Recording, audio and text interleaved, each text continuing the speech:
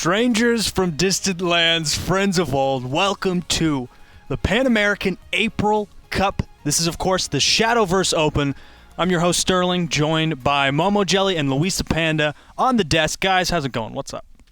Well, we've got Pan America's take on the Steel Rebellion expansion here. First time this month, first time this season. Yeah, it's great. Last time we had the start of Steel Rebellion, now we see the more developed, more advanced lineups, decks. It's going to be a great show. That's right. Yeah, the players have had a couple weeks to really allow the meta to settle in. Not to mention they've been able to watch the European Cups and they've been able to watch the SVO Cups as well. So they've seen how players across the world, not to mention tournaments in Japan as well, to see how exactly players across the world are building the decks. And I think we're going to have some amazing games for sure. We have a very special show, and I'm not just saying that lightly. We have Joe Zija, who's going to be live in the studio. He's the voice actor of Rowan and also Mr. Full Moon and several other cards in the Shadowverse canon. We're going to have him on the couch, and we're going to be able to talk about what's it like being a voice actor, what's it like being a performer and a gamer and an actor and a writer. It's going to be really cool. And we also have an interview with Juked that Igni got to do a little while ago, so we're going to get to see Juke's thoughts on things. So tons and tons of fun things to do. But guys, what are y'all most excited for today as far as gameplay is concerned? I'm excited to see Destruction Portal, a Lashana deck, a very interesting one in the hands of one of our players today. Yeah, I want to see, well, first of all, Dragon has to say Dragon, but I want to see the evolution of the lineups. Like last time we saw the Lions, where you ban the sword. I mean, you play against the sword, you ban the shadow. But now not every list has sword, not every list has shadow, so I want to see how the meta is going to develop. Yeah, that's true. Yeah, really interesting points. I'm sure we'll get to see exactly how they develop. But let's check out the format. The Shadowverse Open is a monthly tournament series, one tournament per month for each region. That's one for Pan America, one for Europe, and one for SVO. There's 2 days for the tournament. Day one is an open registration Swiss bracket, 8 rounds, and we get the top 8 that qualify from the Swiss to perform on day 2 on broadcast in a single elimination bracket. There's $4,000 on the line. Players are playing for league points. Every match win gets you 2 card packs as well. Here's the prize money that's on the line, $1,000 for first place. Not to mention everybody in the top 8 who shows up on webcam gets $100 just for appearing on the broadcast. Let's take a look at the standings to see how players have played out from January through March thus far. We see that Dawnbreaker's Lumi is in first place. Momo Jelly, you got to be excited about that. Not to mention Noir and Juked in third place. Noir in second place. Juked with 30 points in third place. Mango, Raindrop, V2, Ganger, Guilty Kiss, Yay Tears, and Jengajam. This is the A team. These are the best players in Pan America, and they're really, really close. Not to mention so many of the players in the standings are in the top 8 today. Yeah, and getting all of those points is definitely very much a priority because you want to qualify for the World Grand Prix or get a Contenders Cup slot so that you can qualify for the World Grand Prix. Yeah, even if you don't have a lot of points, you know, if you win one of those monthly cups, now you get a Contenders Cup slot. So anybody can still have a chance. That's right. Yeah, you can qualify for the World Grand Prix in Japan at the end of the year by having the most league points or by winning the Contenders Cup. The Contenders Cup is a top 8 invitation-only tournament at the end of the year in October, where either the champions from the monthly cups or the other league points top earners will be granted a spot to compete in the Contenders Cup. But we actually have Ignidius, who caught up with Juked and asked him a couple questions. We got to see where he's at, one of our top competitors in the Pan American region. Let's hear what he had to say. This video is sponsored by Psy Games. Hey guys, Ignidius here to talk to you about Juked, or Juke 3D. So you prefer Juke to Juke 3D then? Yeah, it's Juke. A competitive Shadowverse player hailing from Canada who really made a name for himself late last year in a couple of community tournaments and doing very well there. He also competed in the Shadowverse World Circuit DreamHack Montreal 2018 tournament, but didn't achieve victory there. And then now, come 2019, he's been absolutely tearing it up in the Shadowverse Open Circuit for the Pan America region. Juke started the year off strong in the Pan America Shadowverse Open January Cup with a 7-1 record and coming in 5th place overall. But then he followed that up the next month in the February Cup by getting a perfect run and snagging that champion title. Just recently, he's joined up with a newly formed Canadian esports organization named Oceanus Gaming. But enough of me talking about him, let's actually talk to the guy himself. Juked, how you doing, man? Hey, Igni, I'm doing pretty good, thank you. The first question that I want to ask you is, with the great run you've had so far this year, what have you done with the prize money that you've won? I actually decided to take my prize money and just invest it back into the game and into streaming. Hopefully I'll be able to, get a better setup and stuff and, keep entertaining people. So Oceanus Gaming, you've recently joined up with them. Can you tell me more about the organization and where you think their future is in competitive Shadowverse? Yeah, so Oceanus Gaming is a brand new org started by like a couple of my friends, one of them being my best friend. They just, we've played video games together our whole lives, and with work and stuff, it just came a bit too much of a hassle to consistently compete. So they wanted to start an org, and they decided to start with me as one of their players because of my performance in SVO. And they're taking off quite quick. They already have a few sponsors, everything's going well. And they're really looking to expand into Shadowverse. They really enjoy the game, they enjoy the scene, they enjoy the people. So I'm just hoping that, they get the recognition that they deserve and that they can grow a community within the game, with the other community teams, with players, with Shadowverse themselves. I think it's a great experience that could be that could come of it. Last question here before I let you go. What are your competitive goals for this year? Obviously, Igni, my goals are to go to the World Grand Prix. I'm pretty sure that's every competitive player's goal. Once I get there, I'll win, obviously, because that's just who I am. There's that confidence. And then after that, I will pop bottles and slide on tables. That sounds like a plan. Hey, thanks so much for taking the time, man. Hey, no problem, man. And stay tuned for my next top 8 of SVO in a couple of weeks, where I'm gonna win with Darkfeast bat. Wow, okay. Promise has been made. And there you go, Juked from Oceanus Gaming. Keep an eye out for him, because I have a feeling that we'll be seeing a lot more of him in the very near future. Juked is such a really cool guy, honestly. He streams a lot. He's been streaming a lot recently, and he's a really talkative streamer, which I think is really important, because a lot of people who are professional players, they're amazing players of the game, they really like to just think inside their own heads. They might be just, introverted. But Juked, he's talking about his turn, so go in his chat and just ask him about his turn, or ask him about the cards in his hand, the cards in his deck, if you want to really start to understand the game at a higher level. It'll give you a good insight, not only who he is as a player, but as a person, right?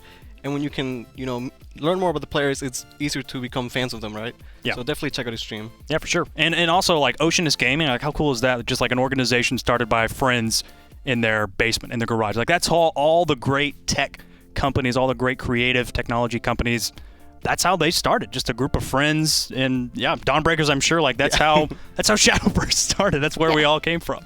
I wish him all the best of luck with Oceanus Gaming. He had a short stint with Dawnbreakers on and off, but I'm happy to see him pursue his dreams. And yeah, absolutely. Let's take a look. Really cool. Let's take a look at the bracket to see what players we've got in the top 8 for you today. We've got GodTemur and Vetu in the first match, Nodametkatou and Jengajam in the second match, Omega, Mudz going off in the third match of the day, and Noir and Cure Mango as our final quarterfinals. This might be one of the most stacked brackets that we've ever seen so far. It's a lot. It's at least, I think, 6 players that we've seen in many top 8 performances for years, mainstays in the competitive Shadowverse community. And also Nodametkatou and Mudz, I don't believe they've been top 8 on a broadcast before, but hey, hats off to them for making it this far. I mean, this is just the competition that's in the open qualifiers on day 1 is tremendous. Yeah, quick shout outs to Gengar, who got 9th place.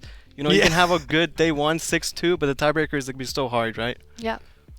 Everybody who's in the 6-2 just immediately starts looking at their tiebreakers and hoping for the best or worst for certain players. Crossing their fingers that the math plays out. It's brutal, man. Yes, Swiss brackets can be tough. Let's take a look at the deck lists we've got for our first 2 players, GodTemur and Vetu. GodTemur, he brought Machina Blood, Arcus Shadowcraft, and Lionhaven. That's been banned off.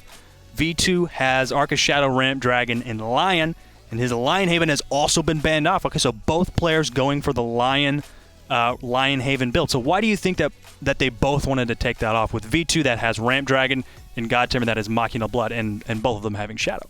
Well, it's interesting, neither of them have Sword, right? So, I don't know, it's...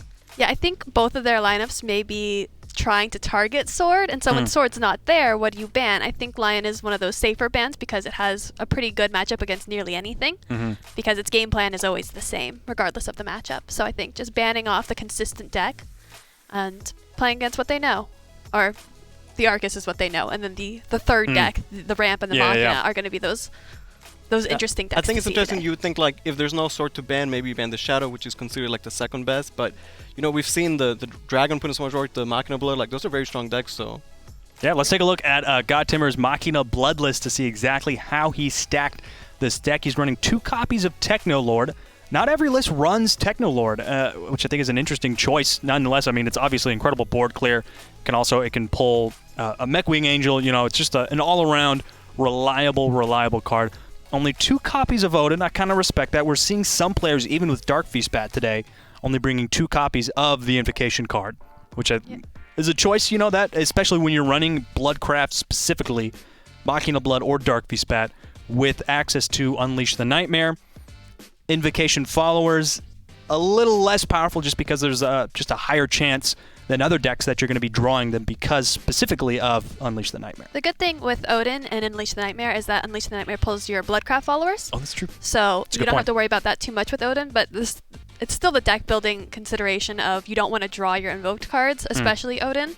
So I think 2 is the good sweet spot where if you draw one, at least there's still one to invoke, but it's less likely that you'll draw one compared to 3 of. Yep, that's definitely when I a really look good at point. Machina Blood, you know, like the Odin, like these cards are cool, but I think it's the Succubus that shines.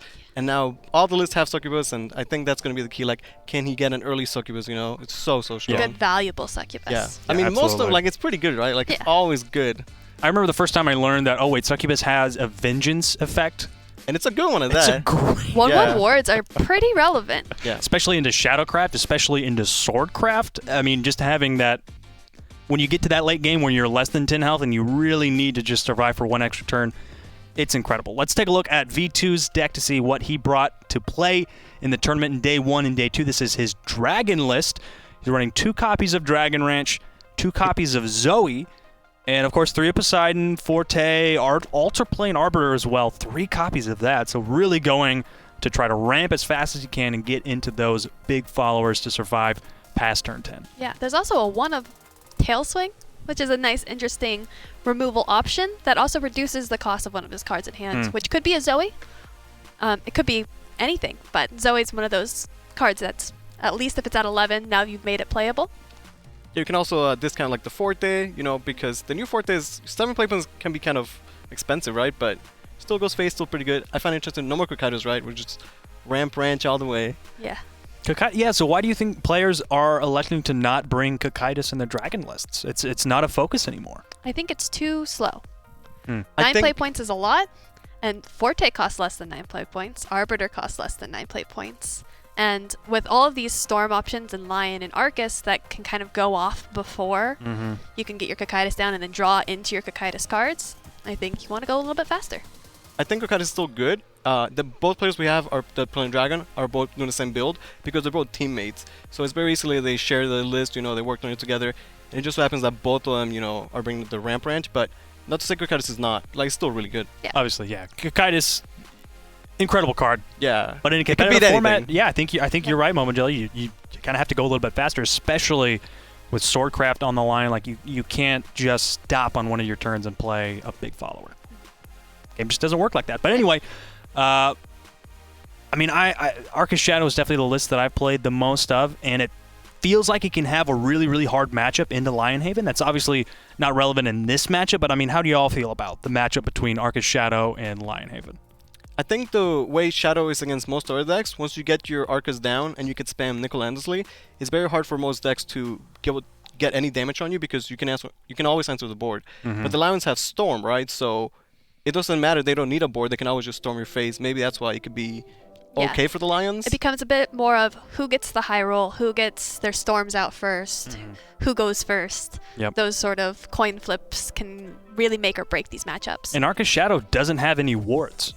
None, yeah. Doesn't have a we single saw copy. Disciple in previous metas, but nobody's playing Disciple anymore. Yeah, nobody's so- playing Disciple anymore. It's Stygian Warden. It's Big Soul Hunter. Yeah, Big Soul Hunter. That's kind of taking up like that space in the 3 to 4 drops spot.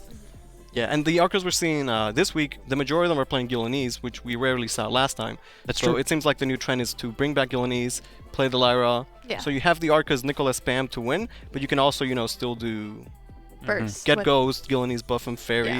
Like, it's still a viable condition. Yeah. Even then, like at most, we're seeing 1 copy of Lyria, 2 copies of Gillenese. I think that's the most of either one that we're seeing. I think there's there one is. with playing Yeah. 3 Lyras, Yeah. 3 Gillenese. Oh, really? There's Yeah. one person today doing Really it. committed Interesting. to it. Okay, one player is like, But you know there's what? also I one need player that combo. who's like, no Lyria, no Gilnelise. Yeah, I So believe it that's all now, averages right? out. That's so interesting. Like some players really, I favor the Gillenese just because once you have Ceres into Eternal Vow and the Arcus, it just it makes turn 8 and turn 9 so much stronger. Whereas if you don't have that, I guess you're really focusing on like getting card draw with the Ghoul, getting with other 2-drops and everything like that, and I you're think clearing the board Nicholas still. spell really kind of like pushes this potential of I can just kind of whittle you down a little bit with my ghosts and then just drop the Nicholas spell. That's true. I think Nicholas really good, but I still like me some good old-fashioned Gillenese robbery, Like, any game you're behind, you can just play Gillenese on 9, and then, you draw Fairy, you draw Gremory, all of a sudden, you steal the game away. Yeah, it leads just the potential for the 20 damage on turn 10. Yeah. Completely open. Yeah, well, Gremory's still around. You can Yeah. still do it without True. Gilnelise. That's true. Which is why I'm a fan of like the 1-2 of Gilnelise. So it's not enough to really clog your deck, but you can still have the potential to Gilnelise robbery. But the healing too on Gilnelise. The Well, she's She healing, just doesn't a great stick around follower. these days. healing is so good. Ivory Sword Dance, Stygian Warden, that's Fafnir, true, she's not yeah. sticking on the board anymore. I think That's the reason true. was, like, because Leod is so good, people want to deal with the ambush, and Gillenese just, gets hit by Happens. that, right? To get rid of that. Yeah. And the other thing Yeah. is that Gilnelise was really good into Cocytus because of the ambush, and it's a neutral follower. So a lot Yeah, of they the can't, Cocytus Earth followers wouldn't be able to deal with a neutral follower. Yeah. Which obviously some of them could, like the ward could. Yeah. But still. But Gillenese is great. I don't know. She's fantastic. I'm a big fan. I'm a fan, but I think she's easier to play around now, so you gotta take that into account in your builds. Yeah, I think we're people do. seeing a little bit less Fafnir in Shadow, which I'm sad. Most players are still playing Fafnir, but Yeah, I see, like, everybody's a got one like of at Fafnir least here and one there. today. yeah, So- it's still in there, right? Yeah. And I think 1 or 2, that's where you want to be. You don't Yeah. you don't need 3 Fafnir. I like 3, but I'm crazy, so. Yeah, that's I You crazy. have understand. 3 copies of Fafnir? Yeah, That's more a Fafnir, lot. more fun. That's just more removal. More fun is fairies and bursting and hitting Yeah. the face is what's fun. Exactly, yeah, the combos are what's fun. Just throwing down one fall, honestly, it's pretty cool. I guess Fafnir into a fairy, that's fun. Yeah, see, like, Fafnir can be in conditions. Sometimes you play Fafnir and then you Fairy, and, like, that's Sometimes they another way you can't can deal with steal it. the game, Sometimes you right? just have sword, and they're like, okay, I have Dragon Knights. Yeah. I don't have an Evo orb. I can't Evo the Bane into it. It's like, all right, I'll just try to go over it, and then like, hey, I've got Fairy. Easy. And then that's why cards like Big Zonter now become, good, Yeah. because you can answer the buff Leod. You can also answer things like Fafnir, right? Definitely. Definitely a really good point. So let's talk about Machina Bloodcraft now. Let's. I still like Machina Blood, but last time it was the brand new deck and it was the most exciting. Now it's like, okay, we played Machina Blood, it's solid, but it's just like Yeah, I think it's a bit more figured out today. We have 2 players who brought Machina Blood today, and their lists are, like, I think 2 cards different. And this one has the 2 Hellblaze, which is where it's different than Okay. counterpart today. So it's nice to see, like, how the options have kind of become less and, like, people have Right. got it more figured out. Yeah, right now. Hellblaze Demon is an interesting card. How do y'all feel about that? It's the 2-cost, 2/2 ward that gives +1 to a follower in your hand. Typically, I mean, obviously, clear synergy with hand buff Bloodcraft, but giving +1 to a mono in your hand, it's not bad. it's nice because, like, at worst it's a 2-play 1/2 ward, which is fantastic. Yeah. And then sometimes you get a +4 attack mono, which is crazy. Yeah. One of my favorite little tricks to do with it is give the buff, if I don't have mono in hand, to Trill. And then Trill Oh. can now Evo over some Ceres. things that it couldn't be before, like Yeah. Ceres. That's interesting. Even you could give it to an Odin. Like, unfortunately, if there's Well, an you Odin in can't your because hand. it has to be a Bloodcraft follower. Oh, that's right. It has to be a Bloodcraft. Yeah, yeah. Okay, yeah. That's right. The way Silly I see me. it though, like, why do you want to play Machina Blood if you can play Darkfeast Bat? Because Darkfeast Bat right now is so good, so consistent. Considered one of the top decks. Maybe it's because every time you play Dark Beast Bat, you draw all of your Floros to hand, and you're like, I can't do this anymore. And that's why I play Machina Blood. I mean, I'm still in the train, like, I don't want to play Darkfeast Bat, so I understand it. Like, I like Machina Blood better. But from the competitive standpoint, I feel like Darkfeast Bat is just the better deck right now. When is Darkfeast Bat, the card, rotating out? I believe it's next, It came out, it was What's that? Dawnbreak Night Edge? I think so, I yeah. think it might be. It's either the next set or the set after. Because he came out, and then it was support for Jorm, but For Jormungand, yeah. like the deck was bad, and it was only later that Dark Fizzle became popular. Jormungand was amazing, let's be honest. It Yeah, was, but it always got turned into a teddy bear, you know? And It's got banished, turned into a teddy bear, turned into a Yeah. fallen angel, whatever else, and you couldn't do anything else. Yep. But I think that was the first deck that I made in the Downbreak Night Edge. It was Noct, Jormungand, and then it was such That a fun sounds deck like a to play. time. yeah, it was a cool card. We used to call it the Danger Noodle, because it's like a It's a spooky danger snake. noodle because it's a snake. That's Yeah. funny. That's funny. Yeah. Dark Bad right now is so good, though. So consistent. Like, Unleash is absolutely insane. Yeah. Yeah. Like, it's so consistent that we're saying, like, now they only play 2 Dark Bad, right? Yeah. Because, like, you don't It's a even really want to good draw point. a third one. Yeah. Blood is actually our most popular class today, with 6 people bringing blood. But 4 of those are Dark Beast Bad, and 2 is Machina. So it's a Still, little- Bloodcraft. Yeah. It's popular. We're not even seeing. I mean, like Vengeance is not even a factor. No. It's- Lara's cool, but they need a bit more to really push the archetype. Yeah. Yep, unfortunately. Anyway, going into the first game here, we've got V2 versus GodTemur. We're seeing Shadowcraft versus Bloodcraft. Let's see how it plays out. So Alright. anytime I see, again, the blood, it's like, can we get that early Succubus, right? Like, I value it so much. It's like almost a needed swing for Machina Blood to do well, I feel like. That said, like, you still have, you know, your Evo package, which is very strong. Warren Thunder, Yahar, excellent cards. Is mono... GodTemur thinks that mono is a keep. I don't ever usually keep mono in my starting hand, but he seems to disagree. But he does have the Hellblaze, so... Well, I mean, he In threw the it away, deck. right? So In the deck. Oh yeah, he threw it away. So what was he looking for? Unleash the Nightmare, I maybe? mean, like, mono is still a 2 2 which is fine, right? And sometimes if you play an early mono, like, it's a machine, so it can count for future monos. But I sort of agree with you. Like, I'd rather get, like, early Unleashes, early Mechawing Angels, other Yeah. stuff, It you was know? an interesting keep, but here we see V2 keeping the Arcus and getting rewarded with a Ceres, and now he just needs some early game. Yeah, once his Gremory is a bit awkward, though. You don't want to play Gremory turn 1. He might because he has the Ghouls, so he can, like, sacrifice for card draw, which actually works out well. Like, with the Ceres, you'll have a good turn 5 and sort of, like, guaranteed good turn 6, but you still gotta get there, right? Yeah, and there is an early game to contest here, because now that we've got Mega Wing Angel on 2, now we've got an Armored Bat on 3 that's been drawn. Yeah, for GodTemur, you know, like, he'll keep the mono, and if he gets enough Machinas, like, by the time he can play mono, she'll be active, right? The Bat is 3 Machinas by itself, and it's not gonna get yoinked in this matchup, so... V2 now actually has a little bit more options on 2 than you normally would. He can trade, or he can go face and Ghoul. He can play the 2/2 that he's just drawn.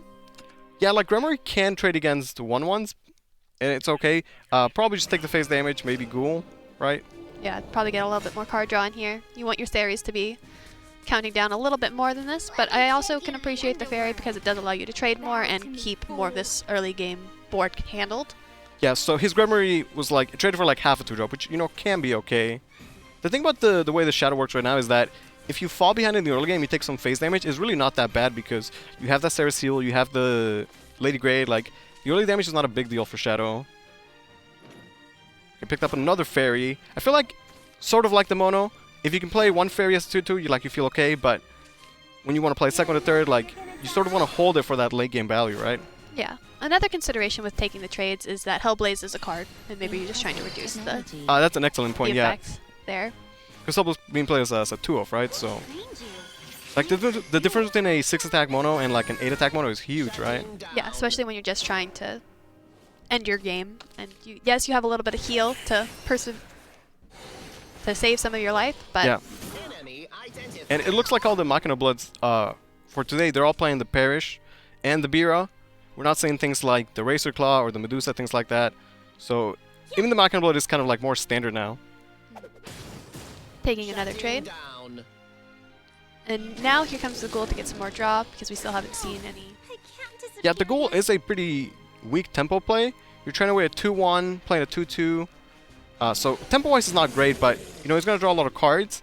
And once you have Ceres, the more cards you have, the better your bow is, which in turn gives you a better turn 7 Arcus, right? Like, if you can play Arcus for 5 play points, and at the same turn play 0-cost 2-drops, it will be such a strong swing turn. And like I was saying, like, yeah, he'll take some damage here, but, well, Ceres going to heal you back up anyway. Yeah. And the dream is to always just find your Nicola and just turn 5 Ceres, turn 6 Vow, turn 7 Arcus and Nicola. Yeah, like Arcus is fine by himself, you know, pretty strong. It's the Arcus Nicola package that it makes Shadow so menacing, so unstoppable, right? Yeah. And the Shadow decks of today, they have all the card draw with the slow conversion and the Ghoul, so pretty easy to get there. Picked up a Dreamer, which is a fantastic card. Yeah, he can put down two drops this turn with a Deadly Dreamer and the Spartoy, but putting them both down does allow these bats to trade in. But he could Evo over one of the bats, but I don't think that's something you'd be looking to do. Yeah, it's kind of awkward because if you kill the bat, it spawns 2 mechs, and the more mechs they have, you know, GodTemur's going into his Metal Blade Demon turn, so you don't want to give him more card draw, essentially. But if you ignore the bats, well, he can just trade them in manually anyway, you know, so... Right now, there's not a play Vito could do that feels, like, amazing, but, you know, just playing 2/2s and setting up for the best series that he can... Yeah. Seems pretty good. Like, there's no way he's not going to play series on 5, right? So... Yeah. He could potentially even just drop one of the 2 drops and soul convert it away. Technically, yes. Like, you probably still want to get some sort of board. Then again, like, if you hold 2 drops, they will eventually cost 0, so... But here we see the double 2 drops. And yeah, isn't even going to do well. yeah, also using the Evo. Or he might just, like, Prevo and pass. Okay, yes, so not going to take the... So, if GodTemur wants extra card draw, like, you have to take the trade himself, which is not a fantastic trade. And he actually doesn't have Metal Blade Demon anyway. His hand right now is what I'd call a pretty awkward hand. Like, yes, Bira's fantastic with Evos, but... Okay, you're going to Evo Bira, and then there's no Razor Claw, no Blood Pack, no Wings of Lust. Like, you're not getting that value that Darkfuse Bat does. Yeah. And, yeah, she's just a solid follower, but it's not the, like, super powerful Bira that we know. And we're not seeing any of the Evo package in hand as well to, like, reduce this Succubus. We're not seeing any of the Yofnars or Warring Thunders. Yeah, like, if he had a Warring Thunder, you could play right now. Evo a bad face, and then, like, fully clear the board. It'd be pretty good, but... Yeah, and reduce that Succubus by 2. Yeah, so Bira is, you know, the play because all his other plays are just not that great. What I want to see here is, you know, okay, so we're just going to take the trade, and then see if he pushes phase damage or clears the 2/2. What he does have is a bunch of mechs, right? He's already had 2 Mecha Bats, the Robo Goblins, like, that mono will definitely be active, but the thing with Mecha Blood is that, like, one mono is not going to close the game out. You need, like, a mono and an Odin, or a mono and, like, a Succubus, or 2 monos. Yeah, you need a combination of things. So I'd like to see the bats go face here, because if they trade, you're just going to lose an angel, one of your 1/1s anyway, so... Yeah, like, pushing face, you know Sarah's going to heal it up anyway, but sometimes you just have to. There's the Nicola pickup we were talking about, so relevant. Yeah, that's a pretty crazy curve. What is nice about the Bira is that Bira's, like, always so awkward to deal with, right? It's one of those minions where, like, it never feels great to deal with unless you have, like, a Seraphic Blade or something. But it's not a minion you want to ignore either. Yeah. The Ceres Evo can go over it, but it will take damage in exchange, which makes Ceres easier to deal with. Yeah, like, you know, play Ceres, Evo it, trade the 2/2 for the 2/2, end with 19 life. It's not that bad. You're ignoring the bats and you're taking that chip damage, which is kind of annoying, I guess. But it's hard to imagine that Ceres is just not the play. Yeah. When you have, like, such powerful cards, like, on that play point, if you don't play Ceres on 5, then it's awkward to play her on 6. And you definitely want to play your Ceres, because, you know, discounting your hand is how you pull off the crazy Arcus plays. Here we see the Ceres Evo, just choosing to ignore Bira. Definitely a viable option, right? Like, you don't want to let that Bira effect get all its full value. It means he might take 4 phase damage, but again, Ceres heals, so it's not that bad an outcome. Odin is picked up, which is not great. What he really wants is Unleash. Yeah, he really needed an Unleash sometime earlier. And even now, he just wants the card draw. But now that the Ceres didn't take the trade into the Vera, GodTemur has no answer to the Ceres. It's really bad because if you ignore the Ceres, you're like, okay, well, I can ignore Ceres and push face damage, but if you ignore Ceres, they're going to heal again, so the face damage you do is just not that good. He just doesn't have a lot of options, you know. It's like play Mono 2/2, Robo Goblin. Probably just Robo Goblin and keep Mono. Probably throw an Evo in there just to reduce your Succubus a little bit more. And just, it's very awkward. Yeah, like if he had a Metal Blade or an Unleash, he could be making very explosive, you know, turns, but right now the hand is just kind of awkward, and I think it's just the way Machina Blood is. You can have very explosive games, and then some games you're just like, yeah, I'm playing vanilla 2/2s, or like Bira with nothing else. Oh, I think there is a way to actually deal with Ceres. You Evo the Robo Goblin, and then you trade it into Ceres, and then you use both repair modes on Vera, And then she's got 4 health now and can trade into the series. Yeah, but Ceres would still be at 6 left, though, right? No, you do 4 and then 4. Oh, okay. Because Trade you're the gonna evo the robot. Yeah, okay, Yeah. okay. So it's kind of like the reverse, right? Like the Brio was hard to deal with, as annoying. Like now the Ceres is super annoying, right? Yeah. So he's doing to play USA, which is probably his best player now. Yeah. That said, it doesn't feel great, right? Like you It's not traded great. your Evo, your 2-drop, and your 4/4 just to answer their Ceres, which already healed them anyway, right? Yeah. I mean, your other option was to just kind of like go wide and like evo one of the bats face and make this stance of, hey, now you gotta answer me. But then that would have just easily been handled for V2. Yeah, and we'll see if he plays the Ceres spell or not. When you have 9 cards in hand, you're discounting essentially 8 of them because he has no neutrals. So it's such a powerful effect. I think there's no way he's not playing Val at this turn. He does have the moment to think about it and think about his upcoming turns. You know, I think for Beater, you're like you know there's enough mechs that mono is a problem, so you start thinking of like, okay, if he has 1 mono, how do I deal with it? If he has 2, do I lose to it? You know, like. Oh, well, these bats haven't died, so I mean, there they will at hasn't- some point, right? Yeah, they're gonna die at some point, but there's only been 2 Yeah, that like have been killed. it's not like a next turn mono that's an issue. It would be like, you know, like 2 turns from now or so, right? Yeah, but 2 turns from now, you're just Yeah, dealing with the I board do think that pushing the phase. bat is the play, right? When you can play it and you have Arcus in hand, you can, you know, even play 0-cost turbos if you wanted to. You can even just hold it because, yeah, the bats are only 1 damage, right? And for now, you don't have to really worry about how these bats are gonna die, because if you're not killing them, they either have to trade in or... Oh, the trades are finally happening. Okay, so he did play the spell, gets the soul conversion. You know, at this point, once we already have the Arcus and the Nicola, it's kind of weird because, like, you don't necessarily need more options because that alone can just carry, you know, but... Odin going base. I mean, I like it, right? Yeah, that was really the only play. Yeah, I mean, there's really In nothing hand. else anyway, so might as well get some damage. And this is more than some. He's already done half the required 20. Yeah, like putting your opponent below 12 is massive because now double mono, you know, is lethal, right? Now he needs 9 play points to get double mono, but at Now, least Lady he already Grey got him was there. kind of an unfortunate overdraw because you kind of wanted the heal at this point. Yeah, Well, like without the having played Arcus first, you can play Lady Grey, Evoid, and then play Arcus after, right? This was the only turn where he could have done that. But now Arcus is active, Lady Grey is irrelevant. Yeah, like the Lady Grey would have drained for 3, put him at 13, just outside of that double mono range. Okay, so, you know, Arcus is played, Nicola is gonna clean up as best as he can. With Double Fairy, you can play one out just to fully clear. At this point, you know, I believe the mono is definitely active, right? So you don't want to leave any sort of droids up. Yeah, the mono is definitely active now. Yeah. And for GodTemur, it's like, okay, how can I push that damage, you know? Succubus can push 3, Mono is doing 6, so he's missing like 1 damage somehow, right? And it's hard because, you know, they're not playing the Razor Claws and stuff like that, so getting that 1 damage could be so so difficult for him. V2 choosing to use his Evo over his last fairy here to get into this Odin.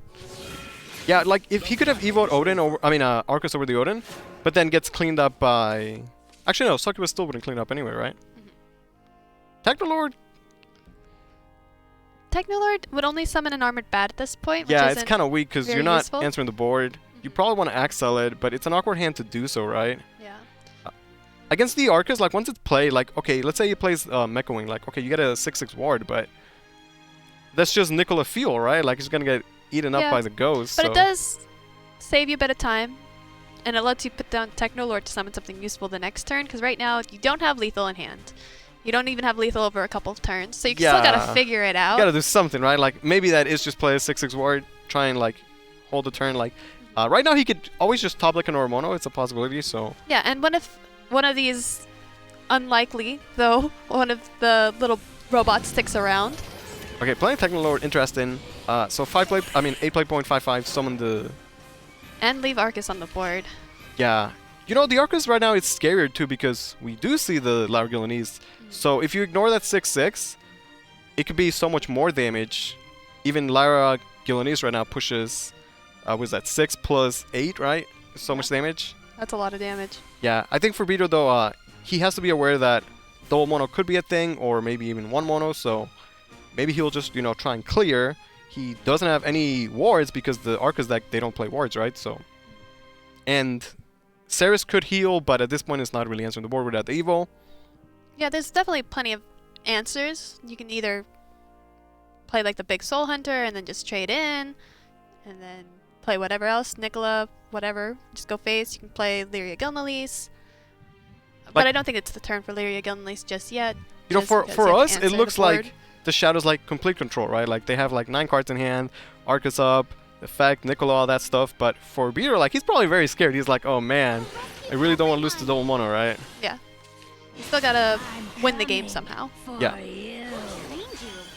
Tossing down that Techno Lord last turn was very interesting considering that Gilnalise Wait, is... is that lethal? The Gilnalise? That's 9 plus... No, it's 1 off, right? Yeah, 9 and 8. Yeah. So he has to clear. I guess this way he can clear, still push some damage, and have the Gilnalise ambush. So if he doesn't lose to double mono right now, he could heal with Gilnalise and get out of the double mono range.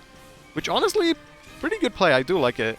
Even trading Arcus into the 1/1 just to fully clear off that board, not It's 100% correct. Yeah, not giving any value to this mono that they don't have to. Yeah, so Alpha Drive Evo's all droids, so he can use the 3/3s to answer the Arcus and still push the 6 face damage. That Succubus also got super discounted, going as low as 5. But 5 is not quite enough to invoke that last Odin in deck. That's true, yeah.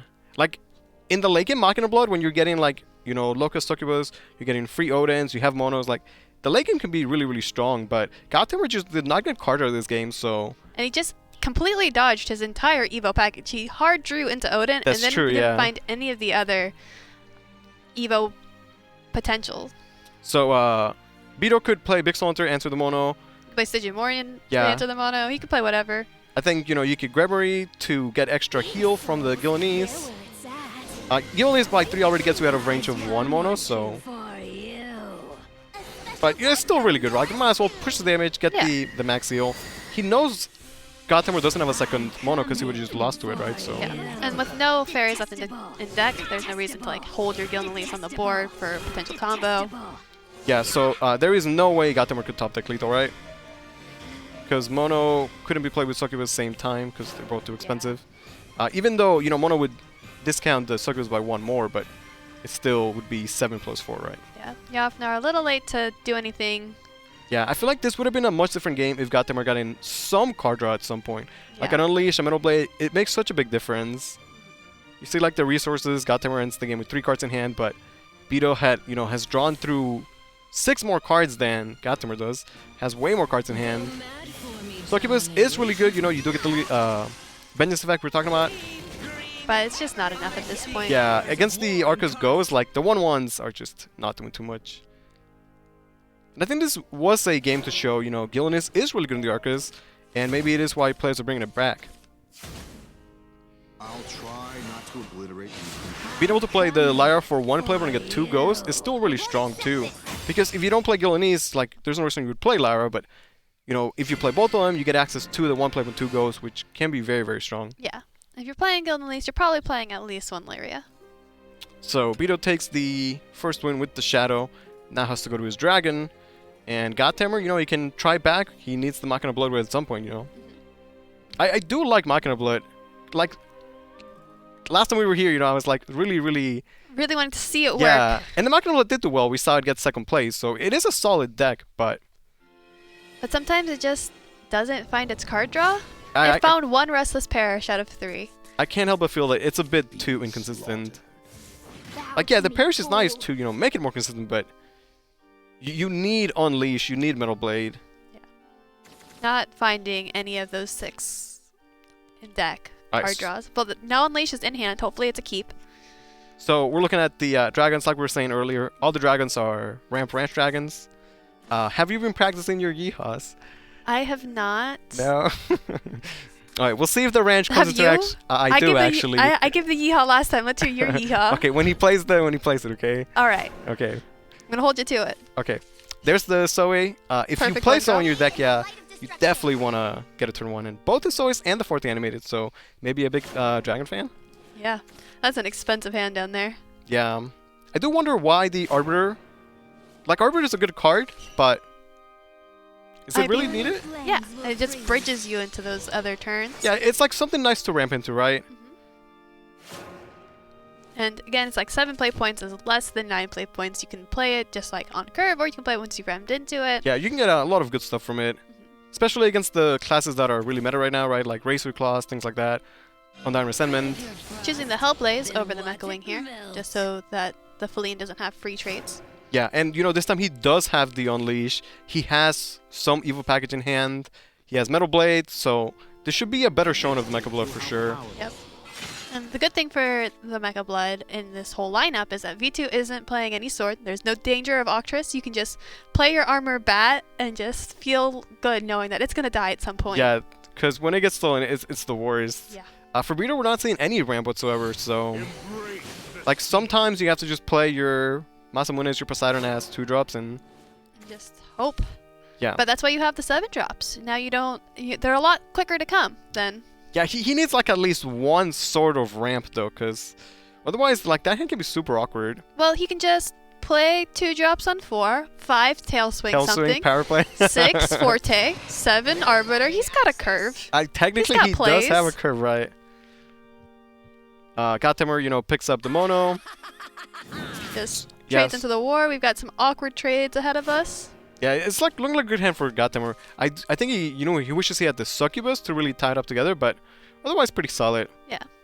And Succubus, you can still reduce that later. Yeah, like he hasn't even yet anyway, you know, so yeah. Maybe next one he top decks Succubus.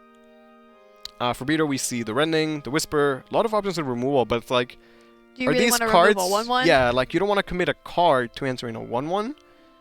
I think now we're learning Shadowverse is a game where, you know, the resources do come into play. You need to think of like how you use your cards and what value you get out of them. I would have liked to see the 1/1. Oh yeah, V2 immediately recognized what he did there with the trades.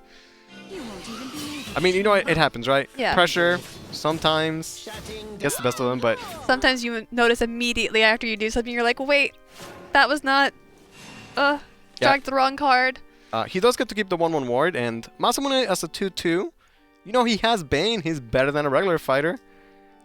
Right here is where I'm gonna just do my my standard quick pitch for Buller.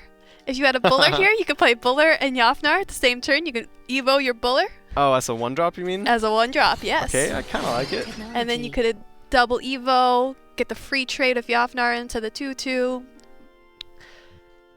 Is he gonna play Paris as a 2-drop? Thinking about it. You can. It's kind of like you want to have value again out of your War and Thunder, your mono. Sometimes you have to just play them as 2/2s though, and I think Perish is a great card, but you play Perish in this deck for the cycle, not to get, you know, 1/1s. Like, yeah, it could be a fine play, but the 1/1s are really nice with the Yafnars. That's true. Yeah, having like something else to Evo alongside them makes them so much more valuable. Yeah, and it happens at the start of your turn, right? So you'll guarantee it. Yeah. Or it's at the end of your opponent's turn, right? At the end of your opponent's turn. So So they it's can like attack. they have like an effective storm and almost. you can guarantee you could Evo them in your turn. So yeah, kind of nice, I suppose. And his hand is kind of full, and he's got ways to draw with the Metal Blade. He didn't need the 0-cost draw. Yeah, Beetle finally picks up some ramps, so I think that's the play instead of the Tail Swing. Yeah, I mean, you could Tail Swing a 1/1. You could, technically, but Roy, pretty good. I feel like Roy is like sort of getting cut or not as like played as much as he used to, and he's gonna rotate soon, so we will miss him. Yeah, Still I believe a fantastic card though. V2 is only running 1 Roy. Yeah, like the days of like 3 Roy is just not there anymore, basically. Feels sad. Yeah. I like more ramp. It's a nice way for him to curve out though. Right now, Roy is really, really good. So he might think of like, okay, do I want to commit an Evo to answer these 1/1s? Maybe the answer is yes. Maybe the answer is no. It does create a 4/3, which is a little bit more awkward than I mean, a 2/2 to deal with, but like yeah. he has good turn 7 or, you know, next turn with Arbiter. Answering the 1/1s, you know you have to deal with the other bat anyway, so Masamune basically just a 2/2. Swinging the bat right into the 2/1. Yeah, Thunder's really nice there. You get to clean up the Roy, you get the last words to, you know, deal more damage. You still get another bat next turn, so pretty solid for GodTemur. Yeah. We'll see what the Arbiter gives though. There's some wacky blood cards, but there's some pretty good stuff. You know, again, namely Razor Claw, just one of the all-time greats. Oh yeah, who doesn't love a Razory Claw? Yeah. I know his hand is kind of awkward though. I guess the Serpent is nice because you can rending for card draw, and Arbiter does give you card draw technically, but like Forte is not going face anytime soon. You can also pick a Blood Pact, can't it? Yeah, that's true. That's actually insane. That's insanely good. That'd be a pretty Okay, good pickup let's see here. what he gets. What's he got? There's Blood the Blood Pact. Pact, yeah. And Zero cost 1/3. Pretty nice stuff. With Drain. Yeah, Arbiter still is 6/6 too, so really good stat wise. Like I said, dude, you look at Sweet Fan Vampire, you look at Lady Grey, and There's not much to compare there. I mean Lady they're Grey's just kind of close, right? they're close. Yeah. But when it's 0 cost, Well, one's a basic card, right? So it sort of makes sense. closes the gap a little bit. Yeah. At this point, like, he might as well play the might as well play Sweet Fang. If he's gonna Evo, I guess he figures he might as well get that life back, right? Yeah. The thing about this is that the Thunder is gonna do 1 damage less worse. There's a chance it can clean up the. But even if Sweet it Fang? does, you're not feeling too bad. Yeah, I mean, you'd rather it hit the 6/5, but I guess he got the 1/1 anyway, so. Yeah. Okay, we'll see. Is this the. Could be double Yahar, right? Like, Evo the Bat, and then you proc 2 Yahars? That's pretty strong. Yeah, but maybe you want to keep him around for Succubus. You could also just Evo Metal Blade this turn. You don't get to get too much draw off of it, but it is a little bit of draw, and you can play the Parish afterwards. Yeah, could also play the enhanced Mecha Bat. Like, Mecha Bat's a fine 3-drop, but it's also a really good 6-drop. Gets ward, a bunch of stats. It would Evo over the Arbiter, and then the 1/1 cleans up the Vampire, so pretty solid. Yeah, he's definitely got quite a few options here. Yeah, I think GodTemur has to set up his late game, you know, like, there might not be Kokaidas, but you still don't really want to go up to Dragon in the, you know, late game. Like, the Ranch, the Soes, the Fortes is going to be really strong. Poseidon Masamune is still a thing, obviously. Yes, and this mono is still very far from being activated, with not a lot of Machinas being played out so far, which is another reason I think to consider playing out the Metal Blade. Yeah, so this might be more of a grind game than... I think this is all Yahar play. I really like this. Like, one Yahar will die for free, but it cleans up the Arbiter, and then the second one survives. And you get to go face. And you get to go face, which is always nice, right? Yeah. You're also guaranteeing your Evo and both of them for free, so setting up for the, you know, Odins later on. You don't float any play points, you can play the Restless Parish, draw. Yeah, pretty solid. Pretty solid.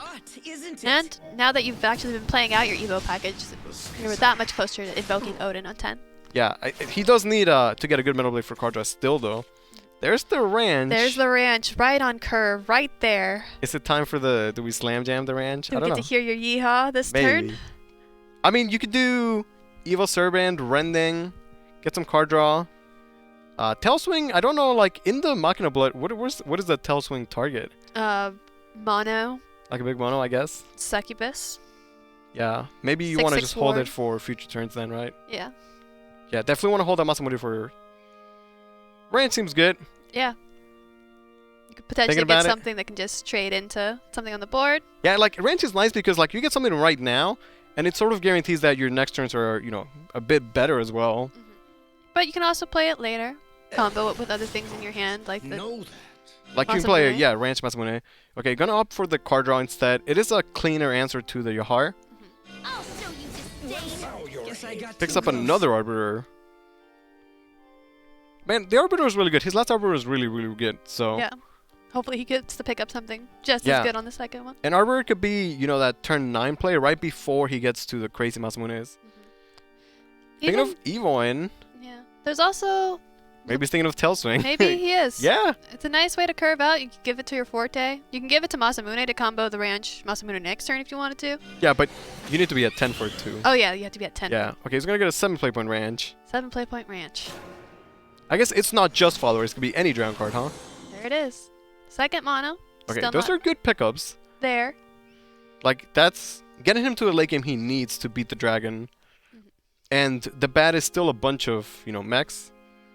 I wonder if he's considering playing down the mono to get more card draw out of the Metal Blade.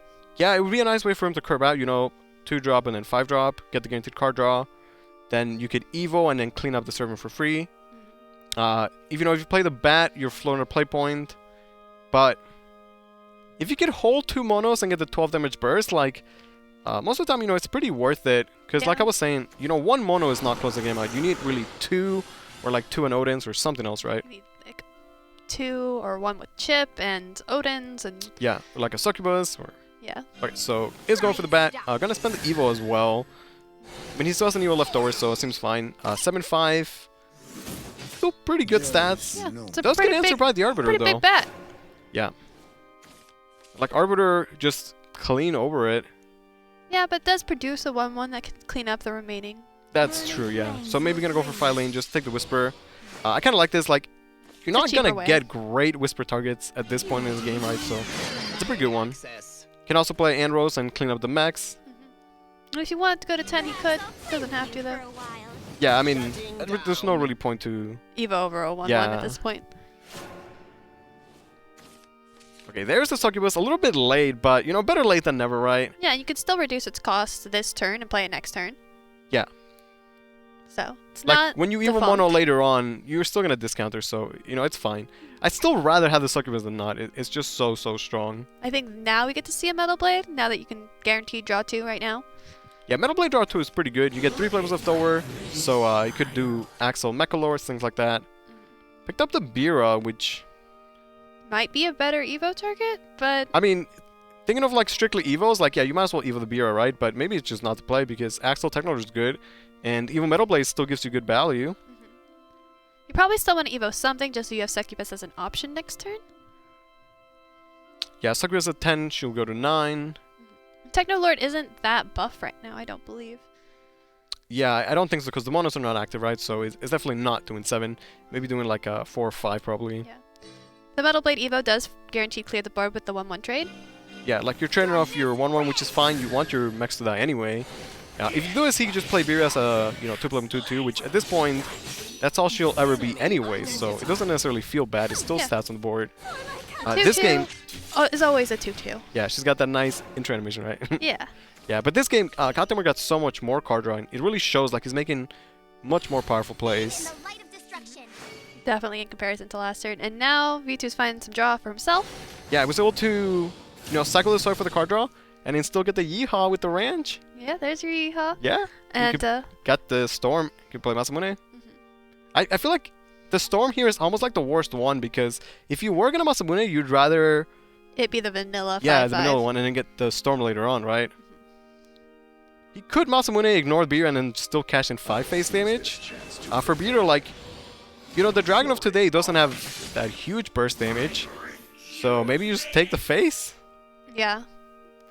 The Storm Ramp Ranch sort of situation is not quite lethal burst. It's more like doing big Yeah. chunks at a time. And taking the trade means that Succubus doesn't answer, so maybe that's why he took the trade, right? Like, he'll concede the damage and just maintain more control, which is still very important. Alright, now the monos are active. Yeah, so Technolord is doing 7 damage, which is actually just enough to clear, right? If that's the play he wanted to do, he'd do Metal Blade, Technolord, still clears, you still draw a card. Could play Unleash as well. You can Definitely a lot double of mono, options. but I don't think you want to double mono with a Masamune on the Yeah, board. not yet, right? Yeah. Might wanna definitely hold in the Succubus, and she'll cost a lot less after the monos are played. Has a can lot of even- options here. Yeah, you can Unleash the Nightmare first if you want to get some draw that way first. Yeah, even in the late game here, Unleash is still really good. It's gonna give you just more options. Okay, Metal Blade, Technolord seems really good to me. Like a 4-3 are pretty good stats right now. It would get answered by the 4-3 Rush Dragon though.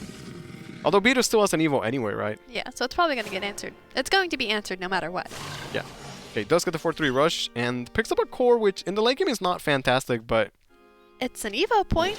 yeah, it's just a really 7 expensive point one. Evo point. Okay, picks up Another Blood Pact. Man, so much card draw today. And the picks up an actual Ooh. discounted Zoe as well. So now he's got the potential to Forte into Zoe. Yeah, that's the dream, right? You play Forte, you go phase, and then you're buffing your Zoe to do 9 Storm. And 9 Storm is pretty respectable. Yep. Yeah, like at this stage of the game, Arbiter is still like 6/6 stats are a lot. It's not answered by, the Succubus. It's a lot of stats for Technolord to clear. I mean, it's still possible to just mono and then Mono go Technolord after. face, never Yeah. trading though, right? Yeah, no. Mono never trades. Mono doesn't trade. No, no such thing. Yeah, like this could still go either way, especially if he gets an Evo or 2 and then starts picking up those invocated Odins, that can definitely swing the game. Yeah. But Vito does have, 10 play points and pretty solid hand. Considering if he wants to, cycle the Oracle. At this point, I guess you just hold the core. If you ever can afford the 7 play points, it might be the play, but otherwise, likely not happening. Probably don't want to waste your board space and play points on something that you're not going to be using. Yeah, he has drawn a lot of cards. Probably looking for things like Poseidon Masamune, I would say. Okay, so that's a pretty spooky board. Arbiter, you know it's going to be a 5/5 next turn, and the Odin's already coming out. Oh, Odin double mono. It's already done.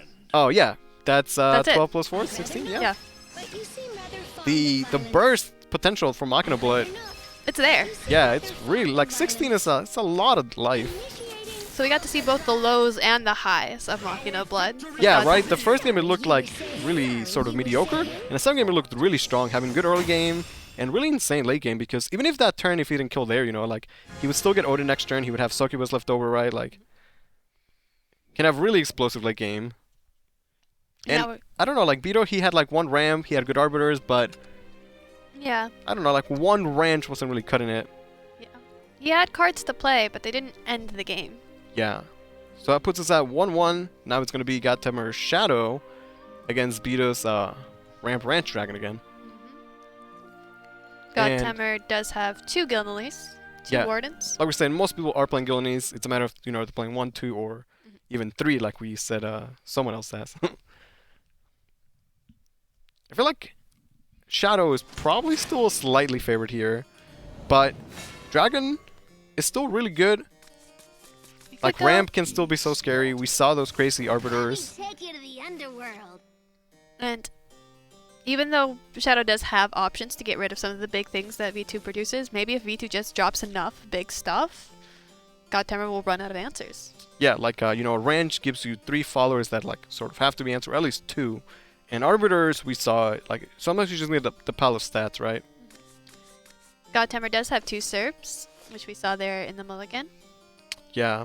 I want to see, though, like, will this Story and Forte, like, actually come into play and do something? Because I think they are good cards, but I I don't know. think at least one of them has to come down to finish the game out. Yeah.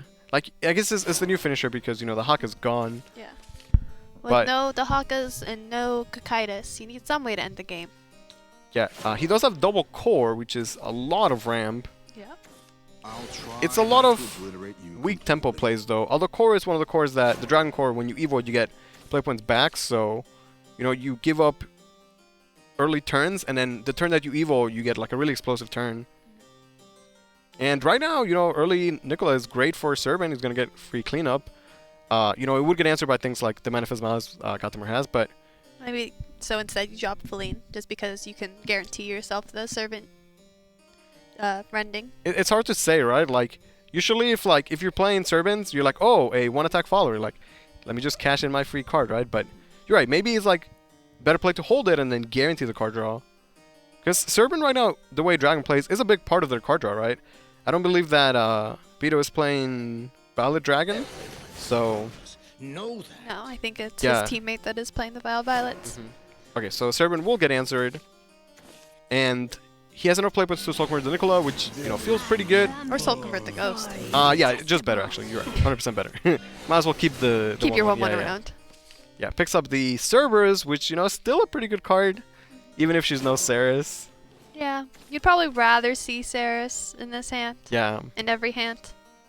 And I want to see if that Tailswing will eventually do something. I believe Tailswing can answer ambush minions, because it's just like the strongest enemy follower. So, Tailswing to answer Gilneys could be solid. Yeah. Could also just answer Arcus if he has no other answer at the time. Yeah. Unlikely, but And, the 1/1 Nicola is not a lot of pressure. Like, as good as Nicola is, when we think of Nicola today, you think of like, oh man, they're playing 8 Nicolas in one turn, doing 20 damage to my face, right? But in the early game, Nicola is just a 1/1, which is pretty weak, actually. yeah. But on the bright side, V2, or on the bright side for GodTemur, V2 doesn't have any sort of way of getting rid of the Arcus via banish or Yeah. transformation, so he will be around for the Arcus plays later. And because GodTemur has Cerberus in hand, he chose to go wide that turn, right? Like, Nicolas already out there, he says, I'm not going to try and get Lady Grey or Lyra Battle, just play them out now. Give me the best Cerberus that I can get, because that's what his hand says, right? Know that. Going with the Servant Evo. Yeah. So, like, he played the early servant, but he has second anyway, you know, so Is made of impetus. pretty good. Gets the ramp, play points back, gonna get, Draw. yeah, good Ramp. card draw as well. I mean, he could double rending, technically. He could also just drop the core if he wanted. Yeah. So that Yeah, he good can ramp point. You again could do next like turn. 1 core, 1 rending. That way, you guarantee like at least some card draw, but I'll show you disdain. the other rending wouldn't answer the Lara anyway, so not really worth. Picks up even, you know, more ramp. He could just Oracle right now, but maybe the core is better, right? Like, You probably want to save the Oracle for draw at this point now that you have so much other ramp. yeah, like late game Oracle with 2 play point draw card is great. It's relevant. That's why But Oracle's late such game a good card. core is kind of bad, right? Like Yeah. 7 play points getting Evo is just not the plays that Dragons wants. I'd like to see the core get dropped here. Yeah, I think it's a pretty solid play. You could do like Roy next turn, Evo it, have play points to work with, you know, get the ramp. He can go from, like, what, 6 to 9 next turn? It is one of those hands though where like right now he's not ramping to anything, right? Like he doesn't have that Arbiter, no Poseidon, Masamune, range, anything like that, but you Hopefully can always he just find it. ramp and then hope that you know, draw those cards. For GodTemur, this has to be Cerberus. I mean, technically you could just not, but You could play, like, a tempo play of just, like, Malice, Nicola, but probably Cerberus just still good, yeah. Cerberus. Like, you know, she's still a great card and best going 5, on turn 5 definitely. It's a clean Evo with a 4-2, buff the board. Yeah. Coco She's best Mimi. on 5 with the Evo going first. Yeah, But definitely is where she Ceres shines, is right? even better. Well, you know, not like every situation, but yeah, the way In the meta most works right now, in most situations. cases, Ceres tends to be better. And some people just play 2 Cerberus these days. Yeah. Yeah. Some people play none. It's weird, right? It's Yeah. still weird to me. I don't know, I But- still like Cerberus though. Yeah. Cerberus Spent was a 3 great 5 glows on drop. them. Is a great 5 drop. Yeah. Interesting. Gonna Evo the Lyra instead of the Cerberus. The pings aren't really necessary here. I suppose so, right? Like this way, you get better stats, and you're right. Like, what are pings doing against Dragon? Just feeding Galmio. Galmix is pretty good. Yeah, you can do Galmix rending. You clean up 3 followers. You get to save your Evo. It's pretty good. And you know, if he had Evo'd Cerberus, like maybe he thought it'd be worse against Galmix, so maybe that's another reason why he didn't, right? Even though the post-nerf Galmix can only be procced once, but it still can't be relevant. Okay, so can the still core Oracle. procs, yeah. Or he can Feline, but Burning Going with the flames Feline. will freeze. Okay, gets the Whisper. Okay, it's gonna clearing Evo out the here. Filing. I kinda Yeah. like it because this way you guarantee that your Galmix is gonna clean up. Like she can stay healthy, get the better trade of her effect, and Filing Evo 2-4, you know, it's kind of annoying. yeah. Yeah, I And- really like that turn. It was nice. yeah. Yeah, you could Oracle to get the extra play point and draw, but if you don't draw into something that you can play, then Feline would have been the better play, and so going with the better play in that situation. Yeah, we see another Cerberus picked up by GodTemur. At this point, not as good. You know, last Cerberus, she had minions she could have buffed and things that she could Evo over, but Cerberus would die to Galmiox, and you really don't want to ignore that Galmiox because it will guarantee get proc again, especially if you're Evoing, you know, giving the dogs the buff anyway. So if you're not going to play Cerberus, or you can play Cerberus in one of the dogs, although might feel kind of awkward, but the alternatives are not great. Like playing a bunch of Tudors right now is just not doing much. I bet you he wishes he had a Ceres, because Ceres right now would have been excellent. Oh yeah, that'd be so Yeah. clean. Like Ceres would have cleaned up the Galmiox, put you back to life. You have Nicolarchus in hand, so just a matter of like, you know, how you're gonna get there. And if he uses an Evo on like say Cerberus or the dogs this turn, then his Arcos will be a lot weaker because he'll play Arcos without Evo and without zero cost Nicola, right? Like the way Shadow plays, you can play a 5 play with Nicola and then play a bunch of zero cost 2-drops, right? But it can also just be like, oh, I spend 7 play points on a 6/6 minion that doesn't impact the board, and then maybe you just fall 2 behind. But unless V2 can find something, you won't be that far behind. Yeah, he needs to pick up like a ranch or something.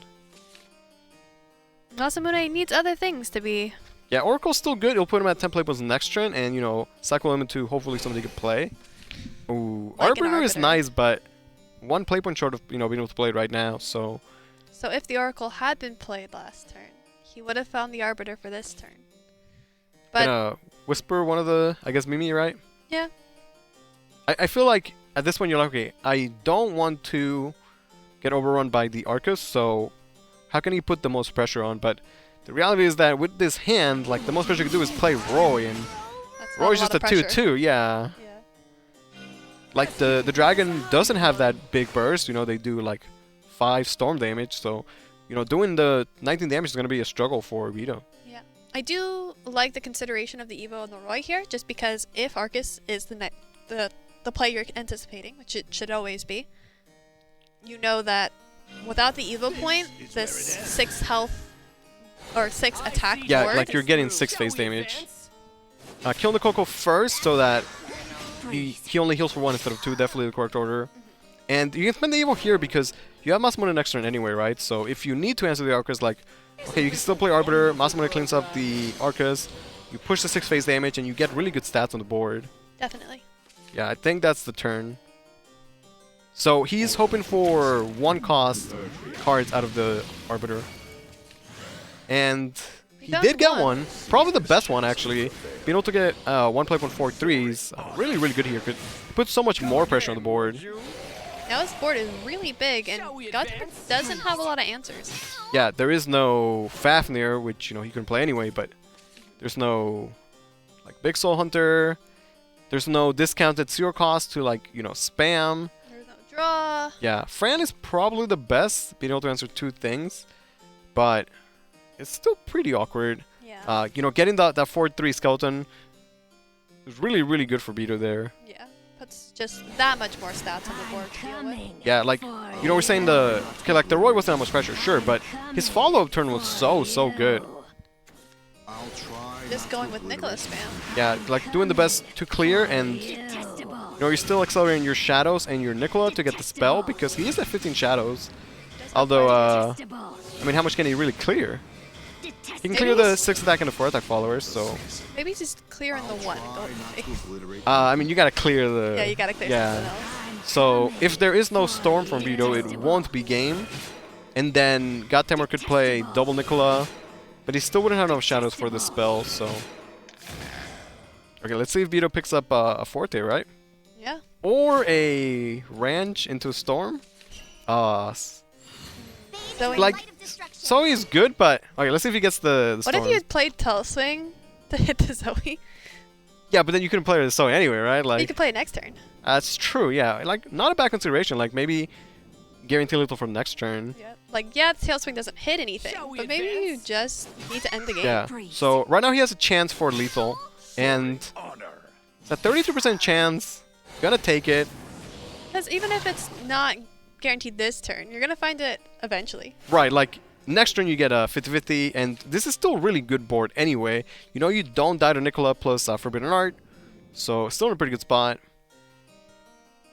Gilnis could buff 2 ghosts, give him 3 attack, but it's just not doing enough right now.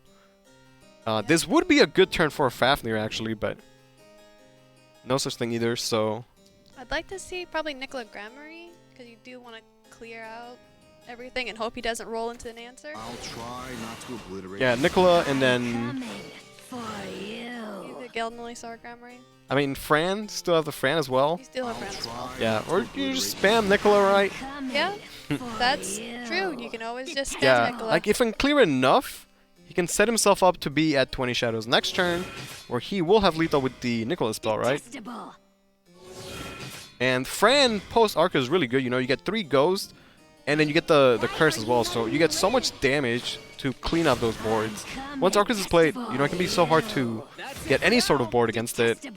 You see Vito, he's really hoping that, you know, his board doesn't get answered, or that he rolls the Storm Dragon next turn, right?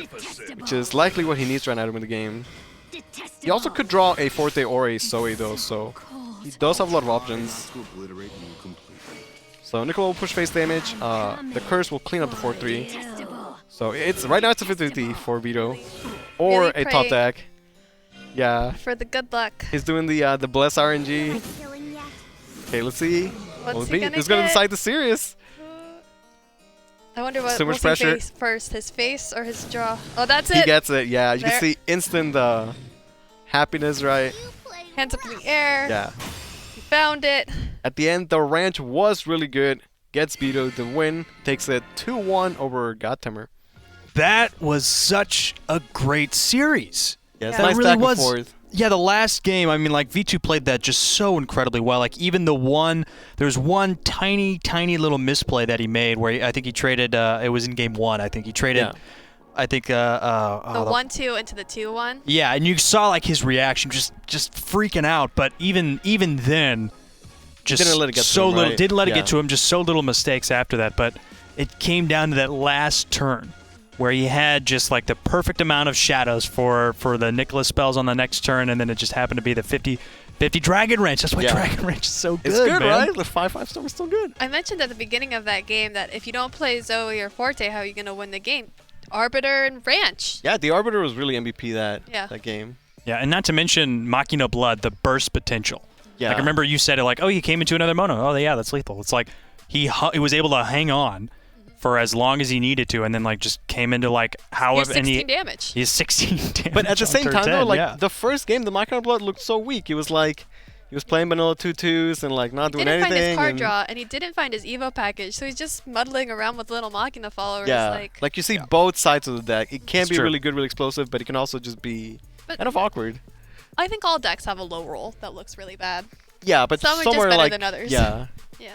like but what is anyway, the yeah. worst sword hand? Like you're still playing really good stuff, right? Yeah. Yeah, so Swords Dragoncraft's looking really good. Shadowcraft is still looking really good. I mean, like, so like that last game, Dragoncraft into Shadowcraft, that was so close. It was that super, so super Really, close, really yeah. close. It all Really, really came down close. to a 50-50 or a top deck, Yeah. and he won a 50-50. Yeah, I would have said though, if those Cerberus had been Sarah's, how different would that game Yeah, have been? that game would have been very 'Cause- different. It absolutely would have been very different. But Yeah. still, I mean, Cerberus is still. Yeah, I she's don't- still really good. in the Euro, I don't think we saw Cerberus at all.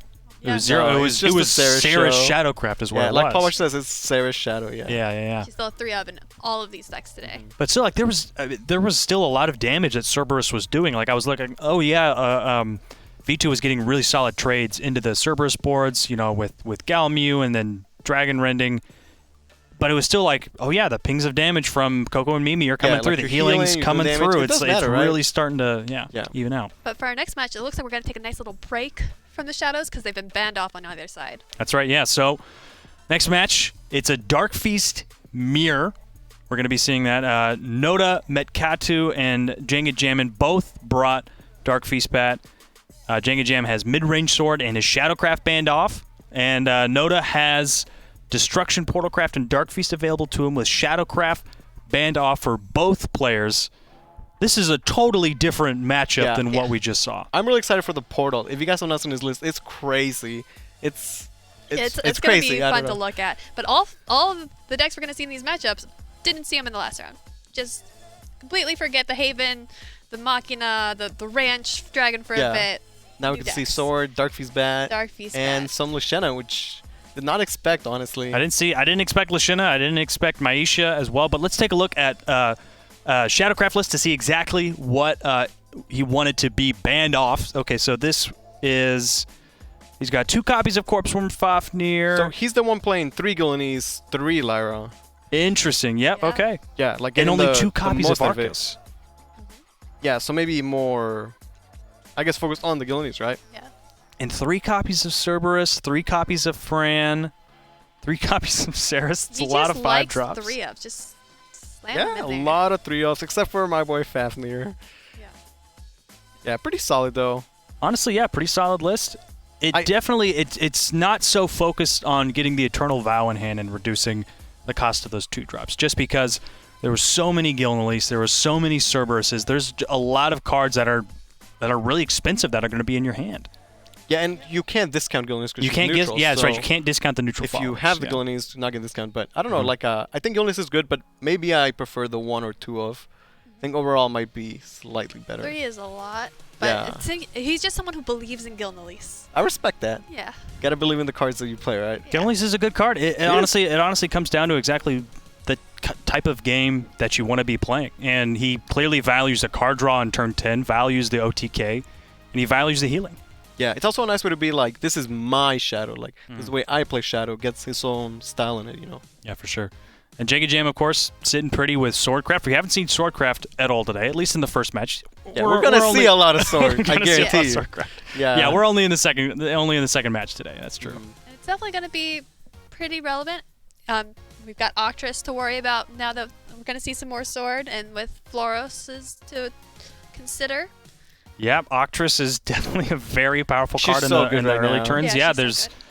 That's right. Yeah, Dark Feast Bat can take some Arcus. It can also. Are there any significant targets in Portalcraft for Octress? That's a good question. There's like junk, so you still a puppet. Okay. Yeah, Uh, that's fine, I guess. yeah, think that's nothing it. that's like huge. Yeah. Are there any artifacts in Noda's deck? There There are, is. because he plays the core, That's which is right. weird. He plays a 1 of Saintly Yeah. Core, which my theory is, when we were looking at these decks, my theory is that he's not playing it on 3 for artifacts. This is the one time we're seeing somebody play a core for the 7. Yeah, because he wants that extra evil for the Hmm. Meisha or something. It's the only way Interesting. we could justify it. I don't know. We were talking about it. I have no idea. Anyway, let's take a look at Jenga wacky Jam's deck list. shadow list. Okay. So this is Jenga Jam's list. Okay, so 3 copies of Arcus, 2 Gilnelis, 1 Lyria. This is looking more like some other lists that we're seeing today, a little bit more standard. Yeah, having the one of Fortress, which these days just not really seen, but still a pretty good card. Yeah, he's the only player today who brought a 1 of Orthros, or of any Orthros, but Mhm. definitely still a card with lots of value. Orthros can be really, really strong. Like, you can get a really solid 2-for-1 on turn 4 if you're going second. If you don't have Lady Grey, if you don't have a Lady Grey and a Manifest Malice, it can help you just take off a lot of really high-cost followers. Definitely. I think Sometimes these just need to days- clear the board. People value the shadows because Nicola is like demon condition. So Ortress, I don't know, maybe you just don't want to commit those shadows to that. That's true. That's true. But then Big Soul Hunter as well. People are running. That's Yeah. true. Takes up a lot of 6 Yeah. shadows for Big Soul Usually, if you Hunter. get a good Big Soul Hunter, though, it's like game winning, you know? Yeah, that's true. Like you answer a really big follower and you still get a like 3 ghosts or 2-3 leftover.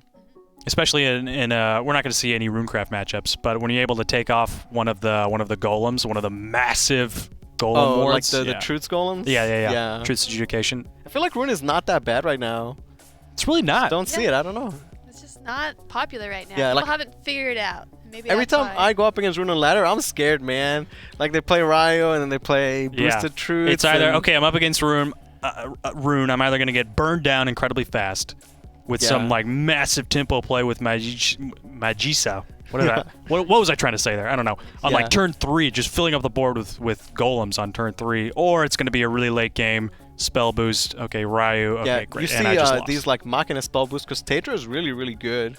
Yeah. And the Rune core is amazing too. It's so good. Yeah. Insights? Who doesn't want more insights? Yeah, and that's a good card last I heard. Absolutely. A lot Okay. of spell boost. And not to mention, we're probably going to be seeing some Dark Feast Mirror, which Yeah. Potential's is there. it's either one of the longest matchups or it's one of the slower matchups, or excuse me, it's one of the faster matchups. Yeah. I One want of to the see the faster portal games. though. Like the portal got him here today too, so it is a good list. But like, what is it beat in? How's it working out? Yeah. 'Cause- Not only does he have the 1 of Alpha Core, that's not the only thing that makes this deck interesting. Yeah, he's playing Shin. Yeah, he's playing Shin, he's playing Rukina, he's playing Pull the Strings. Pull the strings. Like I forgot the card existed. You know. Yeah. When I was trying to play with Lashana when it Pull the first strings came is banish a 2-cost follower you take it. you get it on your It's like side. the yeah. yoink for portal. It's Yeah. the yoink for play. That's But good. it Yeah. costs 4, so It it's costs a little 4, bit yeah. more expensive than Octress. And it can only work on 2-cost followers. But that does mean you can pull Viras. you can And pull like Nicola. Yeah. That's true. It That is has really some strong. Yeah. relevant meta targets, but there's only 1 of in the deck, so it is cloggy. Yeah. so He's maybe playing like a not- one of Paracelsus. Yeah. It's like it's a good card, but like. Oh, if it can pull a Nicola, then Maisha, the Destruction Portalcraft, is going to be working up to shadows incredibly fast. Oh, yeah. With all Yeah. of the puppets, all the followers that are being destroyed. It's going to be easy to get the spell off. But he So banned it- this shadow but he anyway, banned the right? shadow. So maybe It's like true. that's not a. That's not what he's thinking about. Yeah. I think one thing that might be relevant is that the swords they're cutting down on Vals, and historically Luciana is like, oh well, I Vals banished the amulets, but without Vals, sword has like no way to deal with it, you know? Right. Yeah. It is really, there are a lot of really strong 2-cost followers that are evolved. There's Lady Grey, Yeah, there's Vera. Leod, there's Vera. I mean, Yeah. if Leod isn't ambushed. Yeah, Yeah, but a lot of bullet times they strings can get attack after it. He's like, okay, it's a 5/7, and sure, if you could steal it back, like it's a good answer to it, right? Yeah, for sure. Absolutely. Yeah. So anyway, we'll see how Destruction works out for Noda. Honestly, I think he's going to do great with it. I mean, he's got I him hope here. so. I'm excited to see it. Yeah. At the Anytime very we least. see a player just bring a deck that nobody else thought of, that nobody else brought, it always does really well. Well, last time we saw, not last time, but we saw the Unkilling Forest, the terrible. Remember that? It was so bad, right? You're right. You're right. But hey, this is an Unkilling Forest. It's totally not, right? different. I do think Lishen is like so maybe underrated. Like they lost a lot of powerful cards, things like Hamlin, Flower Doll, but they still have a lot of really good cards. And if you can get a good curve, games are slower and it's easier to get to that late game. Right. Especially into a Dragoncraft or into a Dark Feast bat. I Yeah. really have liked to see just more pull the strings of playing like this anti-shadow. I'm not sold on that card. I don't know. I'm not sold on it. I think yoinking a Nicola and playing out Nicola's spells. I think that sounds like a lot of fun. Like here's Yeah. the So list. here's the list. It's wacky Ooh, there it in a is. good way though. Like it's different, right? And I like it. Two All right, Lococos. this is such a wacky list. Let's go through like just each card. Okay, Yeah. 3 copies of Joy. Okay, solid. That's fine. 1 Paracelsus. I don't understand why. Okay, sure. Well, why not? I Why mean, not? Right. Why not? I guess. Okay. And we've got Lococo, standard. Disciple. Only had a 2 Standard. of, Yeah. but otherwise standard. Like Rukina, why? Why? To protect the card you just yoinked. I Okay. guess. I don't know. Uh-huh. Marionette is a good card. I like it a lot. Marionette Lad's great. Yeah. Yeah. Shin, I think it's a good card. I think it's an underrated card as a 2-play 1/2 ward that Evo gives you a spell, but again, I'm not sure this is Yeah. his Right. place, right? When you want to be evoing Maisha, having these other targets like Shin and Paracelsus, it's kind of questionable. But then you have the core to get the evo back. Yeah, and then everything else, Big. Wind Up, Junk, Maisha, Yeah, Lishana. pretty solid stuff. He's playing 3 Apostle though, which I think is, I don't know. I It's a think little pretty wonky. Standard. I don't think it's standard, but I understand why. Because you want to copy Okay. your Maisha, lower the cost. Yeah, so Combo you it can out. win with it, Right. and then I guess play the core for 7, which is outrageous, but Yeah, I might work. get it. It feels a little gimmicky to me. At least 3 copies of the Apostle, like maybe a 1 copy, like Yeah. just in case you need like the God combo, right? I think you need the God combo every time.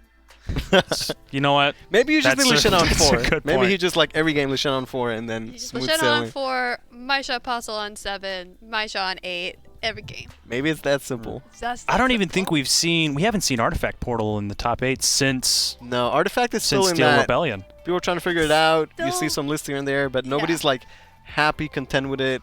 You still have to have a real Right.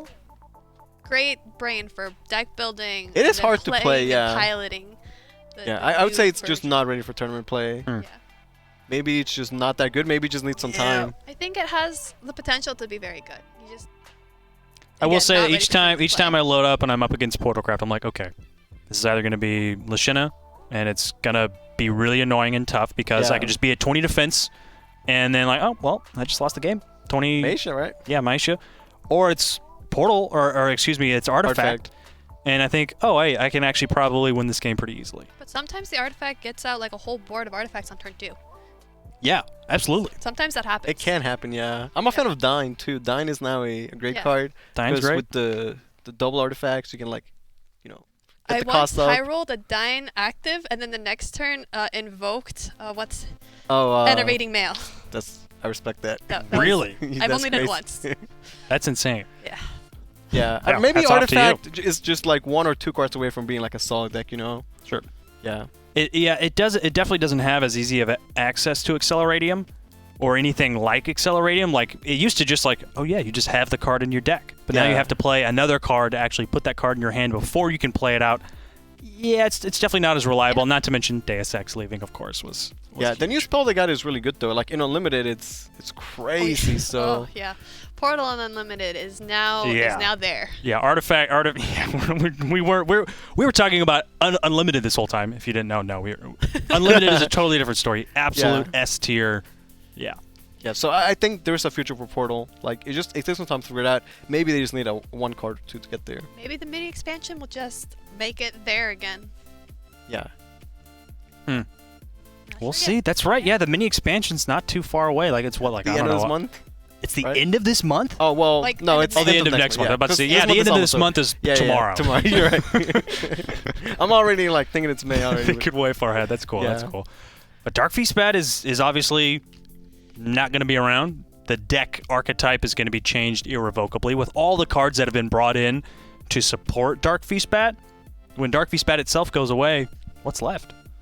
I wonder if you could play like a The Lust like package. a Lust package. Yeah, like Yeah. play a Lust deck. I don't know. True. Because like cards like Boundary are so strong, Yeah. but maybe without the payoff, it's just not worth it. Maybe take an approach sort of to what the Unlimited Dark Beast Bat turned into, where they cut Dark Beast Bat and became just about the self damage and then using Vengeance. Yeah, So, like Dark a General? Floros Turbo. Yeah, where you like just get it early Floros Turbo. Flowers and then. It's not bad. That's pretty interesting, huh? I mean, obviously, when the new expansion comes out, Dark it'll Beast be Bat a- goes away. We're gonna get some new cards, right? Yeah. Of course. And I can't imagine they're gonna leave that hanging because of Valnorek, Evil Eye Demon. There's so many cards that rely upon the number of instances of self damage in a turn. Yeah. And I think with Dark Beast Bat being gone, there needs to be something else that all those cards can kind of rally behind. I think that's what's so great about rotation is that like we had Dark Beast Bat for so long and it's so strong, and eventually it won't be, and Blood will be forced to evolve into something else, and I think that's really It for a forces card the game, it's decks really to fun. change a Yeah. little bit. So even though we've seen Dark Beast Bat and Sword and Shadow for seasons now, they still evolve with each set. Yeah, and they'll get new stuff to play with, and some of the old cards like the Boundary, the Beer, they'll still be there to support the new archetypes too. Yeah. Yeah, and not to mention Swordcraft. I mean, we can start talking about that now. Yeah, definitely gonna see a lot of Sword today. Yeah, we're seeing Just a lot of matter Sword today. time. I was not expecting that we were going to be seeing Sword this late into the expansion because normally, I feel like in the past couple expansions, Swordcraft is really strong coming out of the gate just because it's reliable. It's not easy, but it is very reliable. You just can't execute very strong combos. But then later on, as the expansion progresses, people figure out to play the more complicated decks that do kind of overshadow Swordcraft. Yeah. But that hasn't really happened yet. Well, what I will say is that Sword can be a complicated deck.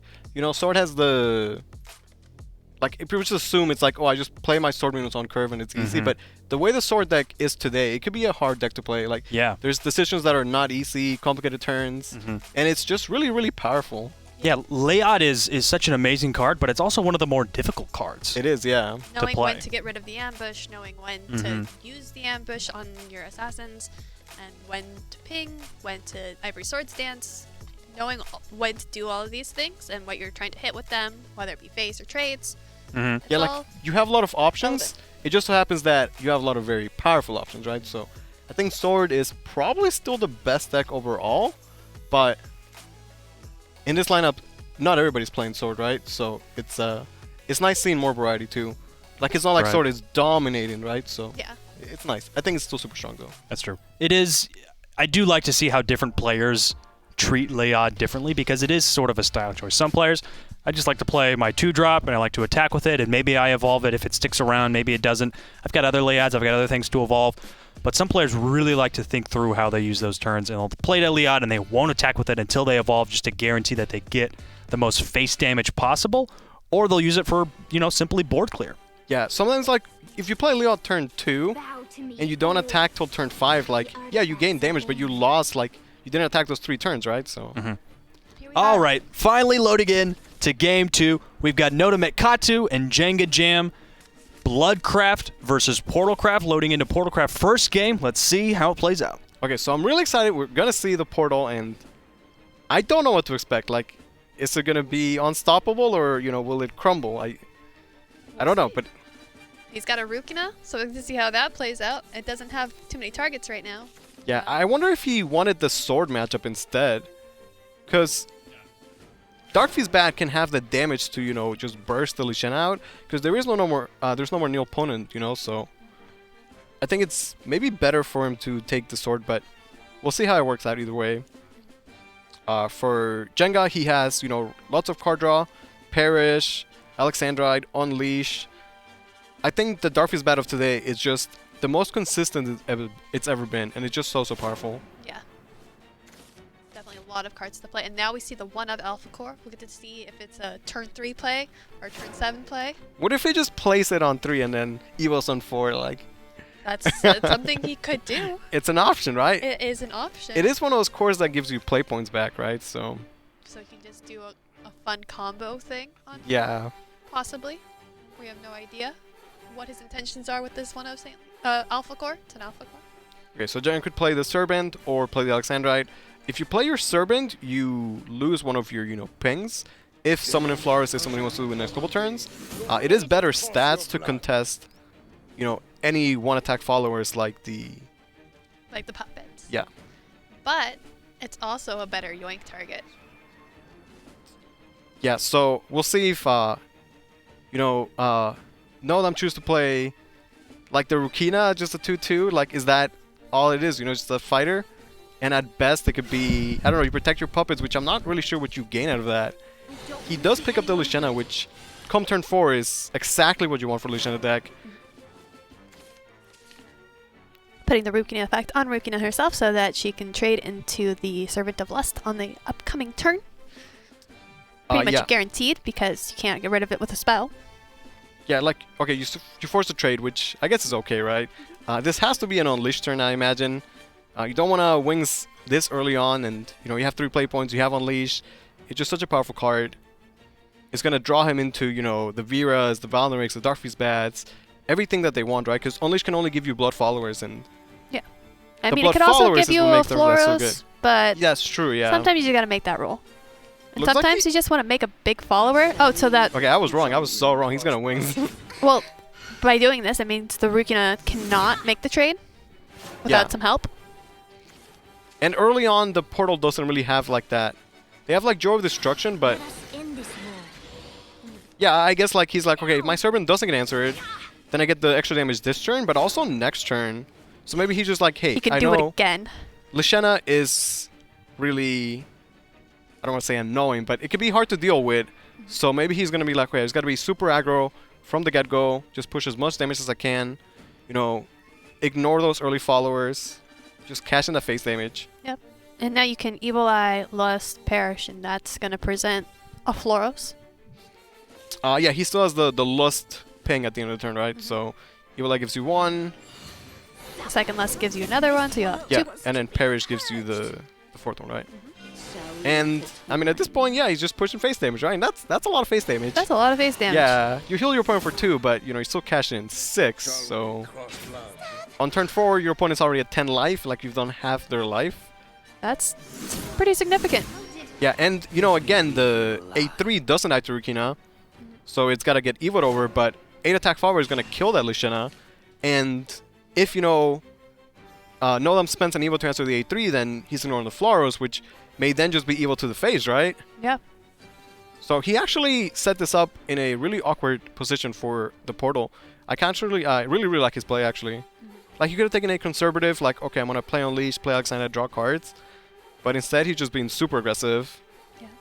I like the Disciple here. It's probably a signifier that he's going to play the Marionette Lad so that he can full clear here. Yeah. Because he doesn't want to lose on the next turn. Yeah, if you leave the Flores up, like, it's too much, right? Like, you take 7 to the face, and then Dagger like a Razor Claw. And, we saw the Rukina being good there as a target that you can destroy with the portal effects, but she doesn't get destroyed. So maybe that's why he plays her, and I could see that being okay. Yeah. He does manage to clear, but that means he doesn't play Lishana on 4, which is what every Lishana wants to do. Yeah, but sometimes you just gotta slow it down to survive, especially in a matchup like this where you probably can't win through the Lishana game plan, which is curious as to why he would play out his Maisha earlier, because it seems like Maisha would be your easier way of winning in this matchup. Well, he does play 3 Maisha, right? Sometimes Maisha is just, hey, need some card draws, good stats. Yeah. Man, Jenga picks up 2 Razor Claws, and, like, Portal's already at 10 life, so... Also picked up the Darkfeast Bat. For Jenga, I guess he could just, take it slow. No, eventually, like, you can just Claw Face, like, on 7, set up for turn 8 lethal. Yeah, he's probably gonna get there. Yeah, and because Lishana was not played on 4, you don't fear it for, like, the next couple turns, because even if Lishana's played, by the time that the white, comes down, like, it's gonna be too little too late. And I'm not sure that Nodam has any other heal, right? Again, there's no Potent to stop Darkfeast Bad Burst or anything like that, so that damage might just stick. Yeah. So Vera is one of the followers that can get answered by Pull the Strings, but he only plays that as a 1-of, which is probably correct. And it's a really expensive answer, because Yeah. you pull her and then you could Evo her to save your face a little bit, which would be pretty nice at this point. It would be, yeah. You would trade, not take damage from the bats, protect your face. But this seems kind of rough. Like, without substitution, Hamlin, Copio's puppets, like, it'd be hard for the portal to answer this type of boards once they've fallen behind in the early game. Jenga got a lot of damage out of his, Serpent, but he also got a few flowers out of it, which demanded an answer. Yeah. Not having any answers to that early servant was really rough. Yeah, like the early Wings of Lows was actually so key. You usually see Wings on, like the Bira on the Evo turn, or like late game Balnerigs, but it's still a good card on just any early 2-drop. Yeah, and it really came down to his interesting decision of not playing the Unleash the Nightmare on 3. Yeah, which in hindsight definitely seems like the correct play. This is sadness. Well, And Noda, Jenga's going to take game 1 with the Dark Fist Bat. That was looking really bad for Nodam, but looks like he disconnected, I guess. Yeah, it happens. Internet connection. It's unfortunate, but it does happen. We'll get loaded into game 2 as soon as we can. But the high roll from the Dark Fist Bat with the double Wings of Blood, that was pretty good. Honestly, turn 4, he was at 10 life, right? Why doesn't that happen at my games, man? because people remove it. That's true. I feel like People most remove it, players in that case would have just gone like, oh, I have 3 play points, I'm going to play Unleash, It's the first thing I thought of, but he was like, no, I could be aggressive, he won't be able to answer the board, and if this play works, like the payoff is huge. Yeah. Yeah, and if it doesn't, I still did a lot of face damage right here. Yeah, which is crucial in the Lishana matchup, and like he can still Unleash later on anyway, so... Yeah, Jengajam, I think, was in a really, really good position to win that game. Yeah, 100%. Just because, Noda was already at 10 defense, and then just like, oh, maybe I can just wait till I have 2 claws in hand and a Dark Fist Bat, right? Yeah. 2 race claws, yeah. Still, yeah, that's what Dark Fist Bat does. It's the high rolly of the high rolly decks. But is it high roll if it's so consistent, though, is the question, right? Like, I mean, it doesn't do that every. It doesn't do that. well, not every that. game. Yeah, sure, not that, right? But it's still just really good overall. Yeah. It's made it so like its high roll was crazy before, but its low roll was really punishing and bad. Yeah. But it's now like the low roll consistently- has been raised. It's now more consistent, and even on its lower rolls, it's still doing consistent good things each turn. Yeah. And that's what made it so much. What makes it so much better to play? It makes it feel better now. Okay, so that's Dark Fist Bat off the table for Jengajam. What do you think Noda's game plan needs to be with Destruction Portalcraft going into Swordcraft? I think, like I was saying earlier, I think that's a matchup you want to take. Okay. Because, again, no vowels or less vowels. The sword games are slower. They don't have that big, I'm going to do 15 bursts with a, Dark Fist Bat. So you slow the game down. You set up your Lishana, get the artifacts. Eventually, maybe a Meisha with a core or something like that. Sure. Okay, so that's interesting. Pull the strings on Leon. Like, you got options. Yeah.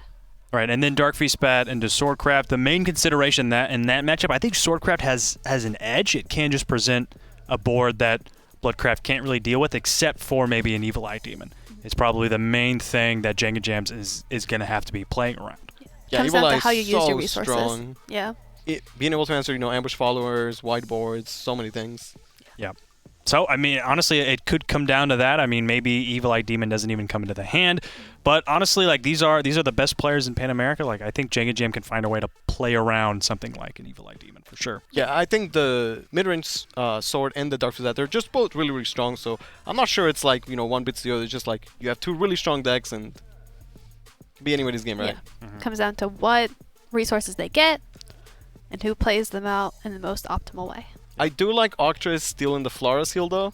When that happens, I think that's huge for the sword. It's absolutely Big game winning, huge. yeah. Because the Floros itself, a 5 attack, 3 follower is kind of, it's pretty easy to deal with for Swordcraft. There's just so many 1/1s, there's so many pings that it has. I mean, Spine Blade is such an easy answer for it as well.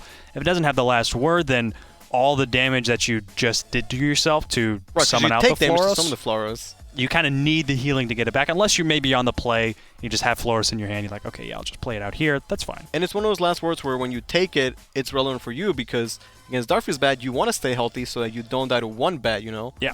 The difference between you die to 1 bat or 2 is huge. Yeah, absolutely. I still remember Octress into Pure-Hearted Singer. That was... Oh, yeah.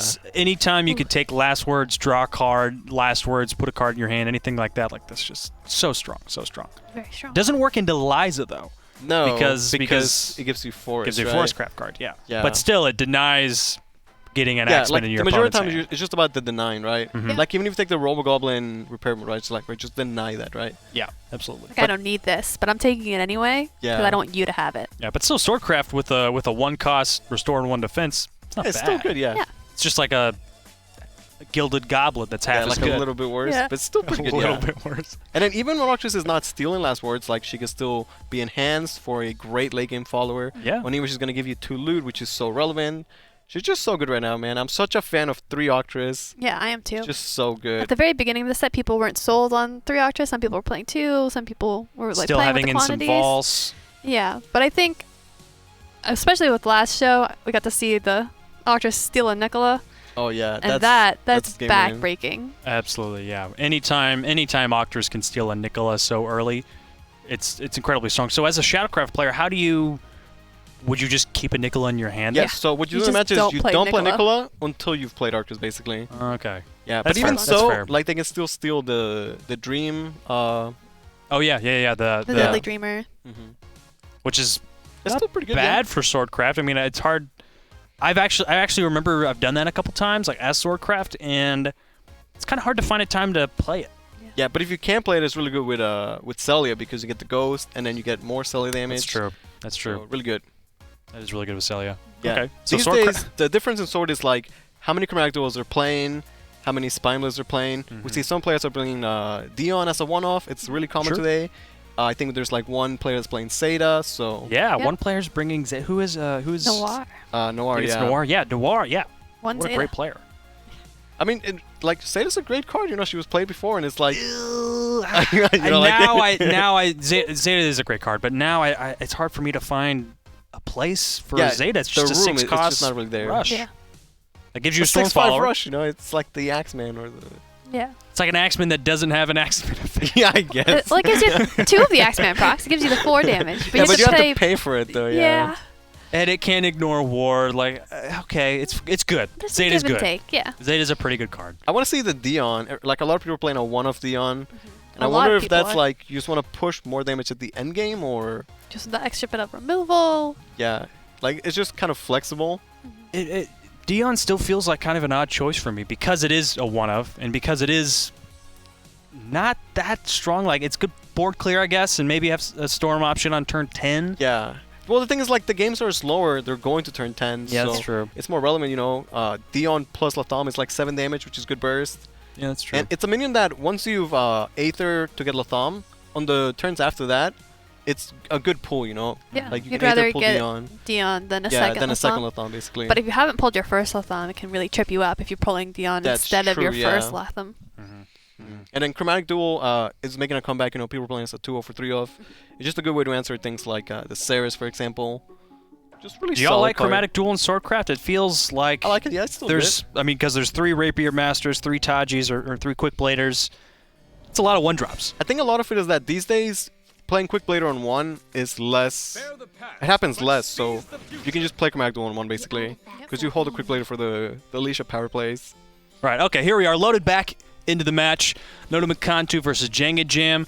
Swordcraft for Jengajam, and Nodametkatou is sticking with Destruction Portal Craft. You gotta like that. Yeah, we can see the new art on the Ivory Sword Dance from Jengajam. Really, really good, right? I really like it. Yeah, they did such a good job with the Princess Connect collab. It did require a lot of patience because I wanted the Ivory Sword Dance the most out of the 3 alternate arts. Yeah, it was the final one to come out, right? Yep.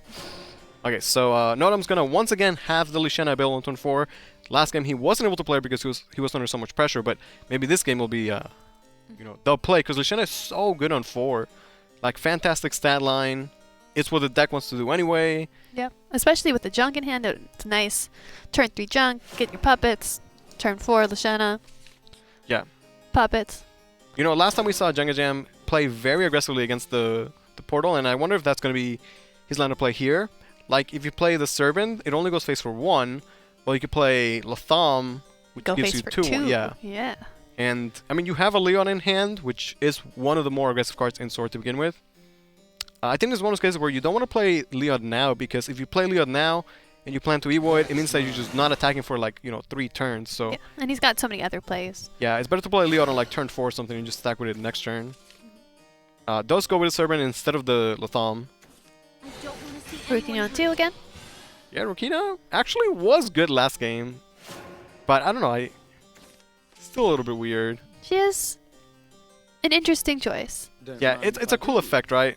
It And- like goes hand in hand with the destroy your followers to achieve something. Okay, yeah, because he played the Serpent, at this point he's gonna play slower and trade. And I wonder if, like, you know, this is what Nodam wants, right? The game to go slow, give him time to set up his Lashana. Like, he's gonna have 3 Apostles, and there's like maybe 1 Vals in Jengajam's deck. I'm not even sure if he's even playing Vals, but I'm not sure if he is. like most people are playing no Vals or like 1 of Vals, so. There's the Junk. Like, the Lashana deck lost a lot of his best cards, like I was saying earlier, but it still has a lot of good ones, and it still can curve out, you know, if you go 2-drop, Junk, Lashana, it's a pretty good curve. Yeah. And there's no Octress to steal the junk, so. Yeah. Gets to keep the puppet. You can lead There's out the now if you Chromatic wanted Duel. to. You can Chromatic. Yeah. I mean, I think you sort of want to set up Leod because, you know, playing Leod on 4 going first means that on turn 5 you can start going phase with it. And you have the power play of Licia, Rapier Master next turn. Yeah, so strong. Licia is such a powerful card. It gives you such crazy swing turns because it evos herself, and then you can still evo Leod. like the Leod or the Quick Blader or even the Nano that she summons herself. Yeah. I think playing the Latham for the Exo is also probably the play here. Yeah, you probably just want a nice wide board. Yeah, like technically you could Chromatic Duel, but at this point, once you don't play Chromatic Duel in like the first 3 turns, most of the time it just gets saved till, you know, turn 8 so you can get both of them. Yeah. The consideration of not playing the Thumb is that they're just going to get eaten by puppets anyway. That's true, yeah. But I mean, you have to make them spend those puppets anyway, right? Yeah. But then they get the reduction immediately. That's true. Like, Lashana now is so good, right? Being able to answer the Aether. And then, you know, you get a puppet, you can start cleaning up. The Junk gets a decent trade. I'd like the junk to go into the 2-3 first, just so that they can toss the puppets in now. I mean, you can... Oh, I see. So you want to get both puppets right now? Yeah. I mean, you can get a value trade still. Like, having a 1-1 Junk is still relevant, right? Yeah, it is. What I do like about the Lashana deck is that Refrain is such a powerful card, and it can answer those ambush followers or any sort of whiteboards, you know? So it's right now one of the best board clears in the game. And Lashana as a 3-4 with Bane is so annoying to deal with. Might just see the Lisha answer it and then Leod, you know, push face. Quite Although, possibly. if you evo Leod, you sort of like don't want to attack with it yet because You can't you give want it to be the able to, ambush. yeah, re-ambush it. Well, you can still Evo it, get the spell, ping Yeah. off the junk. And then Take you're Lucia left with face. the Woman Bane and Eva Leod. But there you see, like, Lashana having Bane makes the... Like, the 5-5 that would normally clean up a 3-4, like, is just not as good. And Nodam's gonna, you know, start reducing the cost of the destruction in white. And he's got good cards to do so. Marionette's gonna give you an Evo. You can, you know, play Junk, get more puppets. Heartless Battle, also fantastic. Like, he's at 18 life under not really that much pressure right now. Yeah. Jengajam could choose to not Evo Leo this turn, but why would you? Yeah, you might as well, right? 'Cause this one just guarantee the... He might not even, you know, clear the Junk. Although, it's still okay. Yeah. And, you know, like a 1-1 Bane could be, in some matchups, like, so powerful, you know? But against the puppets, it's like, okay, that's nothing, right? It's That's just a puppet. just one puppet, yeah. Even if it's harder to get puppets for Portal now without cards like Flower Doll, you know, you still have good puppet generators. And puppets are still very, very powerful. We see Wind Up, one of the new ways they play the puppets. It is kind of awkward though, because you have to play it, you know, while you are in Resonance, so... Yep. Like, you don't want to spend 2 blooms to get 1 puppet, but 2 blooms to get 2 puppets can be pretty solid. Here we see just junk. Marionette just putting some followers on the board so that they can be removed. Yeah. Taking these puppets in, and now that the white is at 5, it is playable next turn. Like, playing Lishan on 4 means that by turn 6 you can already play the white, right? Which is so powerful. Like, as the sword player, you're like, how am I gonna do 20 damage? Except it's not 20 because he's gonna start healing 2 every turn, right? Yeah, so you have to do Yeah. more. And as soon as the white is played, well, now Refrain is live and it's gonna always clear your board, you know, if it is there. So it can be really hard to stick a board against it. Yeah. So you need to decide when you're going to toss in your Leods and your ambush followers. Yeah. Okay, so maybe this is the, you know, go phase with Leod and then re-ambush it. It is pushing pretty decent damage. Serpent is a great card against the puppet, like really, really good. So if there is not a good answer for it, like the puppet just cannot damage it basically. Victoria can answer it off of the... Yeah, Victoria can certainly. We go to the face. 4 plumes left over. Yeah, gotta be the assassin. At this point, whether you play the Latham Axle or not is not an easy decision because you still want to get late game Latham, but you know you're up against the Destruction White and you need to put pressure, right? So those 2 extra 1/1s could be the difference between, you know, if you have the damage or not. Unfortunately, though, it would be pretty clean to answer it with just the junk, the puppets, the wind up. Yeah, but it's one of those things that it's not an easy one, right? Okay, choose not to, which might have been the correct. Although you have to wonder, like, what is Latham doing against Lyshanna in the late game? Like, I don't know, maybe not too much. Definitely expect to see the white this turn, right? Yeah. Yeah. Okay, that's interesting. Yeah, if you want to do that, you have to evo the puppet. That way it clears it. Oh, you can just drop the white and then refrain. Okay. Okay. Yeah, this play is way better because you answer both the Leon and Servant. So even though you give him a free loot, it's definitely worth it. Yeah. Yeah. Really, really good line of play there. Sets up the white by turn 6, and also clears the board, which is fantastic.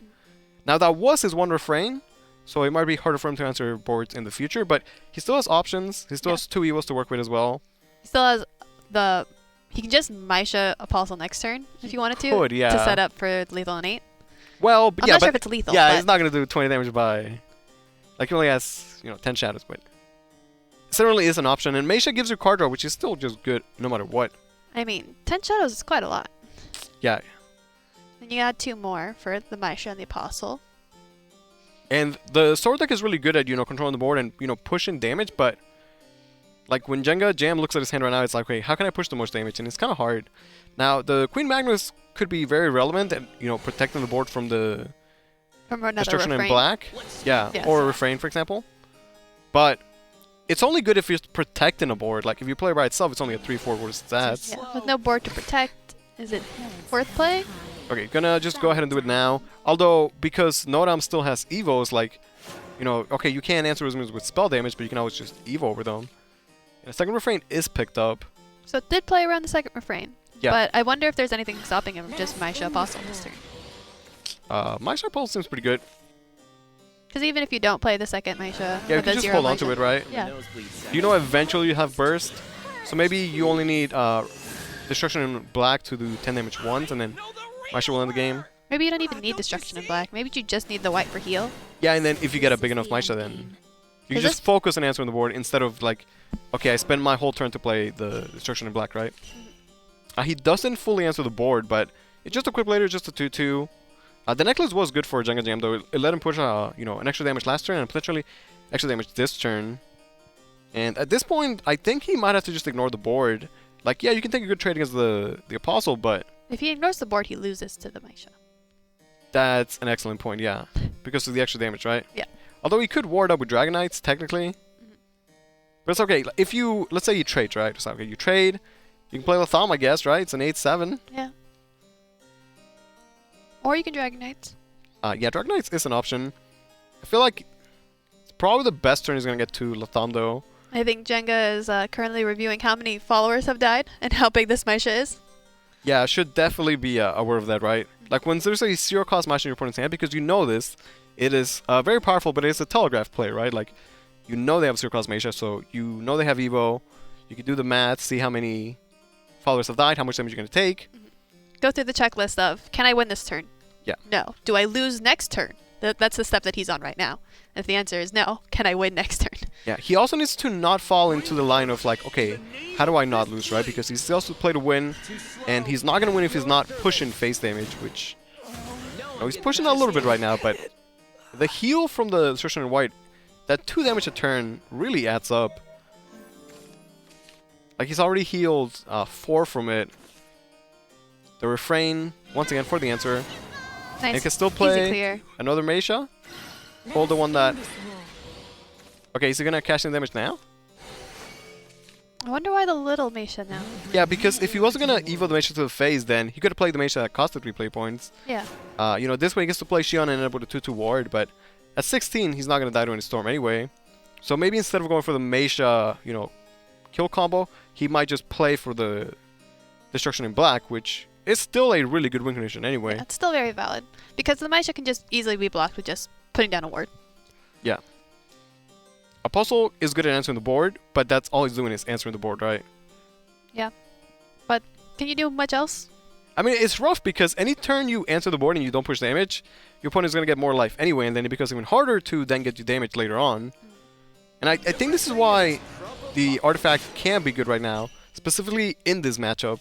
I feel like it'd be really hard for Sword to push through the artifact healing. This belongs to me. Okay, he's gonna, every turn he's getting like 1 damage, and then they heal too. he's healing 2, yeah, so it's kind of rough. His hand is not great either. Like, the goblets are not really relevant, and Octris, while great, it's a good, like, rush card, right? Like, you're gonna evo the Octris for the enhance and, like, answer a minion. It's not gonna push any face damage. Right now, answering a minion isn't your priority. It's ending the game, which is still quite a ways off. Nodam has a lot of options here. Puppets, Heartless Battles. You could play Meisha, get a card draw. Probably just gonna hold the Meisha. Yeah, Heartless Battle seems pretty good right now, right? You get a puppet out of it as well. Probably find some way to slam that black down. Yeah, so black is costing 6 right now, right? So if 3 puppets die, it goes down to 3. But it's only at 2 puppets left.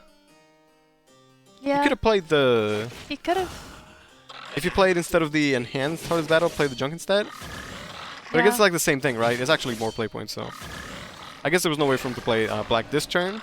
Well, he could have played out the puppets and then swung them in, then played the 4 play point black, and then played the Heartless Battle for 5. Oh, okay, I see.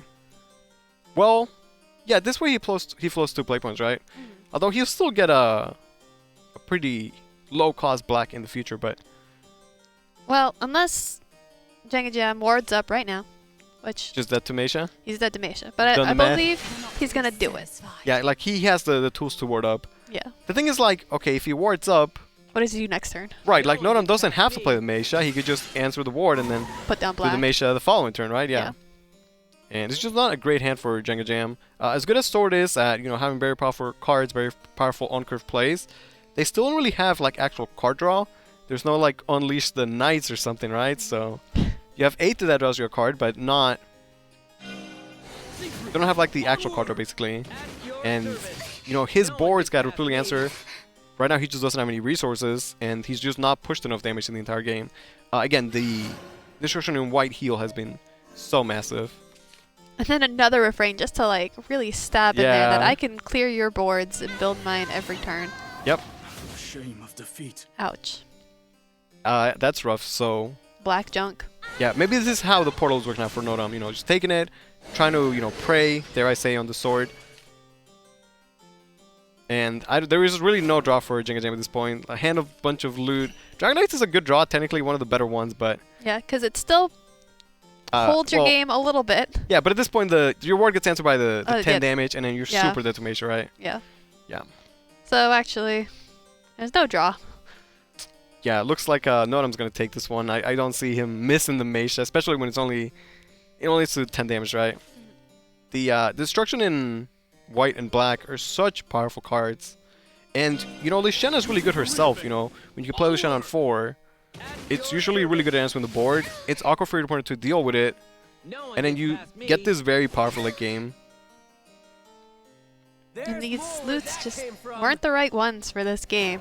Yeah, like, Jenga could have tried to control the board, but it's just not how you win in this matchup, right? Picks up another Lyshanna, just, Okay, so Meisha is going to take it. What is the damage then? It's like 20... Too big. Too big? It's 22 big. There's the blade. Meisha to the face, 21 damage. 21 damage. Okay, so, Noda's going to tie it up 1-1. And then it's going to be up to his Dark Fist Bat up against the mid sword. And, if you're Jenga, you're still in there. Yeah. Like, mid sword is still really good. I mean, Dark Fist Bat is really good as well, right? So, anybody's game here. I did like that we got to see the portal do well, unlike the Unkilling Forest of previous months. But we didn't get to see any of those interesting cards do anything interesting. Like, we saw Rukina. Yeah, Rukina was, like, okay. It wasn't anything too crazy. No pull the strings or no core, for example. Yeah, we've seen the core in hand, but not hit the board. But maybe, like, it's not the wacky cards that he plays for whatever reason, but just a solid Lyshanna package, which is still okay, right? I'm a fan of the Mammoth. I still really, really like the card. Mammoth is a lot of fun. Yeah, with the amulet that's on the Mammoth, you know, led to some fun things with like Daria, Atami. Unlimited is crazy place. Yeah, it's a scary world out there. Petrified already? Here we go. Okay, we'll see what kind of opening hands they have. You know, for sword, you want, you know, maybe Leot to be aggressive, maybe try and set up some sort of mid-game Leisha power plays. There's a lot of zero-cost cards in the Darfie's bad hand, though. It seems like he's probably going to be able to invoke a Florus. Yeah, usually, Probably. if you have like 2 zero-cost cards, you're like getting a Florus. He's got 3 of them, right? He's just one off. He can find something. Okay, there is going to be an early Leot as well. No, I'm going second. Okay, so here's one of the cases where I was talking about where, like, yeah, you could play a 1-drop going first, but you want to hold those for Leisha. So instead, you know, you can play Chromatic Duel. On turn 1, you have the Plume to spare. But there is something to consider here with Noda's deck, is he is our one player today who's running 3 of Disciples. Oh, he is, yeah. He is our Disciple player. And maybe exactly because of that is why Jengajam is playing the Master as a 1-drop. Because if there was a Disciple, you know, you could just trade it and deny the Disciple value. Even going for a draw because this hand goes nowhere. Even though he does have the Blood Pact and the rest, the Unleash the Nightmare on the following turns. 4 draw. Yeah, like I was saying, you generally only need 2 zero-cost cards to be able to save the Immocate the Flores. So I do like playing the Perish out. So you don't need it, probably. Okay, so you play Celia, Leod. Quickblader is definitely going to be on hold for a while. It's kind of cool that Quickblader is a really good, you know, 1-drop, but the way Sword plays right now is about to be a pretty solid mid to late game card. In the mid game to, you know, activate your Lycia, and in the late game it could be good to, you know, give you extra damage with Latham. Like, you have Celia, Latham active, Quickblader is so much damage. Yeah, Quickblader has always, now more than ever, has some crazy combo potential. Yeah. Razor Claw in the face? No way. Gotta fight for the board. A little bit too crazy. I like the face. The face, yeah, but you gotta fight for the board, right? Like, Yeah. I think the meta right now is all about the board control, which is sort of why the portal shines, because you can't fight board control against the portal. I think at this point you play the Leod. You've already played one Celia, and his hand is okay, but maybe he starts battling Celia as a 5-drop minion. And you want to play Leod early on so you get Evoid anyway, right? Technically, you could play Chromatic Duel as well, because Chromatic Duel would give you a good turn 4 play. Yeah. If you take the Queen Amera, it's a really powerful, you know, play on 4 going first. Yep. Get a 3/3 rush and then spawn in the 1/1. Especially when you don't have a turn 4 play right now. Yeah. And he could do it and still play a 2-drop, so, you know, use his play points efficiently, curve out. Seems pretty solid.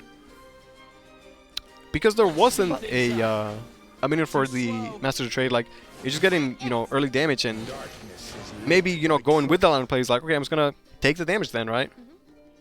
So now he doesn't have much of a hand, but, you know, if he's pushed good damage, Leod could represent a lot of damage in the future as well. And here we see the Dark Beast bat coming into hand. Yeah, you know, he was sitting on those 0-cost cards, but not gonna be a Flowers this turn. It could have been if he had kept the Perish on turn 1. Yeah, if he held the other Perish. But yeah. then that might have been awkward too, right? Like, playing Unleash there is really good. Still want to play Unleash when you have 3 play points. Yeah, and you can still invoke the Florist next turn and then Evo it. Yeah, plus the 1/1s contest the other 1/1s, because you know that Leod, while he could get a valid trade, like, the ambush is worth much more than the trade would be. And there was no Chromatic Duel played, so he doesn't fear the Queen or anything like that.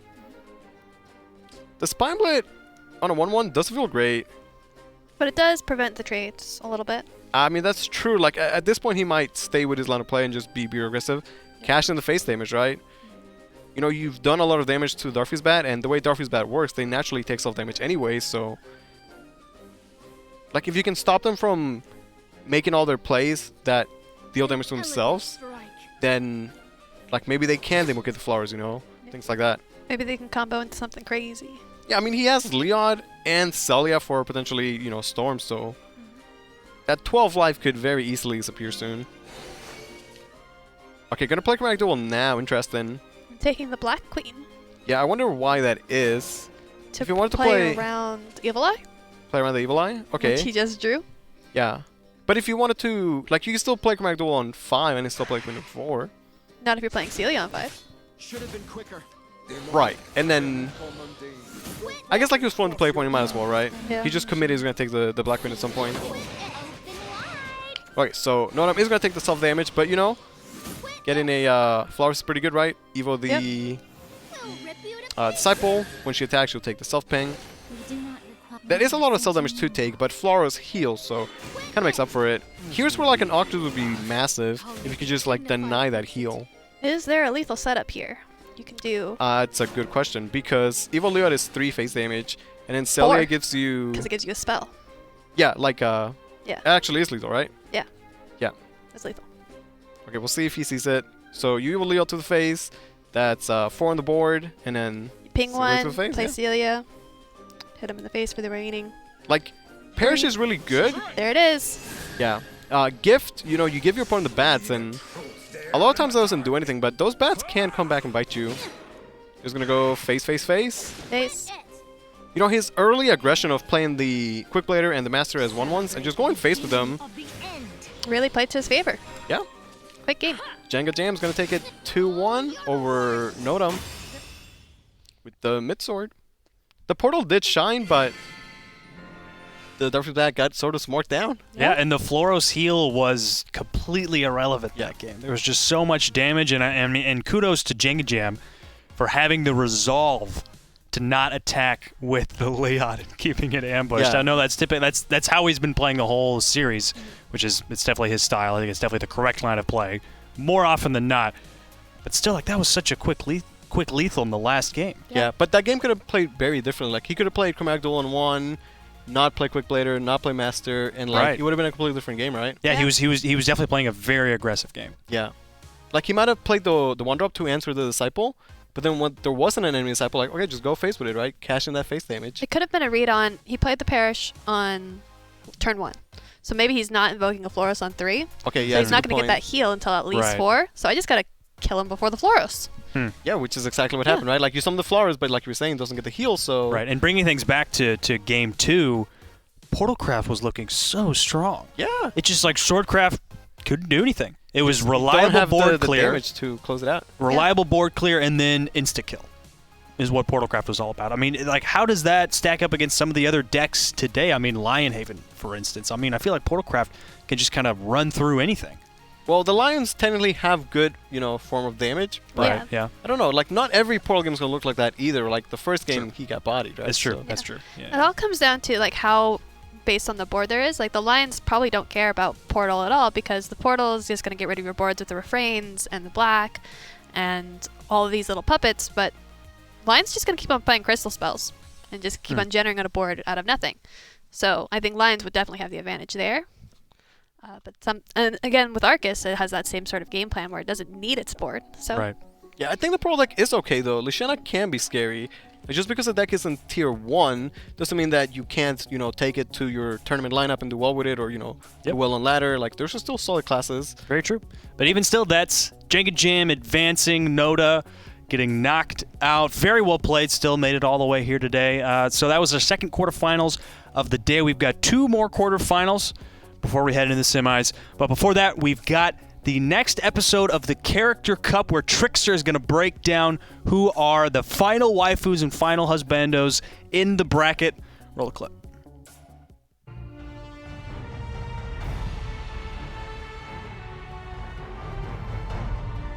We all started this journey for a different reason.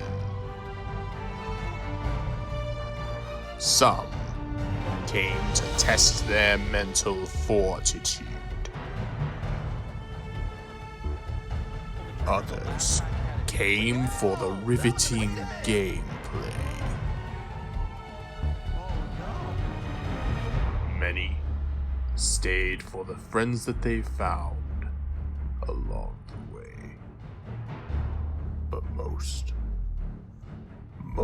came for the waifus. The waifus. Waifu. The waifus. The waifus. All my husbandos and all my waifus in the palm of my hand.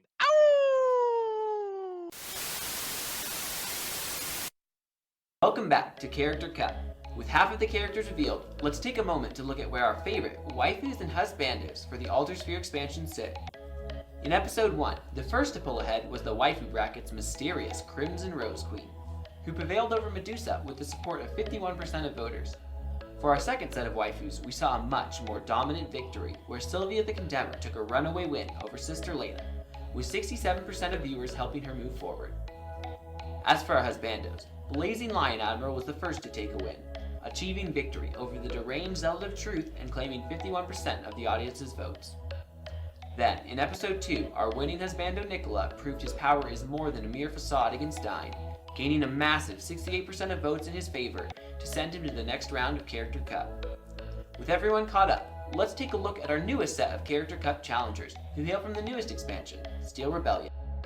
What's good, Shadowverse fans? Trickster again from Dawnbreakers Esports, here to introduce you to another round of waifus and husbandos in Character Cup.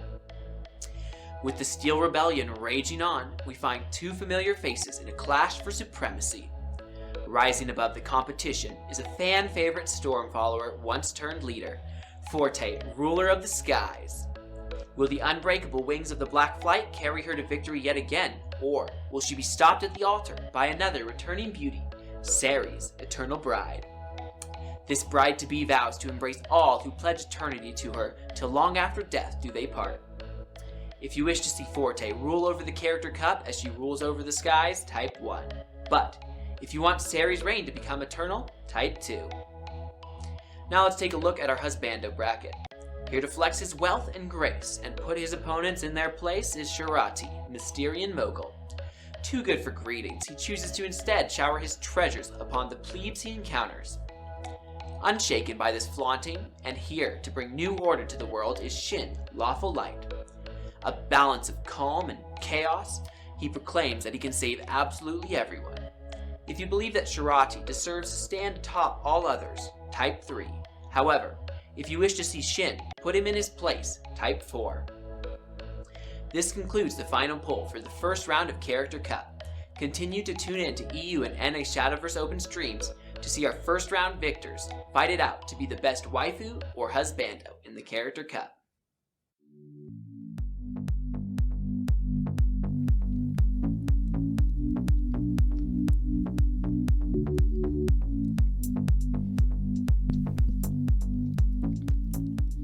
Oh, man. Talk about a rigged bracket. Am I right? Yeah. That should be grand finals, right? Ceres and Forte in the quarterfinals. You're playing with my heart, man. It's too hard. Okay. All right. So what are y'all picks? What are your picks? I'm picking Ceres. Ceres, really? Any particular? I mean, I know you're going against Forte. I know. Momo Jelly. I Do know. you realize the gravity of that statement? I do, and I'm very scared to see who might at me after this, but I have a very strong love for Ceres. I understand. Louise? Well, let me just say, we have a Forte figure. There's no Ceres, so Forte clearly the best one. You know what? Jeez. I'm so often the tiebreaker between the three of us. Yeah. Why me? I gotta go Ceres. Whoa. I know. Like this. I know. No, it's just any other matchup, anybody else, I would 100% Forte. Yeah. But Ceres is just something about maybe it's just all the Shadowcraft I've been playing. Waifu, Eternal Bride. She's like a zombie though. They're She's like it's a tough. dragon Okay. though. This is gonna be That's too good. divisive. It's way too divisive. All right. Okay. So Shirati or Shin? Shin, really? Shin. Okay, interesting. Maybe not his lawful light form, but his final form when he costs 10 play points with the spell. Oh, yeah. I think it's like the... Okay, that's fair. Yeah, I think Shin easy too. Transformation is cool. Shin? Okay, Yeah. cool. See, I gotta go with Shirati. He just looks like a fun, loving dude. And as a Mysterian Mogul, not only is he magic, he can handle money. Yeah, exactly. Two very important factors for a husband. Two very important. You definitely you want a husband who's got good financial handling And skills. magic, I for guess. sure. And magic. Magic, Yeah. of course, obviously. Thanks. Staple. Okay, Yeah. so Not make even a sure staple. you vote in the chat. We want to see those numbers rolling through the screen. Please let us know who your favorite waifu or husbando is. When we come back after the semifinals, we'll have the announcement ready for you as to who advanced to the semifinals. But we're moving right along. We got the next matchup ready for you. Omega versus Mudz. Ramp Dragon and Lion on the table for Omega. Swordcraft banned off. Mudz did not want to deal with that. We've got Swordcraft and Lion available for Mudz. So this is the matchup that Omega chose. He wanted to go up against mid-range and Lion. So typically we see maybe Machina Blood being left up because I guess players feel more comfortable with it. It's a bit more of an unknown. Maybe a player who wants to leave Machina on the table for their opponent feels that maybe my opponent can't pilot it as well as a deck that's been around for a little bit longer. I wonder if it's like a mind games on the bans because Mudz has Lion, so why is he banning the sword, right? Maybe Omega just did not expect the sword to be banned. He figured that the Lions wanted to take that matchup, right? That's interesting. Yeah, it's really interesting. This is the first time we've seen Lions ban sword. Yeah.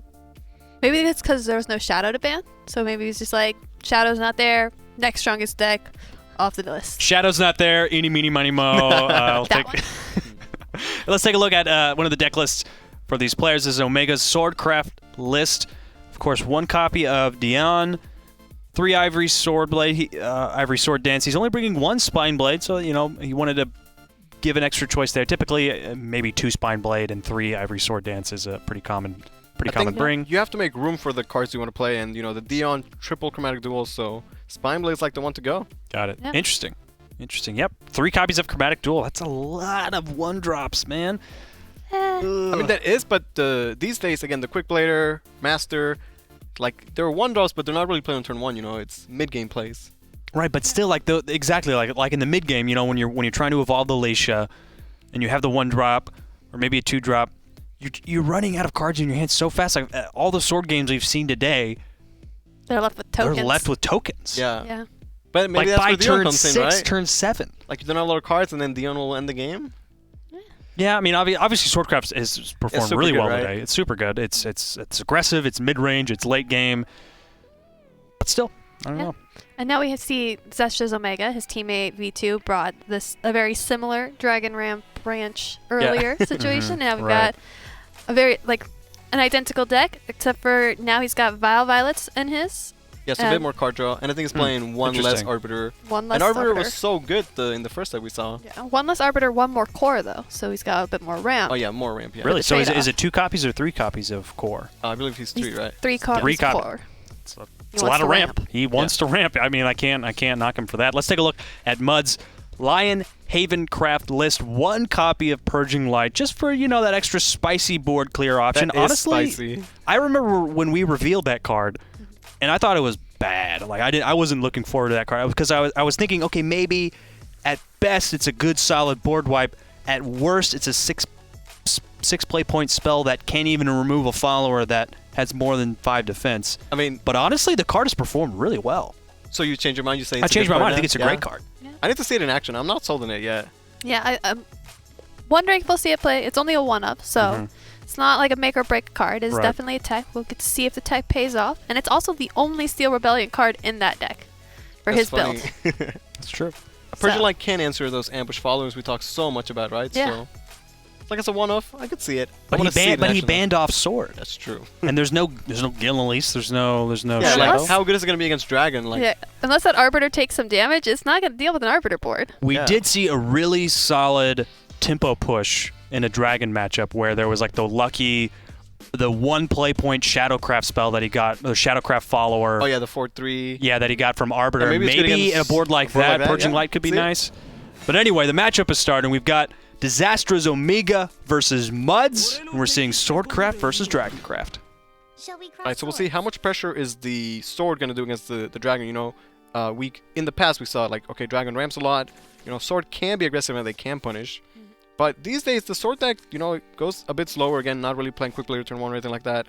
Yep. Maybe the Dragon is just okay to get the ramp and then get to the really strong late game where it can stand up to the Sword. Octrus has a lot of good matchups, but not against Lion or Ramp.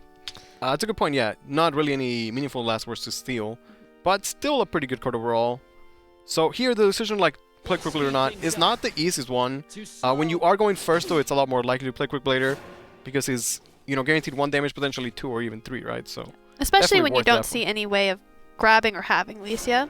Yeah, and especially against Dragon, where like, okay, if they want to play the Oracle turn 2, then you're not gonna answer the Quick Blader for a whole another turn, right? That's mine. Now here the Serpent again, while being a really good card, it only does push the one phase damage, Yeah. but it is good against followers such as Phylene or an Axel Poseidon, for example. So a pretty solid play for sure. Omega is gonna go with the Oracle. You know, he's gonna get all the ramp, like we were saying. You know, triple core. He really values the ramp. But if you spend your time early game just ramping and not, you know, affecting the board, by the time you ramp, it might be too little, too late. Yeah, when you get to what you ramped to, if you're already at 5 play point or 5 health, then maybe it wasn't worth it. But right now he's got nothing else to do. This is how his deck is built. He has to stick by it. Yeah, and on the other hand, Mudz has a very aggressive opener. You know, he could choose to play the second Quick Blader.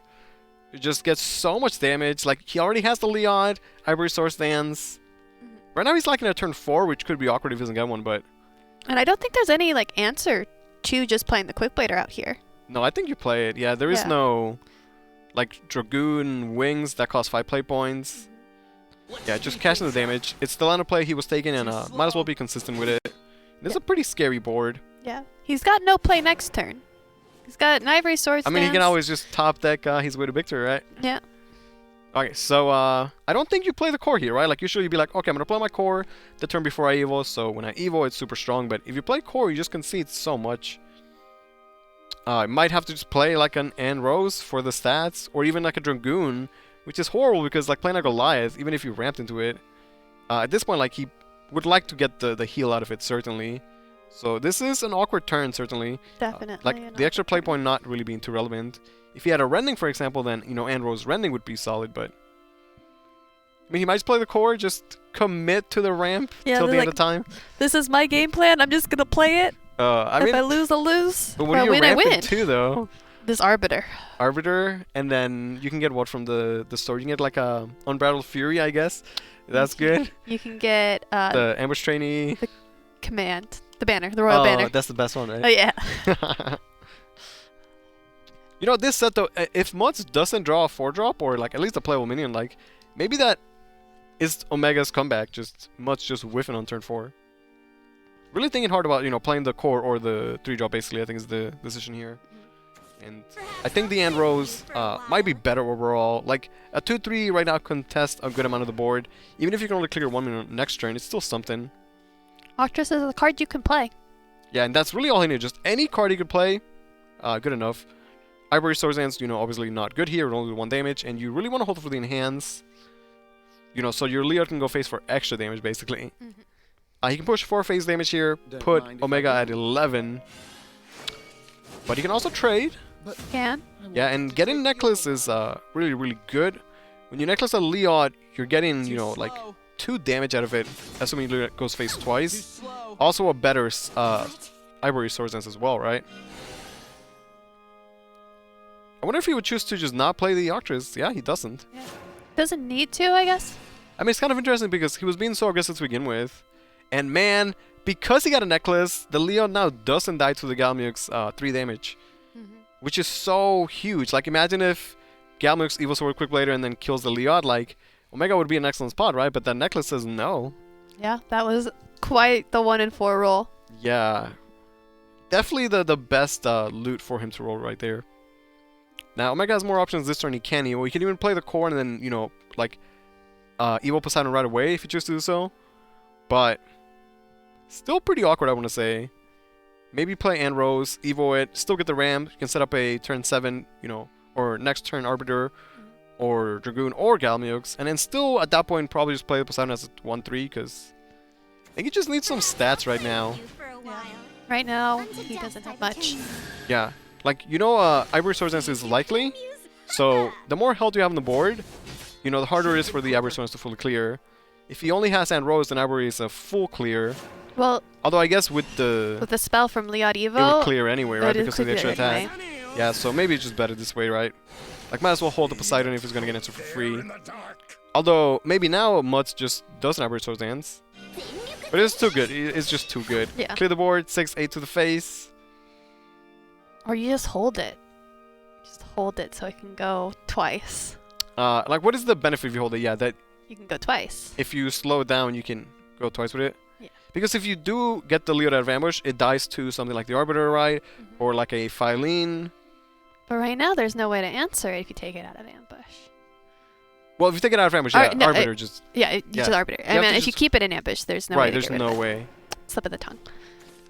You know, 14 life, though, you have 6. It's not an instant decision, right? Like, you want to catch the damage, but you just got to be patient. Knows that eventually Leod will face twice, basically.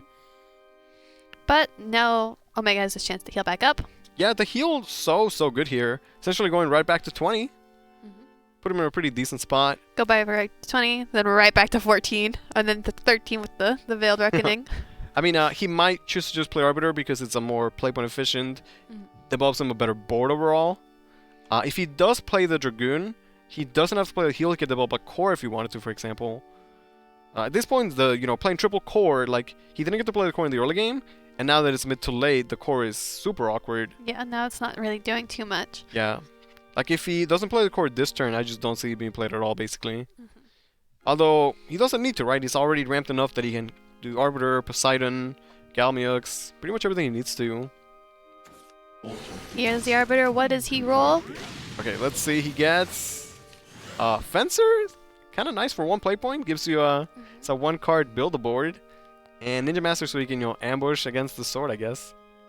But neither of them are 0 cost, so none of them giving him too much value this turn. Yeah, like, he only got a 6/6 out of this, and it's scary because he has to think, like, man, what if there was another Ivory Source Hands? I could just destroy him. Yeah. Lucky for him, there isn't, but Mudz is going to be able to re-ambush the Leod. This is why he kept it in ambush last turn. That means that essentially he has 4 problems to work with, which is not that much, but it's enough to play the Aether, get some stats out there. Yep. At 20 life, you can ignore the Arbiter, like, you're not going to die or anything like that. And he has Dragonites for Storm next turn. He's also got the Apostles, you can just ping face if the 6/8 stays around. That's true. So, Omega pretty much like has to either ward up or heal. You could play Poseidon, get 2 wards, or play Dragoon and get the heal. Not the easiest choice, though. Because if you play Poseidon and you just like, okay, I'm just going to have wards, well, what if there's an Ivory Source Dance, right? What if there's a Dion? What if there's a Dion? Yeah, you're right. Now, if you heal, though, like, you get 6 life, but you spend 6 play points and you don't really answer the board. I mean, you do answer the board because of the Evo, right? Yeah. And you can play your Floral Fencer Evo over and then build this big old board yourself. Say, if you can't end the game now, you have to answer this. Yeah, he will have a pretty good board. It's a good point, yeah. I believe he's still playing, it's 2 Forte, 2 Zoe, right? Yes, and the Zoe is currently in hand at the 11 cost. Looking extra animated. If he does do the heal Fencer play, he has the playable left over to cycle the Zoe. As a Dragon player, might choose to draw last. A very solid, respectable option. Yeah, considering he already dropped the Dragoon. Yeah. But, it's fine. Like, just the way it goes, right? Sometimes you just commit to drawing last. So it goes to 13. Fencer is super good here. It feels bad having your Arbiter, have to trade. But at this point, you should be scared. Going with the Poseidon just because he wants the ward more than anything. Yeah, so he sort of got best of both, where he took the heal, and then he didn't get the full wards, but he still got at least one of them. And he is going to be able to answer the board. Okay, so maybe that's why he didn't go for the Zoe play, right? Because he wasn't going to have the playment for it. No Ivory Source Dance, which still would have been insane for Mudz. Now this is like a kind of a scary board, right? Yeah. Like How 2 much? high-attack followers protected by a ward. How much can the Apostle really clear? Not enough. I mean, if he gets Boots, it's not even that good though, right? Yeah. Well, I mean, he doesn't really have another play because at this point, Octra is just not doing enough, and you likely want to hold Dragonites for the enhance on 8. He has cards in hand, but having duplicates means he has less options. He has 2 Apostle, 2 Octras, just not a lot of actual options. He does not get the boots, so he might have to, commit an Evo, but it feels bad because... But it doesn't feel too bad because you've got the free Evos on the Octresses, but you still aren't closing the game out, which is what you want more than anything. You don't want to Evo over the 1/2, so he's going to take the chance that he can ping it first, and he does get it. Actually, pretty meaningful roll there. Yeah. Now we can actually clear out one of those big followers and survive for a bit longer. Now, at this point, what's happening with the Leod? Like, are we trading with it? Are we going face with it? Unless there's a card that can get rid of it, I think you keep it in ambush. What does that benefit, though? It benefits Celia. It benefits Celia? Ivory Sword Stance. Ivory Sword Stance still? Yeah. I mean, he already played one Ivory Sword Stance, so... Like, if you have one in hand, then yeah, I guess you can keep it ambush, right? But I don't hate him just cashing the damage in. Yeah, I don't hate it either. Yeah, but now, like, Omega's 7 life, which is, you know, doable. Like, at 7 life, you're not dying to 1 burst from sword. Although he did play, you know, his little Poseidon last turn, so no more wards, no more heal either. So he does have to be a bit careful. But he does have a lot of options. Still has Evo. You know, maybe this is the Fencer turn. I think it's Feline. Like Phylene, Evo Phylene? Possibly. Just Answer if they're the off. Liad, yeah. Like, you want to Evo the Fencer just because it's the best Evo value, but that might be like a bait, right? Maybe it's better that he just ignore that and just cash in the good answer to the Liad, because the Phylene is such a good answer to it there. And even without the evolution, hey, Fencer's still at 1.134, which is still pretty solid. So he's able to answer the board and can finally start pushing, you know, damage of his own. Still develops a pretty good board left over as well. And by taking that Liad out of ambush, he doesn't have it anymore. Yeah, so now Mudz is stuck. You're like, okay, like I don't have the damage to kill him, and I've can I got 3 really... Octruses. Yeah, I wonder if that's my turn. it's not the draw he wanted, certainly. So maybe Goblet is good. It's not like an excellent loot he wants to get, like Necklace, Blade. None of them too relevant. Probably just gonna hold them for the Apostle, honestly. Yeah, at this point, yeah. You can use the Goblet here to either heal her or your face back up, but... Yeah, okay, so Omega has the boots. 7 damage on the board. So not quite, you know, lethal, but there is a Forte picked up. It's getting there. Yeah. Okay, what if you play Core for 7 and then Evo the Fencer? Whoa, that's some stats. Yeah, it's a bunch of stats, right? Yeah. And then you get the play points back, which you can't... You can play Galmings, right? Yeah, you could drop another core, and then does it proc off the next Galmu? It would, right? But why? At that point, what would you, right? For 2 play points the following turn? Yeah, I guess so, right? I think Enhanced Core, Evo Fencer, Galmings is solid. I like it. I really like that. The Yeah, idea like- of playing the enhanced cores feels... I mean, it's now or never, right? Like, yeah, these cores are dead in the hand. Okay, he's not gonna do it. just putting down... Okay, I guess we play a core now. Just trade the Galmings and cash in the face damage. I don't like that. I would have liked the enhanced core, but this is still solid.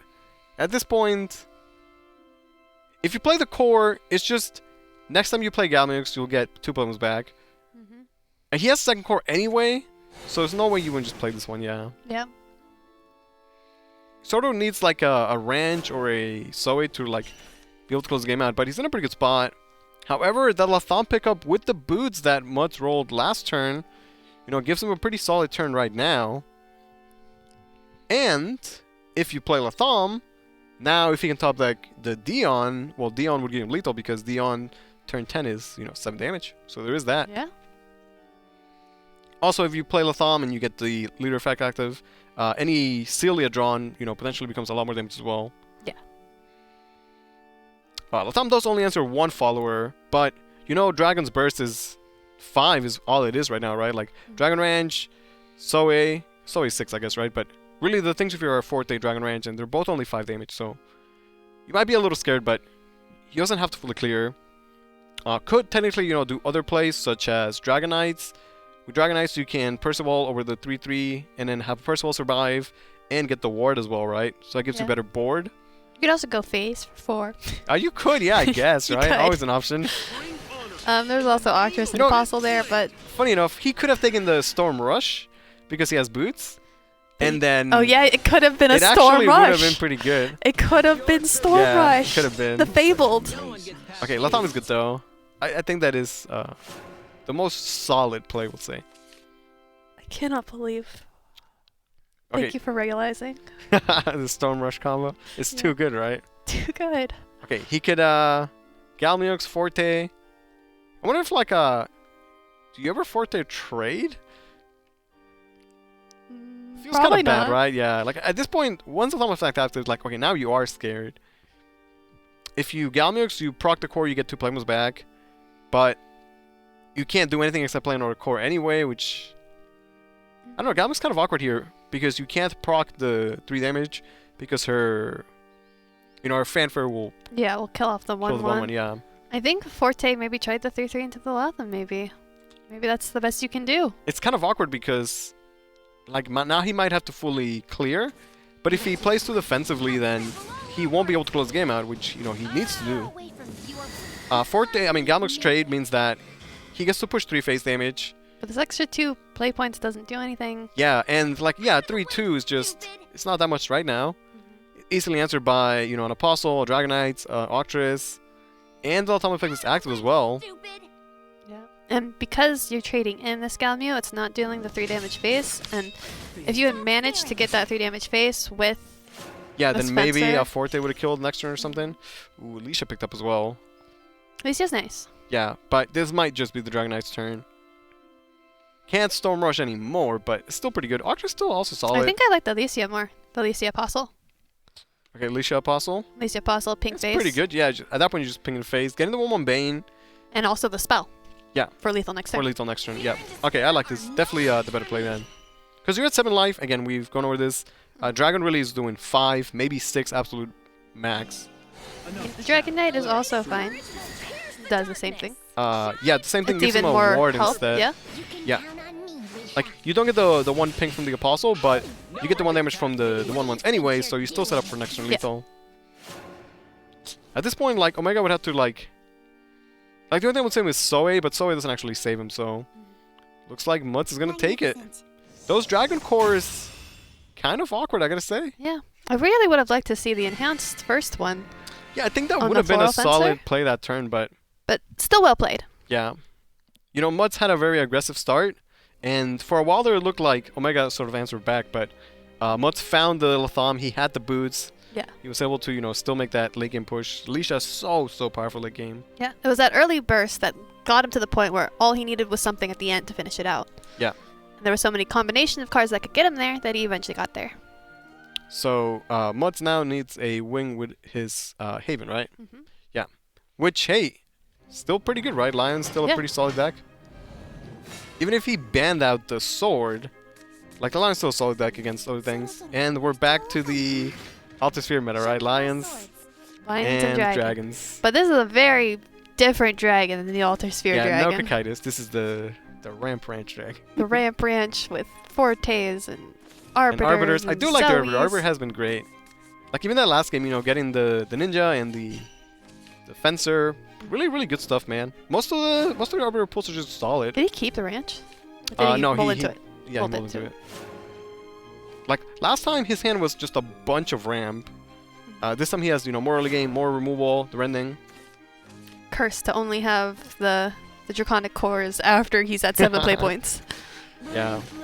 I mean, if you play 3 cores, you're gonna draw it at some point, right? But core is best, like, basically turn 3, right? You Yeah. wanna play core turn 3. After that, it could just get really awkward. I mean, that's why you play 3 cores, is to play it on turn 3. Yeah. To hopefully find it in the early game and slam it down. Mudz has what he wants is the Lion Temple.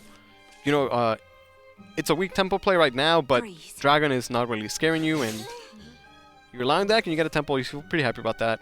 Draw on first. Well, technically he attacked first, right? Well, he attacked first, but... Okay, picks up an Oracle. That's a really good draw, actually. Lets him use his play points. Rewarding drawing before playing Masamune. Yeah.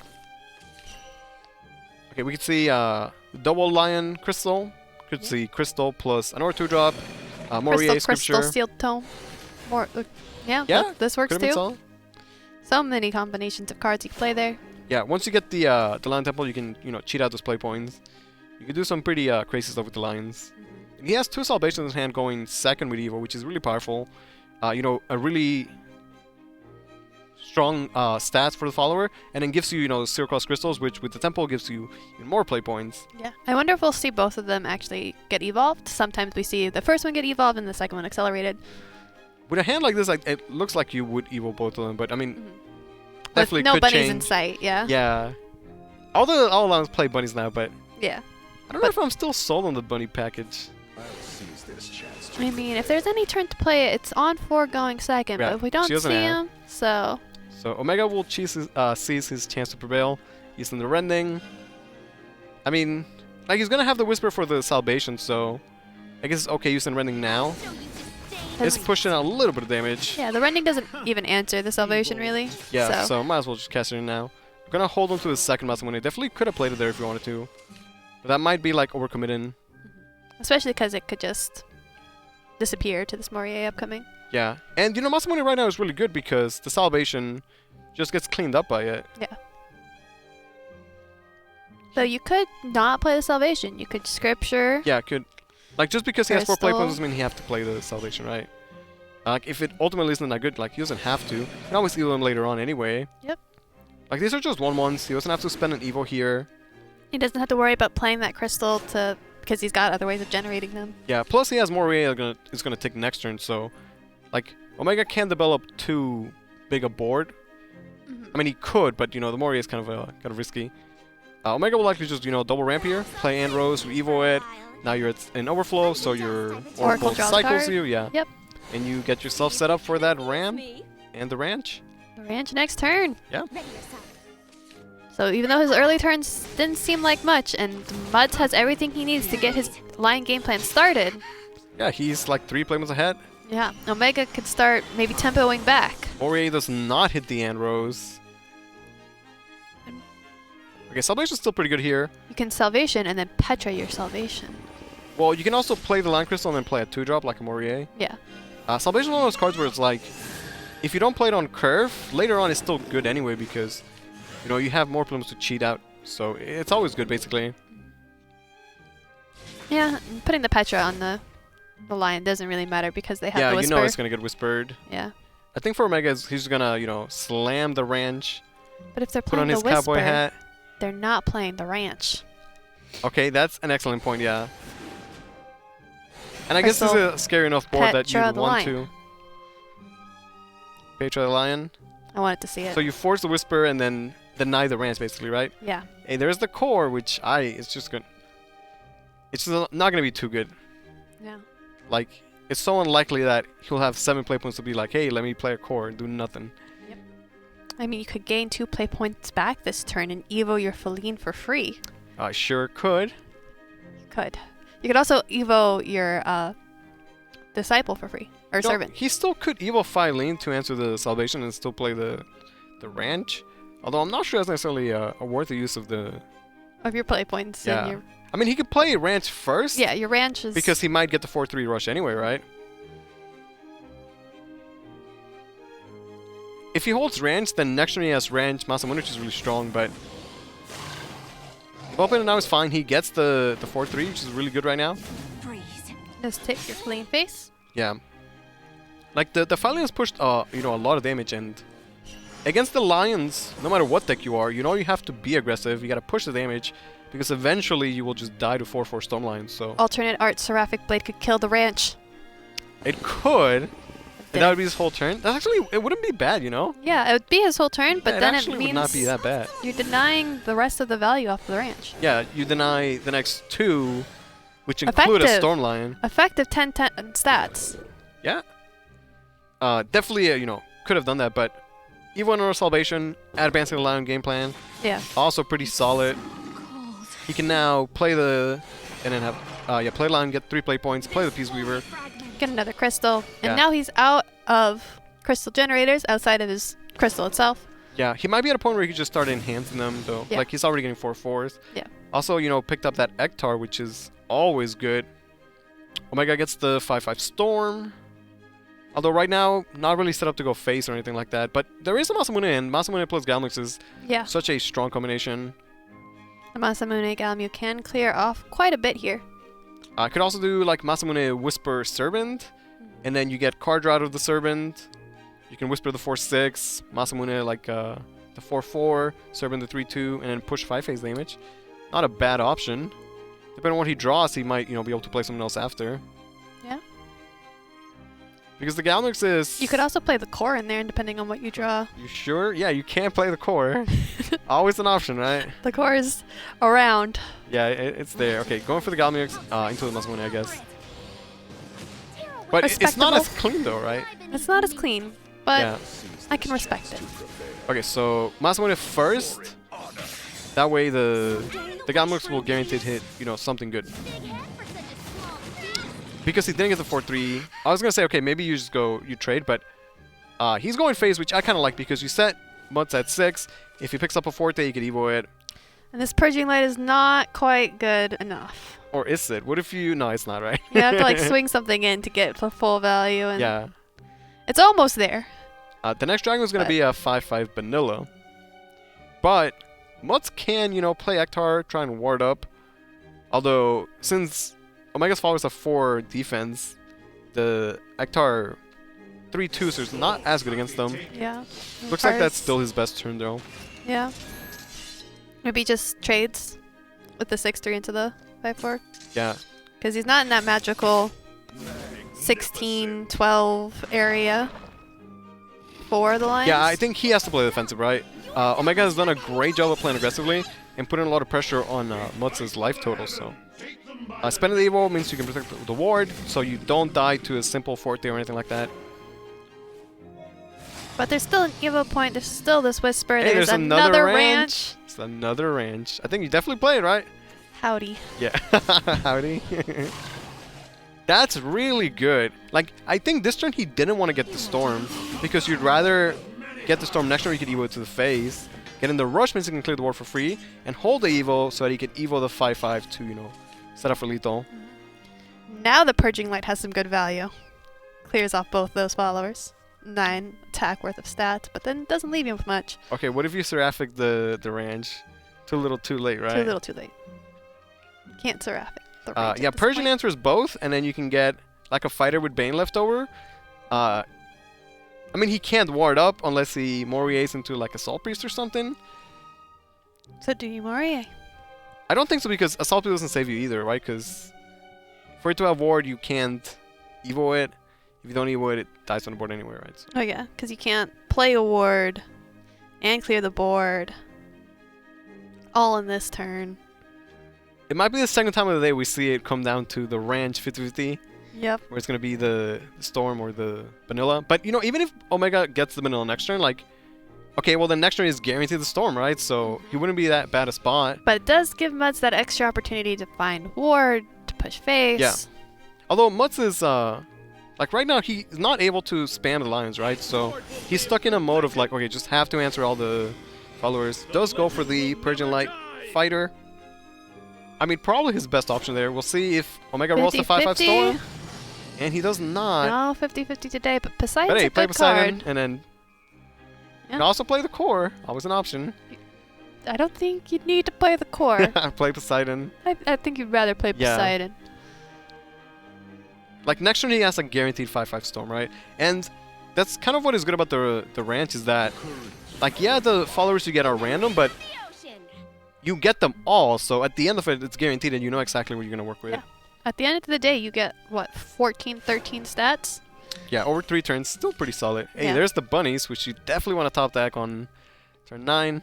Yeah, on turn 9 when you can definitely still play it. Okay, could he somehow Seraphic the... No, there's no way, right? Yeah. You The can fighter has Moria Bane, and but... see what you get, but at the end of the day, what you're going to find. Yeah.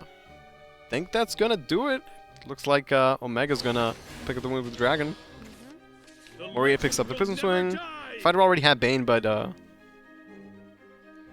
not enough to get through the wars, basically. Yeah. Maybe use Seraphic Blade the ranch just to... like, as a message, you know? You're like, hey, I can destroy your ranch. Maybe he should have. Yeah. All those turns ago. I wonder, like, it might have been a pretty solid play, you know? Yeah. It would have saved him quite a bit of health. Yeah, Omega doesn't have a lot of cards in hand, but he had 2 ranches, which is really good late game. All we needed to close the game out. He played super aggressively early on, and he still ramped, you know, so I think he played it really, really well. And even this turn, he's doing the best he can to get rid of as much as he can. Yeah. However, he doesn't have Storm Lions, and he's just dead on board, and there will be another 5-5 Storm coming out. So Omega's going to type the series 1-1. There he goes, 10 damage, Storm right there. Yeah. So that means we're going to have a Lions mirror match, right? Yep, here we go, Lions Mirror. Yeah. So I believe all the Lions are playing 2 Seraphics, 1 Zealot. Yeah. Which, funny enough, is good in the Lions, right? Because you want to kill the opposing temple. It's also good for the Dark Feast bats we've got lying around. Yeah, Seraphic, fantastic answer to the Bureau, right? Not that we've seen too many big viewers today. To be worried We saw a about. big Servant, right? We did see a He big went servant. face for like 15 damage or something crazy like that. And the Seraphic would answer that too. Yeah. Okay, so Lion Mirror match. I'm not sure is going first favor here because you get a like early tempo stuff like that.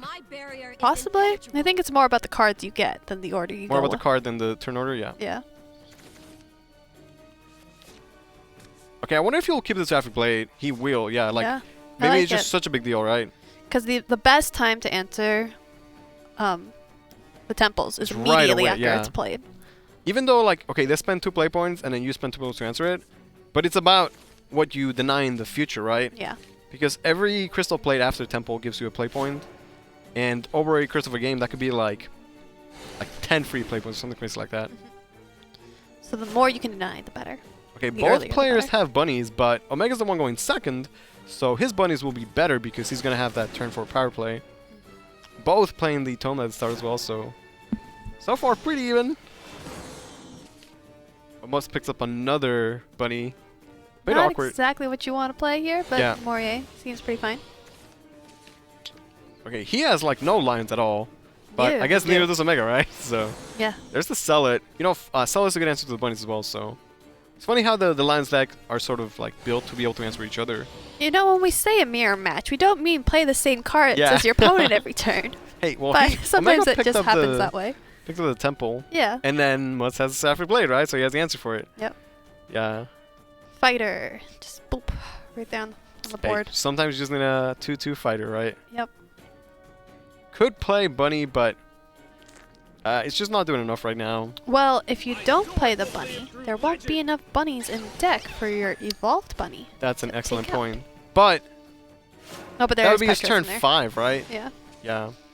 Okay, bunny does give you a bit extra stats. Omega might not play the temple, you know. He doesn't have to. I mean, it's good to play it because if you play it now, the Mourier doesn't hit anything, and that feels, you know, pretty solid. Yeah. And if your opponent is going to Sapphire Blade it, then hey, that's their play points they're spending on it anyway, right? He will be set up to play bunny on 4, which again is a very powerful play. If you hold the temple, you can like maybe later on guarantee get value of it right away. Choosing to Prism Swing the 2/2, denied a little bit of damage. Yeah, so uses the play points efficiently, doesn't give Mourier value, and holds the temple, which, you know, might actually be better long term. You just play the enhanced bunnies Yeah, because at what this else are you point, going to do? what is it going to do? Yeah. Yeah. Like, because you get so many bunnies, it's likely one of them will survive, and then you can Evo to get the leader effect if you wanted to anyway. It's not likely though, because you're just going to slam Zealot. Oh, yeah, like, Solid is such a good answer to it. Like, yeah, you can Evo your own bunnies this turn, which is still also a power play, or you can just deny their mirror power play. Yeah, I mean, Omega now has a temple and 3 crystals in hand, while Mudz has no lions and a bunch of bunnies. Yeah. Which I have heard put more bunnies in the deck, right? They do. That's correct. They breed like Confirmed. rabbits. Yeah, so I don't know, like his deck will be filled with bunnies. Omega will... Easter is over. The bunnies are gone. Send them away. There's Solid. It's just too good to pass up. Yeah. Like, Solid is sort of like a removal spell, like AoE, but because it's a minion, he also demands an answer, whether that be like an attack or An Evo. an Evo or something, which is really, really good. Like, hey, it demands a scripture, right? Like, that card already answered your board, and now you have to commit a scripture to it. I would have preferred seeing just like the enhanced crystal Evo. That was a pretty weak turn, all things considered, for Mudz. Yeah. Yeah. His options were weak, but Like, now Omega can play the temple, get the value of it right away, and if Mudz wants to scripture the temple, like, you know, that still might be his best play, but I think it's hey, his he already only got play. value of it, right? Yeah, because he can Seraphic the temple, Relic and Scripture, one of the 2/2s, and still Evo over the remaining 2/2. Mm-hmm. So I think that seems like his best line. But Mudz is sort of stuck in a, okay, I'm answering Omega's lions, his board, whatever. Yeah. But he's not developing any of his own lions. He made a bunny power play that was, you know, answered. Yeah. He will But have right Vector now on he's 7, like I 2 guess. lions behind. He can get one of his lions out now and get a little less behind, or he Yeah. can play the fighter and remain the same distance behind, but it's okay. I think where he seraphics the temple here or not will be huge. I mean, he's going to do it. Yeah. Like, with a hand like this, you might as well. It's why you played the card, I Yeah. assume. Now, Omega did get good value with the temple, though. If he had played it, turn 2 or 3, then he would have gotten nothing out of it. Picked up another one anyway. So it didn't really matter in the end. Yeah, the fighter has Bane, so it's like sort of annoying, but... But you can evo into it, you can leave it there. I mean, you could ignore it at the risk of taking 8 phase damage because, if an enemy's follower... If you leave it, if you ignore it and this Ector comes down, it gives it the rush, and then you evo your Ectar. Yeah, and then you push 12 phase damage. You push. So maybe you just answer that fighter. Yeah. Yeah. Maybe he's read the card and he's like, oh, wait a second, I gotta answer that. Fighters are not meant to stick around. Yeah, with 3 evos, using an evo to answer the fighter, it doesn't even feel that bad. He still gets a pretty good board left over as well, getting 2 4/4s. Like, he's already at 4/4 Lions. Mudz has not played a single Lion. And he's running low on cards. Yeah, like, he could have played a Crystal before, chose to hold it to maybe enhance it, but, like, you can't ever enhance Lions when you haven't played a single Lion. Yeah. The Ectar, while being really good, again, 4 defense followers, 3 attack rush followers. He can spend the last evo, answer one of them, and then, double trade against the other one. But it just seems like Omega has everything going for him in this game. He has more resources, he has more Lions, he has more evos. And their early games, they started off with them playing the same card turn after turn, and now here we are in a very different state. They were, yeah. And Mudz got to go first, but Omega going second is the one that's been dictating the pace of the game. That Celoid was super good. Like, Celoid answered the bunnies and took a scripture. Assault Priest, pretty good here. You can Assault Priest, clean up the Ectar, have players left over to play like a scripture to, fully answer the board. Or maybe he draws into like a Line Crystal or Mori or something like that. Yep, Assault Priest is very good here. Yeah, like, he can take this turn to answer the board and then still have Line Generators in hand for future turns anyway. And still take 4 face. Yeah, even picked up the Salvation and he still has an Evil left over. And he's plenty healthy, so he's not worried about needing the ward on the Assault Priest. Yeah, plus, like, when you don't have a lot of cards, like, it's really hard to answer board because you don't have a lot of options. Mutz's hand right now doesn't do anything. More bunnies. More bunnies. Yeah. That's I mean... the inevitable top deck when so many get put into your deck. When you have to play a 5-play 1-2-2 in a game where you're already behind, it just feels really bad. It feels pretty awful. Yeah, so Omega has 10 damage on the board. An Ectar would have been lethal, but not picked up.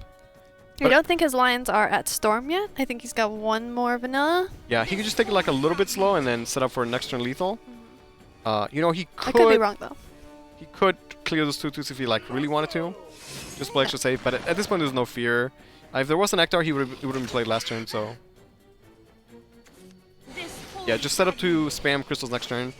Holding the evil means that just 1 Lion evil to the face will end the game. Yep, just tossing out the crystal just to enhance. Yeah, there's really nothing Mudz could do at this point. Ectar, which is like, the best. Not really cutting it, although it is pretty good with the, having the 2/2s left over. Yeah. And he has a scripture, so... Definitely the best draw in his deck by far. Yeah, it clears off as much as he could. Yeah, the question is, can he end with wards left over? And I'm not sure that he can. No, I'm not sure he can either. Yeah, like you can trade the 3/2s for 3/2s. But this still is 6/5 to answer. And yeah, or... Someday, yeah, he basically can't, so... So... Omega's gonna take it. Surprising 2-1. no one. Lions take it. Yeah. Like, Mudz was playing bunnies, and not to say I was like wrong with him to play bunnies, because like that was the hand he was dealt, but Omega was able to answer the bunnies, and then just Lions. And close it out, take it 2-1 over Mudz. Yeah, and sometimes when you Seraphic the Temple, they just have another one. Yeah. You lost that tempo for nothing. And he picked up another temple later on anyway, right? So he picked up all 3. Yeah. So for me, a huge turning point in that match was the Zealot play. Yeah, so going good. second, being able to save that Evil Orb. Omega didn't even end up needing the last Evil Orb, even so. But still, a really strong mirror matchup there from Omega. Yeah, I still like this Dragon a lot too. Really good to see both players playing Dragon are doing well. Dragon won at the EU, right? So That's true. And Yeah, people are Atmos, sleeping on the dragon. Atmos won with Dragon. I think his Dragon was undefeated in the top 8. Yeah, until it was banned in the finals. That's So right, he got to that's play right. his best 2 decks anyway, right? So Yeah, maybe still. Dragon's just really good for a tournament deck. Still, yeah. I mean, Swordcraft did beat up pretty hard on Dragon in that last series in the first game.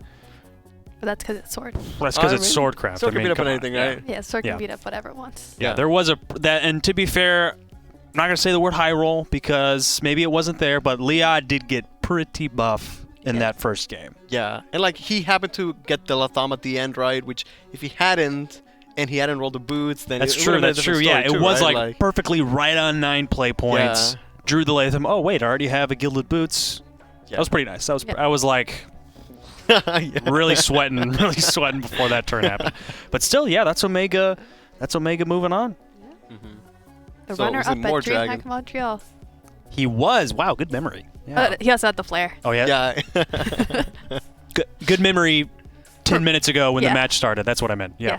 Observation skills. Not- Good observation. Still, yeah, it's and yeah, we're moving right along. We've got Noir and Cure Mango as our next match. 2, powerhouses in the competitive scene. Mango is so surprising to me because he's a really, I guess, what's the word? Active streamer. Yeah. He's a really active streamer, and he's also one of the top competitors. Yeah, he's also just like a really cool, chill guy. Yeah, talking about I like Montreal, I drove him around a bit around Montreal. Oh, really? We That's took fun. us to dumplings one of the nights. Yeah, cool guy. There's nothing wrong with Yeah. dumplings. Man. Yeah, they were good. And he's up there in the standings too, like one of the Yeah. more consistent players too. Yeah, and he's a really prolific content creator for Shadowverse. Prolific might be a strong He has word the to card use. reveals. He has some of the best card Oh, reveal yeah. videos. Yeah. Yeah. Let's take a look at what decks they've brought. Noir has Dark Feast Bat and Lionhaven available to him. At mid-range is banned off. Cure Mango has Dark Feast Bat and mid-range Sword. And his Shadowcraft has been banned off. Okay, so interesting. Dark Feast Bat and Sword for Cure Mango. That feels pretty strong into Lionhaven to me. I mean, honestly, I'm just looking at this. It looks like Cure Mango has a pretty strong edge.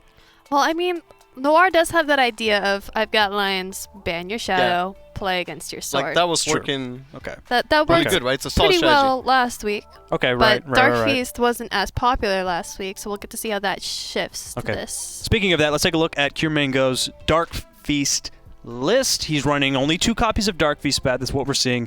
Only 2 copies of Floros as well. So what are the other cards that he's added in? 3 Kisses of Lust. Yeah, 3 kisses like the big difference. Okay, yeah. Is this Noir's, actually?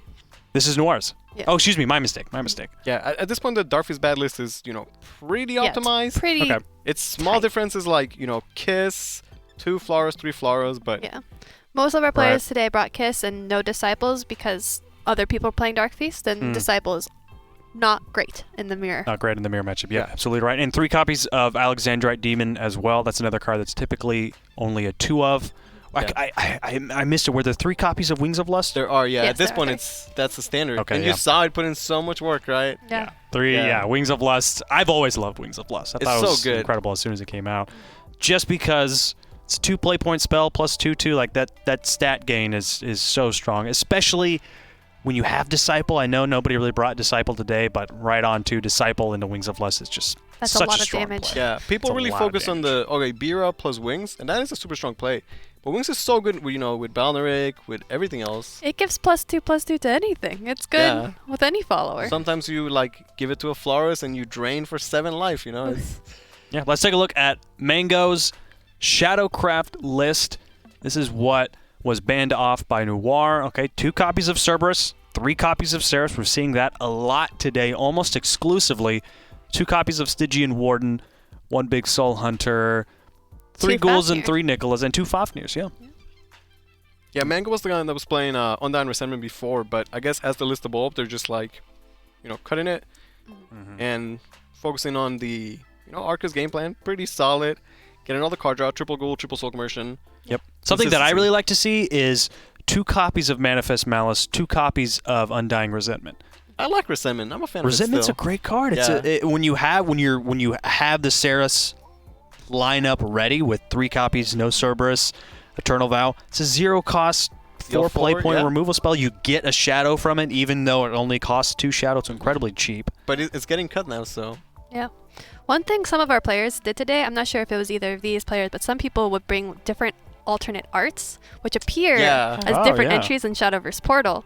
So you'd quickly look over their list and be like, oh, they only are running 2 of Manifest Malice, but they're running 3, but they're in different Interesting. arts. Or they do the same thing with soul it kinda conversions. like, it can mess with you, because like you look at it and you're like, oh, it's one hybrid skill dance? No, he's Interesting. playing different I art had versions. never considered that as a tournament strategy. I don't know in if it's like a Shadowverse. strategy or just like maybe they just like the variety or... To be fair, it sounds super annoying. It is so annoying, Not yeah. gonna lie. When you're looking at it and you're just trying to be like, oh, they've already played 2, they've only got 2, okay, quickly just moving on with your life. If I were playing in the Shadowverse Open and I saw my opponent just like did that, I'd be like, come on. Yeah. I see you. Just come I see on. what you're doing. But still, I mean, yeah, props. I mean, every advantage to where you can take it for sure. Nothing Yeah. against that. Yeah. Sometimes I play different like animation, like some are animated, some are not. But that's less for strategy and less because I only have X amount of animated copies. Oh, yeah. It's Okay, not so really you- a playset of animated cards. So you like having Mixed animation. mixed animations I and do. non-animated? Okay, interesting. See, I only like having animated cards Full unless I playset. have all 3 animated cards. That's it. Yeah. If I don't, then I'll just have the three basic. I know a lot of people are more on the, if I don't have a full playset, I'm playing the non-animated It just set. feels so. It looks. It's my OCD. It just kicks in if it's not like perfectly here are the cards. Especially when you you're know? screenshotting your decks and they're in different animations. Yeah, it yeah, looks and the so screenshot bad. just looks bigger. You know. Yeah, Yeah. I know what you mean. I like the animations though, so... Yeah, That's fair. I do yeah. too. Like, I'll take a chance to see any card If it's, animated. you know, to be fair, if it's a legendary, like I have like 1 animated Ceres and I have 2. Yeah, you're playing the animated I'm Ceres. playing. Of course, I'm playing Yeah. the animated Ceres. Now like, you're getting not 2 even a Sears question. globes and you just boop. I still have 1 Sears globe that I haven't ever used. I forgot Never? how I got You it. should It's probably just use it happened. at some point. I think Probably. they gave us one at Yeah. one point. They're like, here's your free one. I think it was from something like that. Like it was a promo. Here's a Sears globe. Kasai Games Really is nice awesome, gift, and they give yeah. out Yeah. free stuff all So the time. generous. Yeah. Mhm. So I mean, looking into this match, who do you think's going to take it? I mean, Noir has been up there in points. He's like, what, 2nd or 3rd up there? He's He's pretty high up in standing. at least 3rd. I think at least 3rd. At least 3rd. Yeah. Yeah. So, So is Mango. I mean, Mango's on the top 8, guaranteed. yeah, Mango's up there as well. I mean, I don't want to like give it the edge to Mango just because he showed me some good dumplings in Montreal. So, either one could really take it here.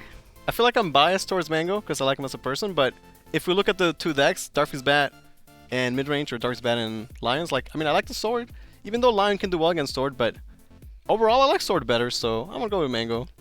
Line can do well against Sword, but then again, Sword is Sword, and Yeah, and Yeah. Lion kinda is not just do guaranteed well. to fight against it anyway, right? Like, maybe Sword beats up on the Darkfist Bat, and then it's not That's against Darkfist Bat, so. Yeah, we did see an incredible turn 5 win against Darkfist Bat as Sword. Yeah. When Noda just went too far in for the self-damage, getting a Floros, and then Floros didn't even heal. Still, I mean, this is tough. This is Yeah. going to be a really, really good match. And Noir's Lion list, we didn't go too far into it, but it has no Petras and 3 White Hearts. I'm a big fan of the card. I think it's Yeah. really, really good. Maybe underrated, too. Yeah, White Heart is one of those new cards that some people have been like questioning whether it belongs in Lionhaven, and I don't have an answer, but I don't know if it belongs in the deck, but it's just a good card in general. Lets you, like, when you evo and you don't take damage, like, lets you take some really nice trades, and it enhances into like a 6/6 or something that doesn't take damage once. Like, just a nice solid It's card. pretty good. What remind me what that card is exactly? It's a 2-play 1/2/2. When you evo a follower, that turn it doesn't take damage, Okay. and it enhances into a 7-play 1/6/6, I would say, Okay, right. Yeah. which yeah. gets like a damage shield. Okay. It's pretty darn good. yeah. So But it's got a nice art. and players are electing to run that instead of Petra, instead of another 1-drop? Well, I don't know Give if or he's, take, I mean, it kind of if varies. that's where the you switch see is. it a little bit here and there. It's not Okay. like standard yet, but people are trying the card out, and it's Yeah. a pretty solid card. Okay. But Noir's going all in with it with 3 of. Some people brought Yeah. 1 of in Really? Okay. another decks today, but he's going all in with it. Okay, I that's mean, it's fair. also a new card, right? Like you're saying how the Lions deck doesn't really have new cards. Hey, it's a new card for the Lions. So. Yeah, it's something to play around It's with. one new card. Yeah. To be fair, Darkbeast Bat only has 1 new card. Unleash, right? Unleash, yeah. Yeah. Swordcraft it's got a couple new cards. Yeah, Swordcraft is I think the most fresh of these lists Yeah, with yeah, yeah. with Licia and Ivory Sword Dance That's right, yeah. as the new cards. It's pretty funny, yeah. We're this match specifically, Darkfeast Lion and Midrange Sword.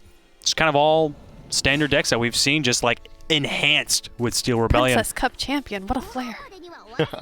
Nice. Hey, That's a Mango really has good player. the Yeah. the No. Princess Connect leader. Noir had the Yeah, but Mango has the leader, right? So Yeah. I guess they're both supporting the great princess. crossover. Yeah. It's a good collab. Yeah. I can't wait for the One Punch Man collab. Yeah. It's gonna be hype. Very seasonal. Okay, so we'll see if, Mango might try and smork down Noir, right? He's got the Quick Blader. But that's all he's got. You Well, probably that's need true, to yeah. toss back the 5 drops and see if the smork is in the hand. Yeah. But hey, Quick Blader is the start of it, right? Certainly. For Noir, he's got so much card draw. 3 cards, all 3 draw. More Quick Blader is more smork. Yeah, and Octress is really good in this matchup, denying and stealing the Flores heal. It really promotes that smork game plan. You play Flores, I'm going to steal your heal and continue to hit you in the face. Yeah. Going second, though. It's less smorky, but no 1-drop means nothing's contesting it. I mean, he might still play Quick Blader because Quick Blader does contest the Alexandrite. Yeah. So it's like, okay, you get 1 damage right now, and if that is their 2-drop, then you're trading up with the Quick Blader, which feels good. And it is. It Yeah. is the 2-drop. So Straight Noir's up. going to take the card draw. Definitely always take Sapphire early on. Ruby can be okay, in the later stages of the game, but Sapphire is why Alexander is played. I want to see this Latham. Accelerated. Slow. Ooh. Okay, go phase. If you're going phase, this Latham is probably getting accelerated so that the Rapier Master doesn't Okay, get just traded going into. super wide, getting the face damage. I guess this way he's, by being aggressive, forcing Noir to be the one to take the trade, right? Unleash pretty good though, especially when your opponent just played a bunch of 1/1s. Like, the bats will match up to them. Could go phase, like he doesn't want to trade a 2/1 for a 1/1, right? Yeah. But it seems that Mango can, just keep being more aggressive. Yeah. Mango can probably take the trade now and continue to hit the face. Probably drop Vals. Yeah, the Octress probably will be, saved for the Floros. And I'm gonna go with Quiver. And then probably the Rapier Master to just curve out. Yeah, like you're still curving like out, and he's following his game plan of being aggressive, right? Puts more damage on the board than Vals. Yeah, I think something you see a lot today is that players will have a game plan and then they'll stick to it, right? Like, you made the decision to be aggressive early on, so now he's like sort of committed to that. Because if you like start being aggressive and then you like start being defensive, then like your early aggression wasn't really worth anything then. Well, we did see in Omega's plan earlier where he did a lot of damage early on, had a mid game where he was just answering the board and then was able to burst down at the end. Yeah. So Sword has that option as well to switch gears, but right now, full face. Yeah, one of the things that makes Sword so good is that it could play defense, it could be aggressive, it has that late game, right? Like Latham late game, Leash at turn 10 is crazy good, so Sword could sort of do it all right now. Yeah. With no 0 drops, there's no way to invoke a Florus. I do not think that the Florus is just going to be dropped here. I think there'll be some combination of Evil Eye and removal and... I mean, when you're going first, like playing Flowers on turn 4 feels okay. If you don't play it now, it's like it's gonna sit in your hand super awkward. Yeah, but if you play it now, it's just gonna... Right, just because it would be awkward later doesn't necessarily mean it would be correct to just get it out of hand now. He's gonna have Evil Eye, so even if he takes a bunch of damage right now, he can always like, Evil Eye clean up in the future. But the damage will have been done. Well, now he's clearing off so much of the damage. Yeah. It's still, he's at 14. Mango, he could Evil the Face if he wanted to, probably not, but it is an option technically. At this point, Master is a fine 4-drop with the Bane.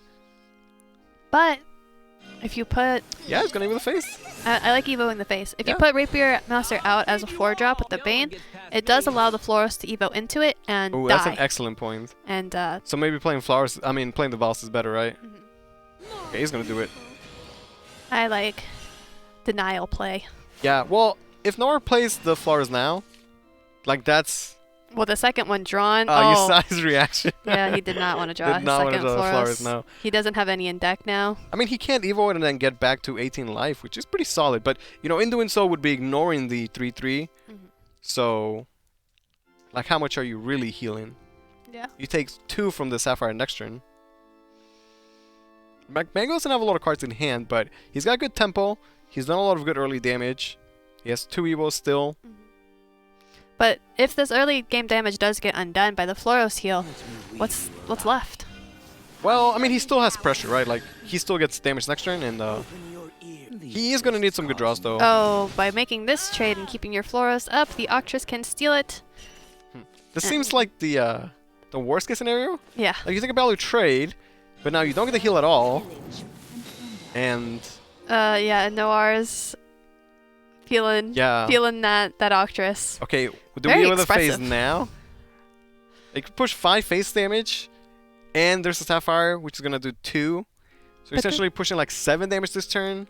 But then you don't have any way to clear off if you just Evil Eye Demon next turn That's to a clear good your point. board. Yeah, maybe a bit too crazy. Like maybe if he had a Dragonite or Cell in hand, that might be a play. But without it, he might be.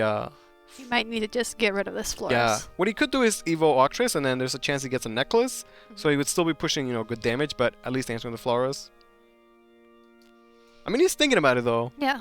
There's definitely stuff to consider here. Yeah, I don't hate Evo in the phase. It's not.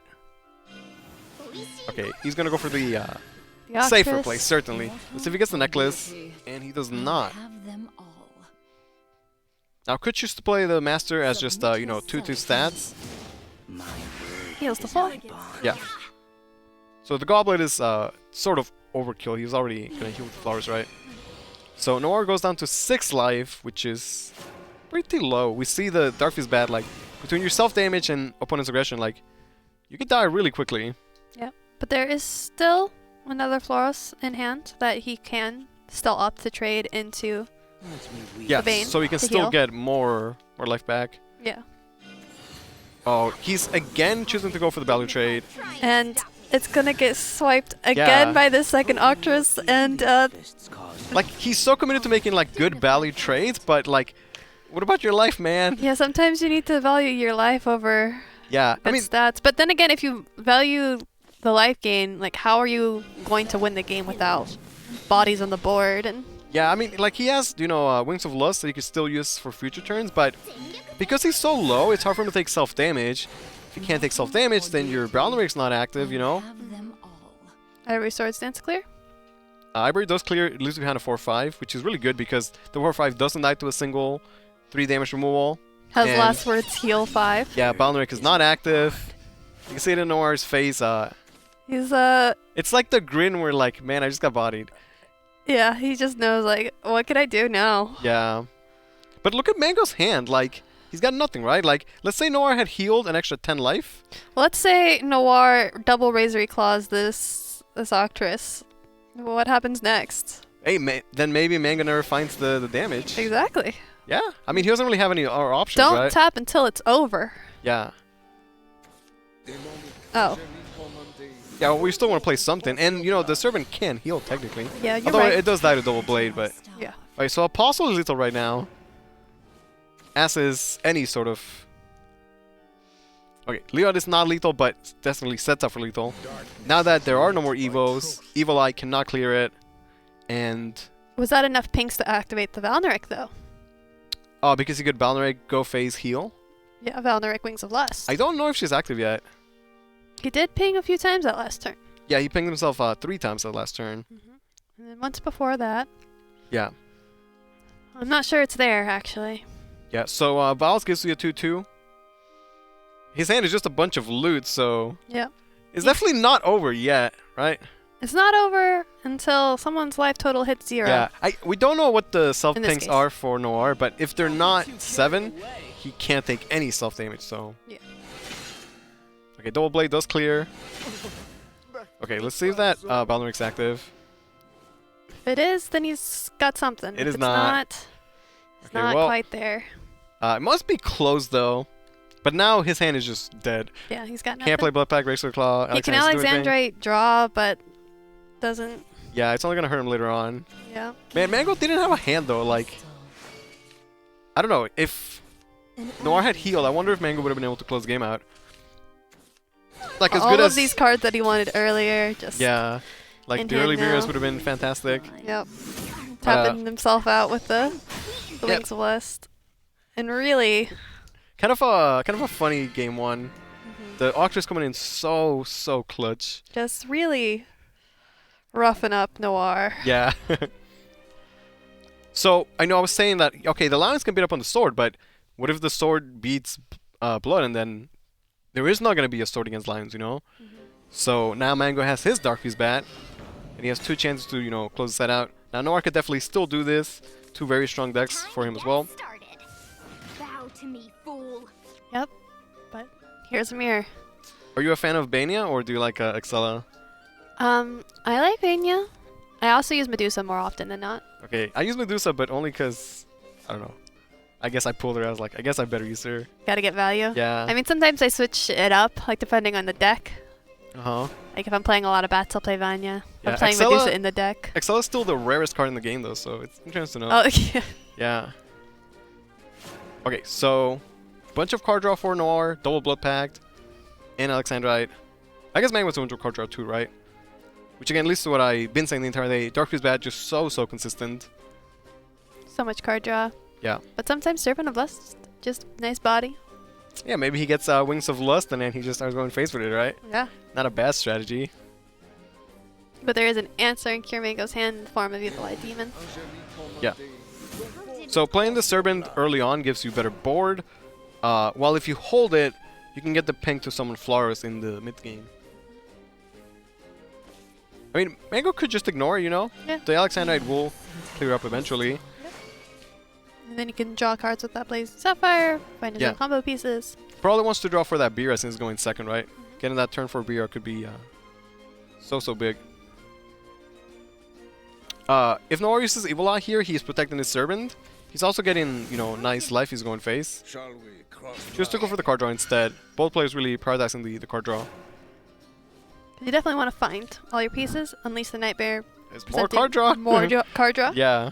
Also gives you board, you know, which is what makes Unleash so good is that, like, yeah, you draw 2, but You also put 1/1s out. Yeah, like 2 towards the stats. It's pretty crazy if you think about it.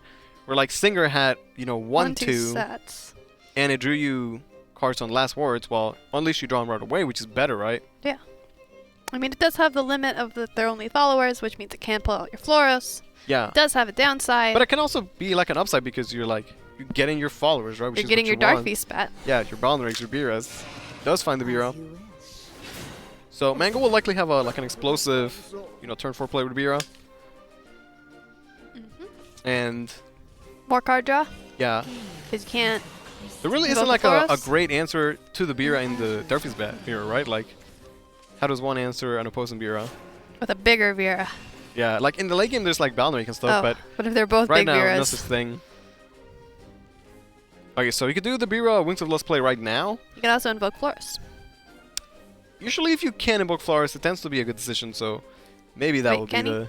No, you can't. Never He has 1, 2, 3, right? No, he's missing one. You guys missing one? Yeah, so it looks like So, the big Bira play Bira. would be... Yeah, if you do Bira Wings, you have a 6/6 left over, push in 2 face damage.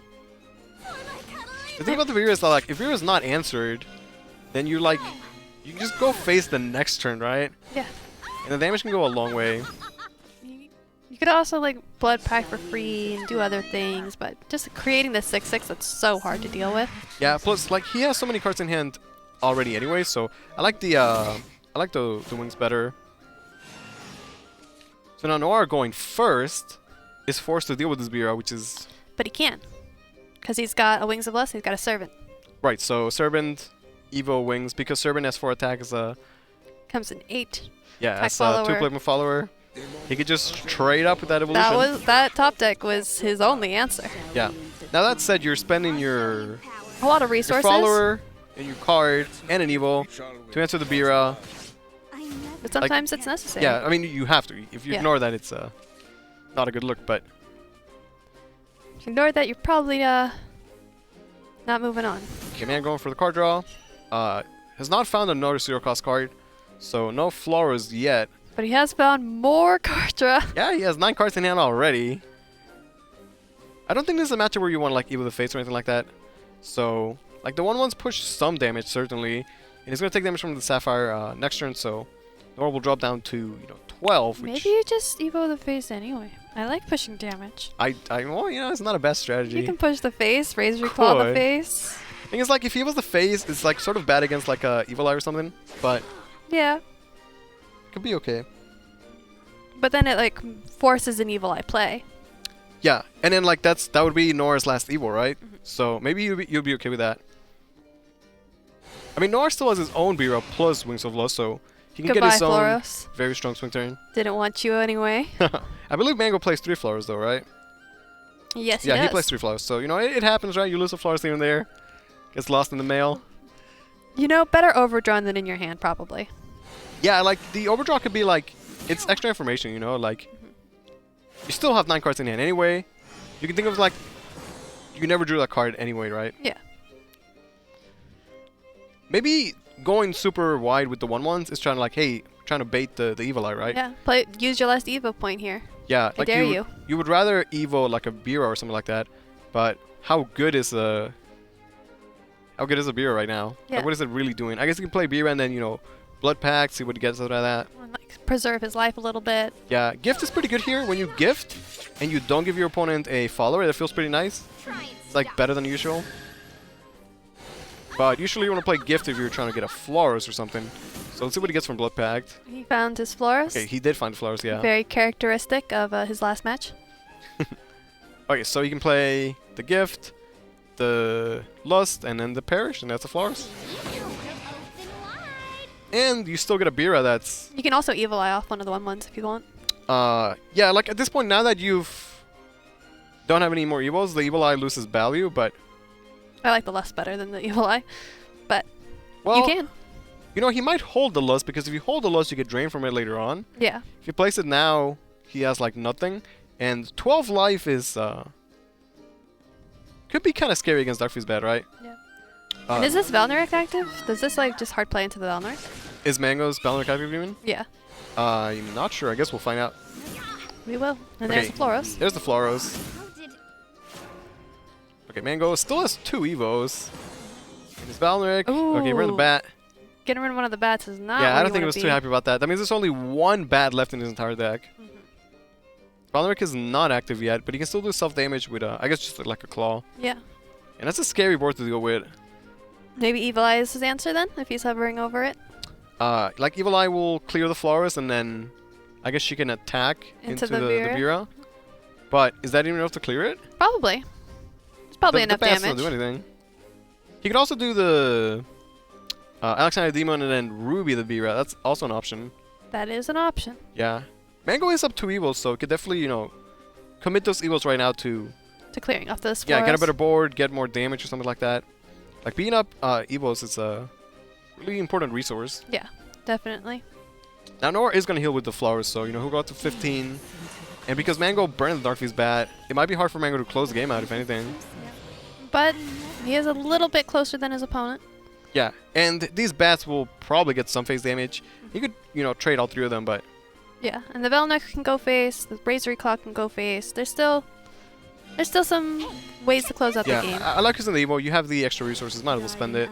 As you wish. At this point, you could trade one of the bat if you wanted to, but might just catch them all to the face. Yeah. Yep, there it is. With no more Evos, you're not worried about the Evil Eye Demon coming down and wiping out all your 1/1s. Now, Nodametkatou needs to find Balnarex and Darkfuse Bats, yeah. Because otherwise his hand's kind of awkward, but... Yeah. His opponent has found the Darkfuse Bat, so if it is at enough, Noir has got the advantage. I mean, Flowers right now feels okay as well.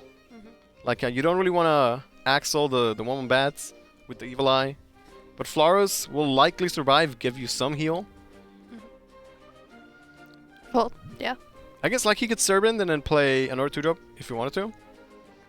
Like, Mango has an Evo and he could Evo the face, so...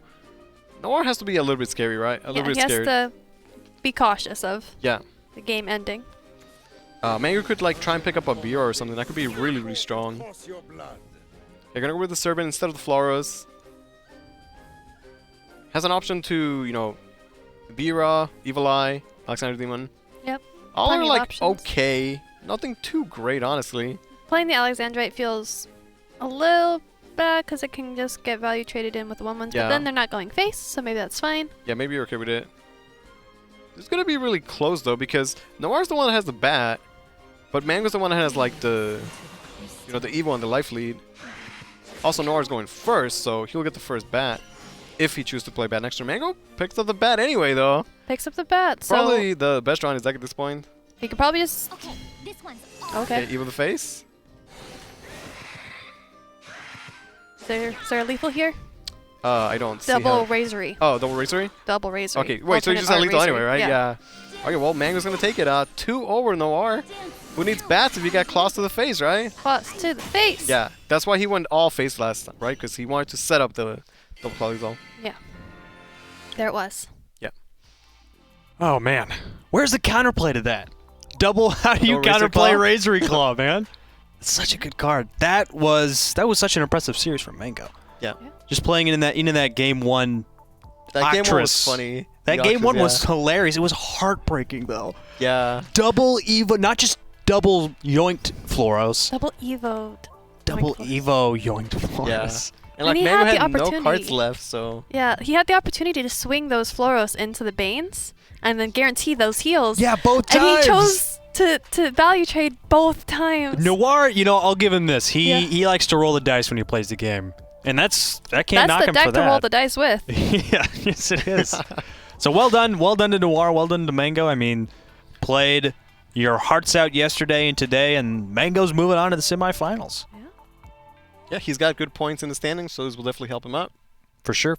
And still, yeah, Dark Feast Bat is still looking incredibly strong. It's really strong right now, really, really strong. Dark Feast, Swordcraft's so looking strong right now too. Dang it, man, this is. I think I like how much so draw divided. Dark Feast has over how little draw like Sword Sword has? has. Sword Yeah. just has these hands where like you've done so much, but you need one more damage and, And you're you not have there. 3 loot cards, but I've still won the game anyway. It Yeah. takes a lot of skill to play the deck that way. Yeah. Yeah. But For then sure. Sword still has Aether, you know, which is fantastic, and Yeah. the cards you have are so powerful that sometimes you don't need the card draw. Yep. So the quarterfinals are done. We're going to go to a short break. Right when we come back after the break, we're going to have Joe Zija on the show. We're going to have a short interview with him before we get into the semifinals. Also, don't forget to vote in the Character Cup. Make sure you let us know who your favorite waifu, who your favorite husbando is. We're going to take a short break. We're going to be right back. Dust off your decks, ladies and gentlemen, because the Shadowverse Millionaires Club needs a new member. Are you this guy? Was your life changed forever by beautiful Shadowverse World Grand Prix prize money? Yeah, me neither. But good news. In 2019, there is another $1 million first place prize to play for. All you have to do is compete in the Shadowverse Open to win league points. Whoever has earned the most points at the end of the year gets a direct invite to the World Grand Prix in Tokyo, Japan. Didn't top the table? You still have a chance to play against the best of your region in the Contenders Cup.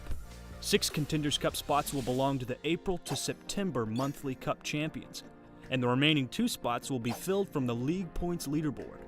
Each region's final World Grand Prix qualifying spot will be decided among the 8 contenders. The winner of each region will be flown to Japan to compete with the top league point earners in the World Grand Prix. With the sparkly new Shadowverse Open, there are more ways than ever to get on the big stage and show your deck to the world. We're introducing monthly tournaments where you can win league points, card packs, and cold hard cash. Every match you play is a chance to win more and more card packs, and our brand new 2-day tournament format includes a Saturday Swiss bracket, followed by a Sunday top 8 single elimination, giving you plenty of rewards to earn. Speaking of rewards, $4,000 in prize money is up for grabs in every tournament. We can barely keep track of how much stuff you can win. And once the first day of the tournament is done, it's time to kick back, relax, and cheer on your friends in the top 8 as they compete live at Cygames Esports, the official channel for competitive Shadowverse. Head over to shadowverseopen.com for dates and information on how to register. And don't forget to join our Discord to meet players, teams, and become a part of the evolving memescape. So roll right up to the Shadowverse Millionaires Club, because in this community, everyone's a winner.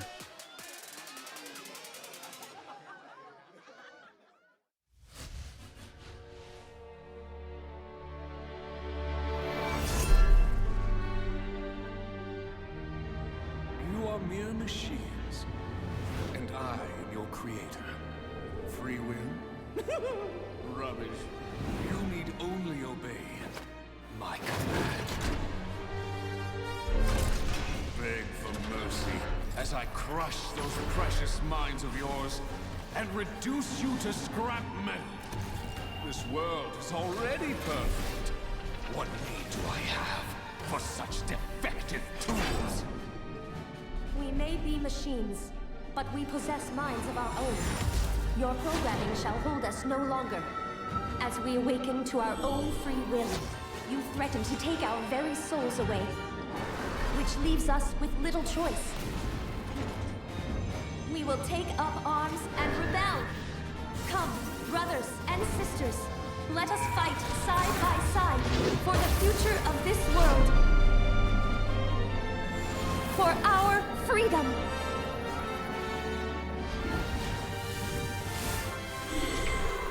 The steel heart of rebellion beats on.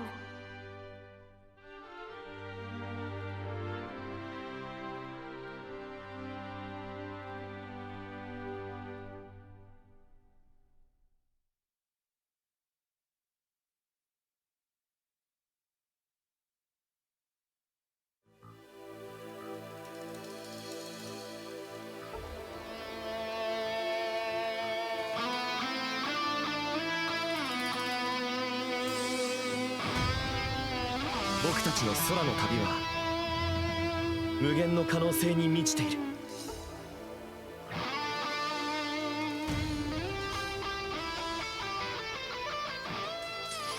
さて、いつもの剣の稽古とはわけが違うぞ、ブラ。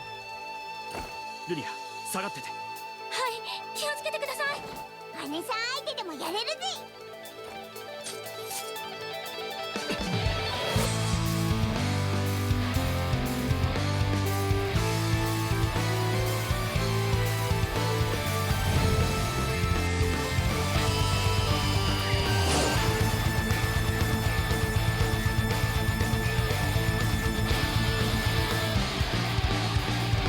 この技でテンペストブレード。奥義アイスクレネイル。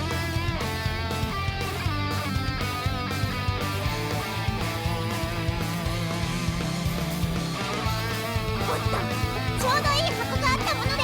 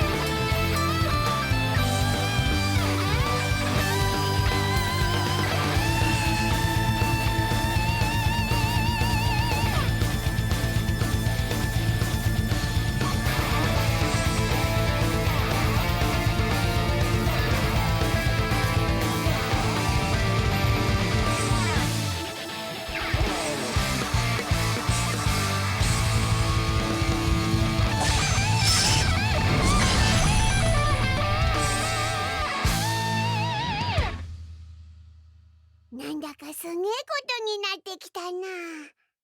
ワクワクしてきた。ですね。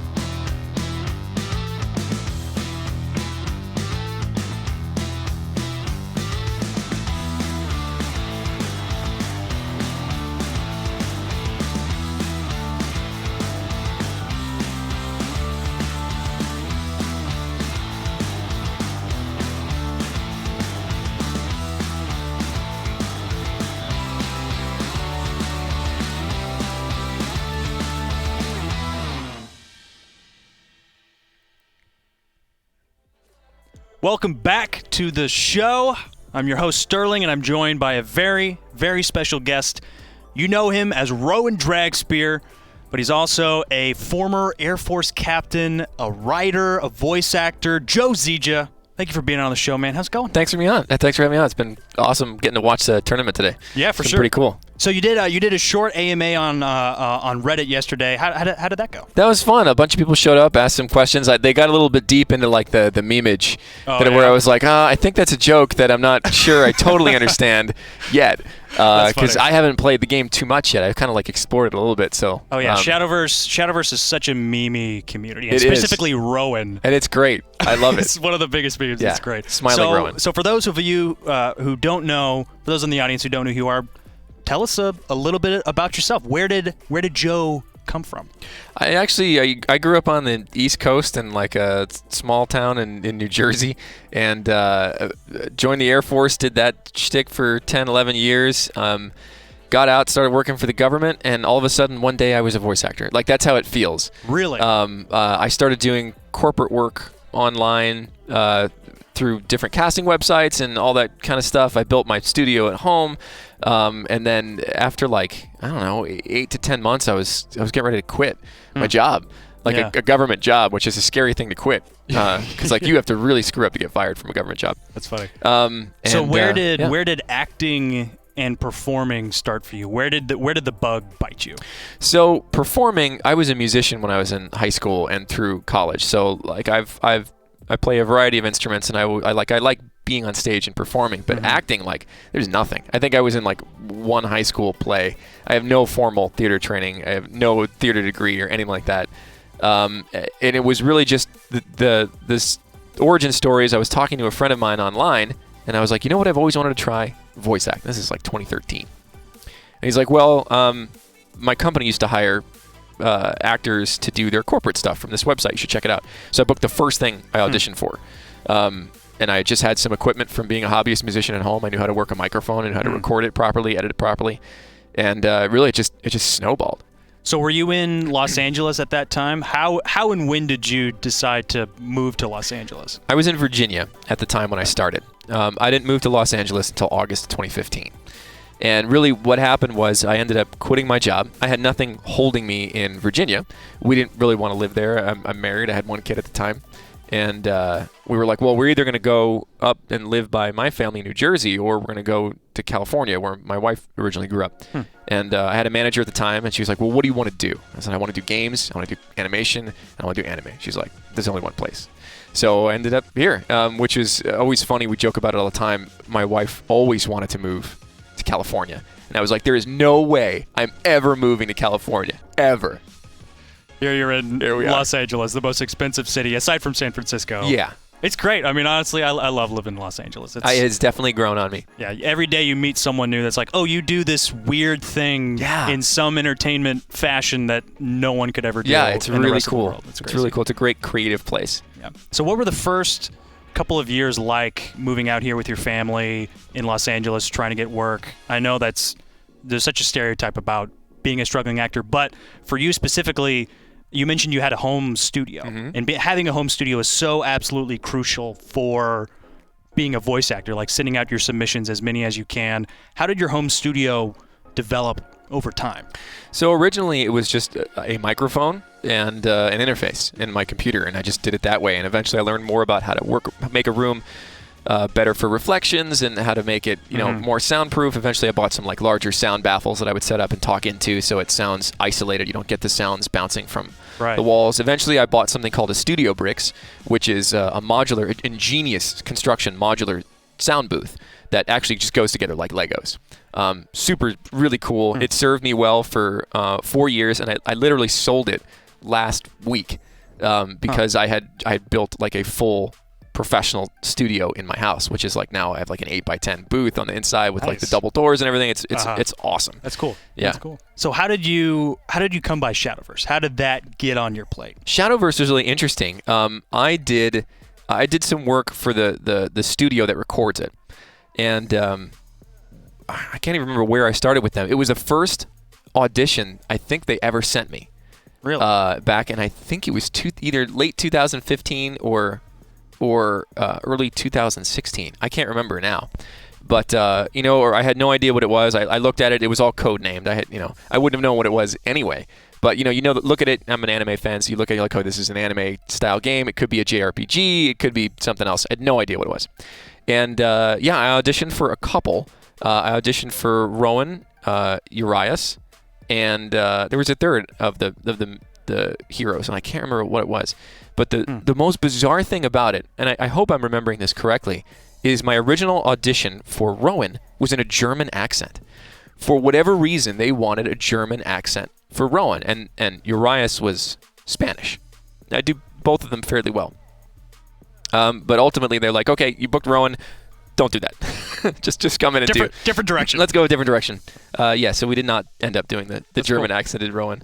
That's funny because it ended up at being probably the most basic American hero. Yeah, voice. He's super straight-laced, a little bit of a square. Yeah. Definitely not a foreign, at least for us, not a foreign guy. Not at all. Yeah. So you got cast as Rowan. Mm-hmm.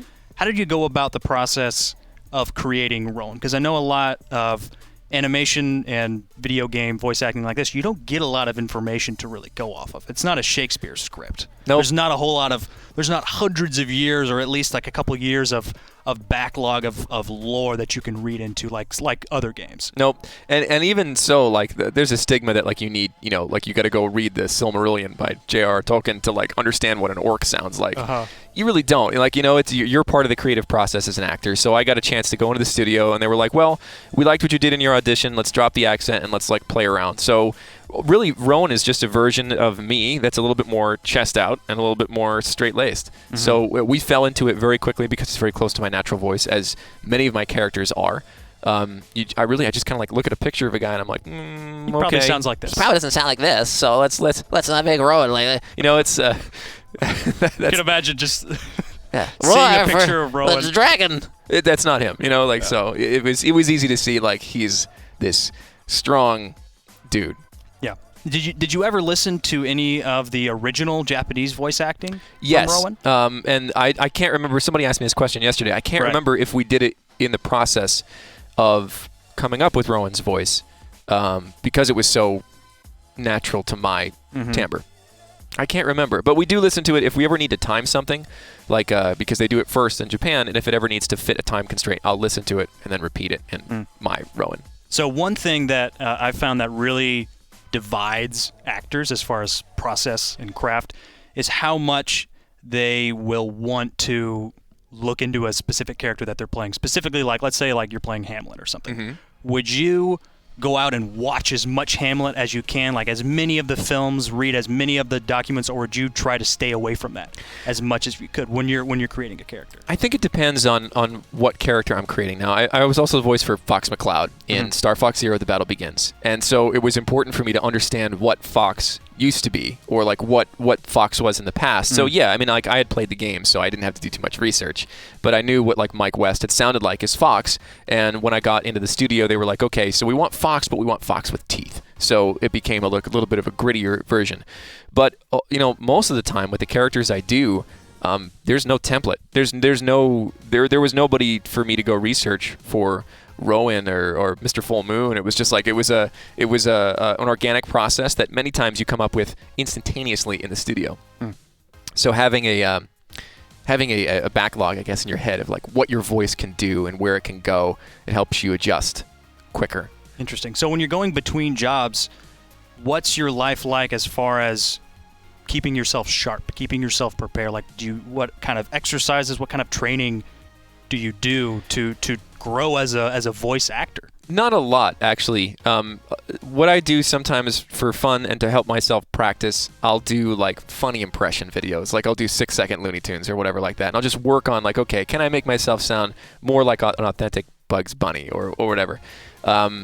Occasionally I'll go to workshops that are run by either casting directors or directors in the LA area and like see what their style is, do a different take on a different character. But most of the time, like my practice comes with the auditions that I get from my agent. My LA agent inundates me with animation and video game copy, so I'm constantly creating characters and I'm constantly taking things in different directions. So that's cool. So you mentioned Fox McCloud. What are some of your favorite characters that you've played in games or anime? Man, I got to play Achilles, the Rider of Red, in Fate Apocrypha, which was what an experience. I didn't expect it to be that much of like a heavy emotional experience. But it was just this long series, really deep character. He was like this wise guy. I always said like Achilles is just me a little bit drunk. Like he's just got this whatever kind of attitude until he gets into combat. So he's multi-dimensional, a lot of fun to play. And that was my first time I met a lot of the other actors in the show. So like that was a great experience for me because we don't meet each other most of the time. So I was like, well, okay, I don't know a lot of you. Come over to my place and we'll screen it. Like we'll just watch it. Like none of us had seen the show. Yeah, I've noticed you've done a couple screenings with some of the voice actors like on Twitch. Like, yeah, and we have a great time. And that's awesome. A lot of times like that's the only time we see each other. So I met everybody on the cast. A lot of them are my friends now, and it was a great way to get to know people in a career where you're very often in the booth by yourself and then you're gone. That's so crazy. I can't imagine the first time meeting your fellow castmates, hearing like, oh, you definitely sound like this guy, or wow, you sound nothing like, and then watching the thing that you've all made together for the first time. Like, it was great. Really cool. It was a great experience. Nice. So most actors, they're just as nerdy as gamers, if not more. So what are you most nerdy about? I'm like nerdy about getting nerdy. Like I like to like collect skills, and I like to collect knowledge, and so like I'm always learning different things. Like I impromptu got my pilot's license last year because I was like, I want to learn how to do that. I'm a parkour athlete because I find that very interesting. But like as far as like real nerd stuff, I'm just a gamer. I love stories. I love science fiction and fantasy. I love video games and the stories they tell. And yeah, I would say that's I'm pretty classic nerd. How did you stumble into writing novels? So interestingly enough, I started doing writing long before I even thought about being an actor, and I was always thinking to myself, oh yeah, books that's what's going to get me out of the government role, because I knew fairly quickly like this isn't working for me. It's high level stuff. It can be very exciting, but it's just like it just didn't feel right. So writing is going to get me. I'm going to become a famous author, and that's going to kick me out of government work. Nice. So I've been doing that forever, and I sold my first novel probably a year and a half after I booked my first VO gig. I think I had even quit my job already at that point before I sold my first book. Wow. Yeah. So it's just always been a thing of mine. Do you find, is there any desire you have to perform either in television, film, or live on stage? Any desire at all? I know that in Los Angeles there's not much stage work at all, but do you really like voice acting? Is that just something you want to stick with? So I'm extremely lucky in that I'm fairly swamped all the time. Like I'm working every day in voiceover, and I don't know why I would like on camera is tempting because there's a lot, there's like a sparkle to that's not there with VO. It's like you get your face on a camera and you're super cool. All of a sudden people recognize you on the street. But I don't know. I want to be able to go to Disneyland without people being like, "Oh, it's a guy from CSI." Like that's so. And the process is much more time consuming. Mm-hmm. I can't audition for an on-camera role in my pajamas at home, where I do most of my auditioning for. Where at the same time you're able to answer as many emails as you need to, do the thing, and then continue on your. You can't make it the volume game that you can with VO. And, like I have to drive to Manhattan and wait in a waiting room with a bunch of other actors for 4 hours. And that's just, I'm happy with VO. I love VO. The thing that most people don't really realize about just being a freelancer in general is that every hour matters so much. Mm-hmm. You really have to think about, because it's a full-time job. You have to monetize your time. Probably more than a full-time job. And as an actor, if you're going on a job interview, hopefully maybe 7 times a day, 7 times a week, maybe more than that. If that's like 3 hours slot, that's so much of your day where you're, guess what, not making money. You're not getting paid for 20 hours a week. That stinks. Yeah, absolutely. So, no, I'm happy in the booth. I don't think I'll ever venture into on camera. Cool. So what would you say is the most difficult thing about your job, either professionally, maybe in the craft personally, anything like that? You mentioned just like as a freelancer in general, the difference that I felt immediately for going from like a very stable, very structured government job where I was working 9 to 5 every single day, and when I got home, I was done. That doesn't exist anymore. So like my hours can be very weird. That drive to like always be hunting the next gig is always there. So that can bring on a lot of anxiety and stress while you're always hunting work. You're never really satisfied. You're just going and going and going. I always say to people, like, you know, as a freelancer, there's no such thing as a vacation, only days in which you don't get paid. Yeah. You know? So, like, it's really hard for me to take days off. You have to, like, learn how to disappoint people, because I have clients that come to me every day for stuff, and some days it's hard to be like, I can't do that. Yeah. Haven't had a day off in 2 months. I'm at the beach. You know, like, it's hard to do that. So that's a difficult part, is maintaining a work-life balance when all of a sudden it's not just what you put in the 9 to 5. Like, you get the same output no matter what you put in on the 9 to 5. Right. Here it's like your output determines your input. So what would you say is the most exciting thing about your job as a freelancer, or your favorite thing? Is freelancing or voice acting? Just voice acting. So I'm crazy for stories. Like, the idea that you can communicate deep ideas that you and I cannot communicate to each other over a conversation, but you can do it with a story. People are walking out of Endgame feeling a certain something that you can't communicate. Their point of view on life has changed. Something about them has changed walking out of these experiences. And I get to be a part of those experiences every day. I've always had a thing for stories and what they can do to widen our point of view. It teaches us things that everything else can't. Absolutely. So, yeah. Yeah, see, I'm a huge fan. If you've ever watched 5 minutes of the Shadowverse Open, I'm a huge fan of myth and mythology. In Shadowverse, every character, it seems like, is just tied into some kind of mythology, whether it's Norse or ancient Egyptian mythology. Like, it's so cool for me to, like, just kind of play this game and then figure out, like, how it's all kind of tied together in this, like, massive universe. So that's definitely something that I love about games, storytelling, just mythologies, being able to study histories and dive back into time like that. We're pretty lucky. We're pretty lucky, absolutely. So you have a YouTube channel. I do. I have a YouTube channel and a Twitch channel. The Twitch channel is basically, I play games that I'm in. As a gamer myself, I like to experience games with virgin eyes, I guess you want to say it. And then once you've been in a game, it kind of ruins it. So, like, I just finished streaming Ace Combat 7, and it was like I couldn't have experienced that by myself. But I don't want to not experience it, so, like, I just kind of invite fans in, and, like, we all hang out, we play the game together. They backseat game all over the place. It's fantastic because a lot of times I'm coming in cold. That's great. And I get to see the thing I helped create unfold on the Twitch channel. So that's twitch.tv/JoeZija, YouTube/JoeZija. I have a lot of different funny sketches. I also run a series. I've probably about 15, 16 episodes of, like, how to get into voice acting, because people would ask me all the time, like, how did you go from Captain in the Air Force to Fox McCloud? Like, how does that happen? Where's the bridge? Yeah, like, there's got to be something in the middle.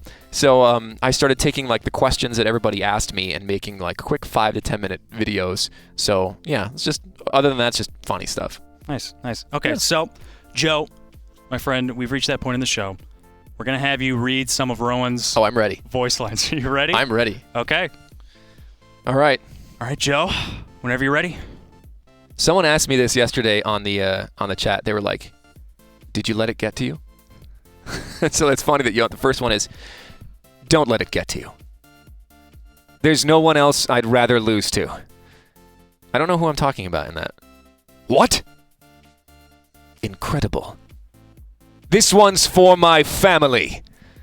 I shout that at my family all the time, and it really confuses them. Yeah. That's great. So they don't understand the reference at all. No, but That's I'll hilarious. just be like, "This for my family." By the way, so there's no one else I'd rather lose to. Every time Rowan loses a game, or he concedes or something, or he bows out, that's the line that plays when he loses a game. So I don't mind losing to anybody, is what you're saying. Okay. He's a good guy. Okay.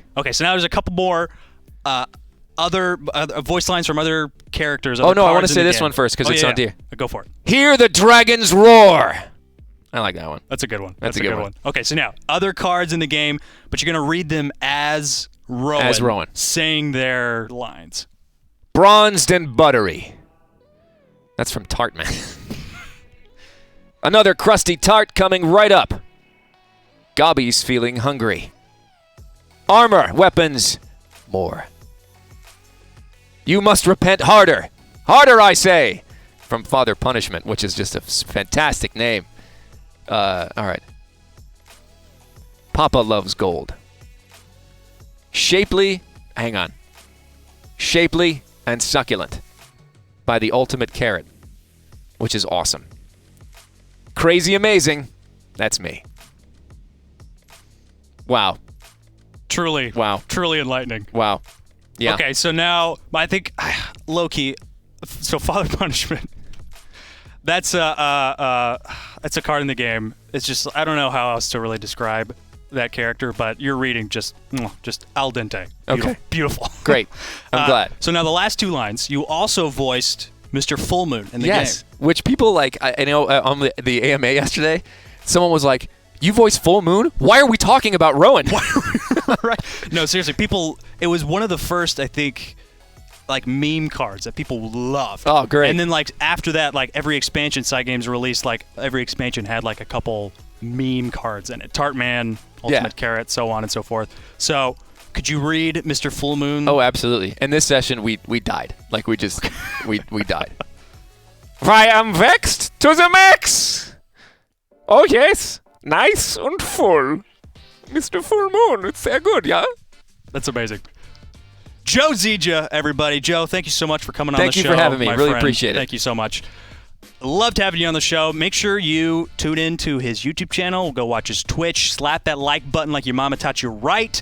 And I believe you're going to be streaming some playthroughs on Shadowverse. Oh, yeah. Shadowverse soon. is my next game. So I finished Just Cause 4. I finished Ace Combat, and Nice. I figured like this is a fun time to kick off Shadowverse. So Shadowverse is next. It's going to be super frustrating for players that are like, don't do that. Why did you draw? No. Come on. I'm definitely going to be watching the stream just to maybe do some backseat gaming myself. Oh, please. I'll need it. But I will need it. All of the viewers out there, Luis, Momo, you two, just please backseat game the heck. And you can do it. You can do it purposefully wrong too. A lot of Ace Combat people did that. They were like, "Oh no, pick this plane. You should Oh yeah. Oh, they'll troll you. Great. Don't worry about that. I'm ready. So we're gonna go to another short break. We'll be back. We'll have the semifinals and getting ready to crown the April Cup champion.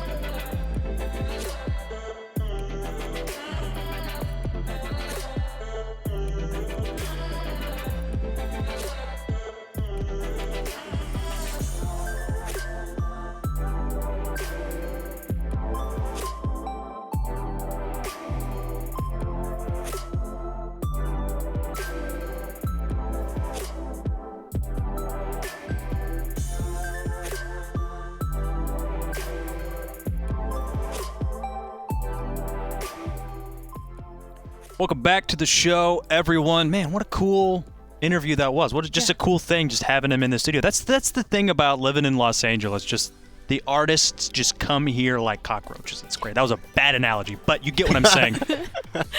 It was so cool to hear him say those voice lines. Yeah, I like when he read the voice lines for the other characters. Yeah. Like that was my favorite part. Yeah. That was the father punishment lines. Those were great. Oh, it's so funny. Anyway, Joe's just he's a cool guy. Yeah. I love diving into the mind of artists of any kind, just to see how they think about things, just to see the way that they actually can support themselves with their craft. It's really cool. It's really cool. Definitely dream to aspire to for probably many out there. Yeah, absolutely.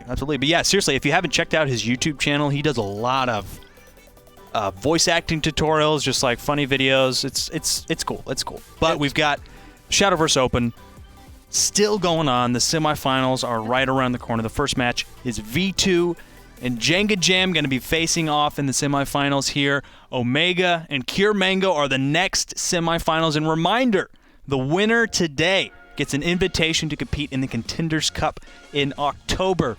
We are getting so ever closer to finding out who's going to represent Pan America and Europe and SCAO in the World Grand Prix. Yeah. And looking at these deck lists, V2 has Arcus Shadow and Ramp Dragon available. I feel like Arcus Shadow's been banned off so much today. Yeah, Shadow's still super strong, and it's no... you were going to ban it out, right? That's fair. And Jengajam has Shadow and Sword available to him as well. Interesting choice there. Yeah, Dark Feast Bat banned off. Interesting choice. Yeah, I mean, he has what are considered like the top 3 decks. Arcus, Mid Shadow, Dark Feast Bat. But I like that we have 2 dragons or a dragon in each semifinals.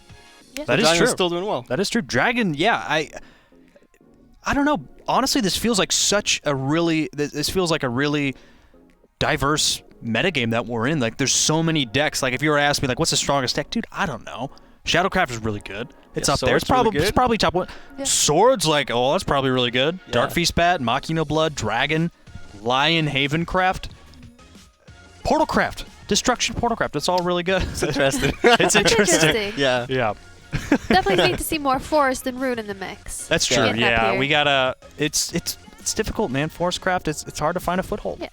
I still like Cynthia a lot. She just needs a little bit of help. Yeah. Cynthia's fine, but you're right. She doesn't have help. Well, what else she's are you a good doing? card in a class that's struggling, we can say. That's true. Maybe there'll be something, some pieces to put together, some puzzle that's just not figured out yet.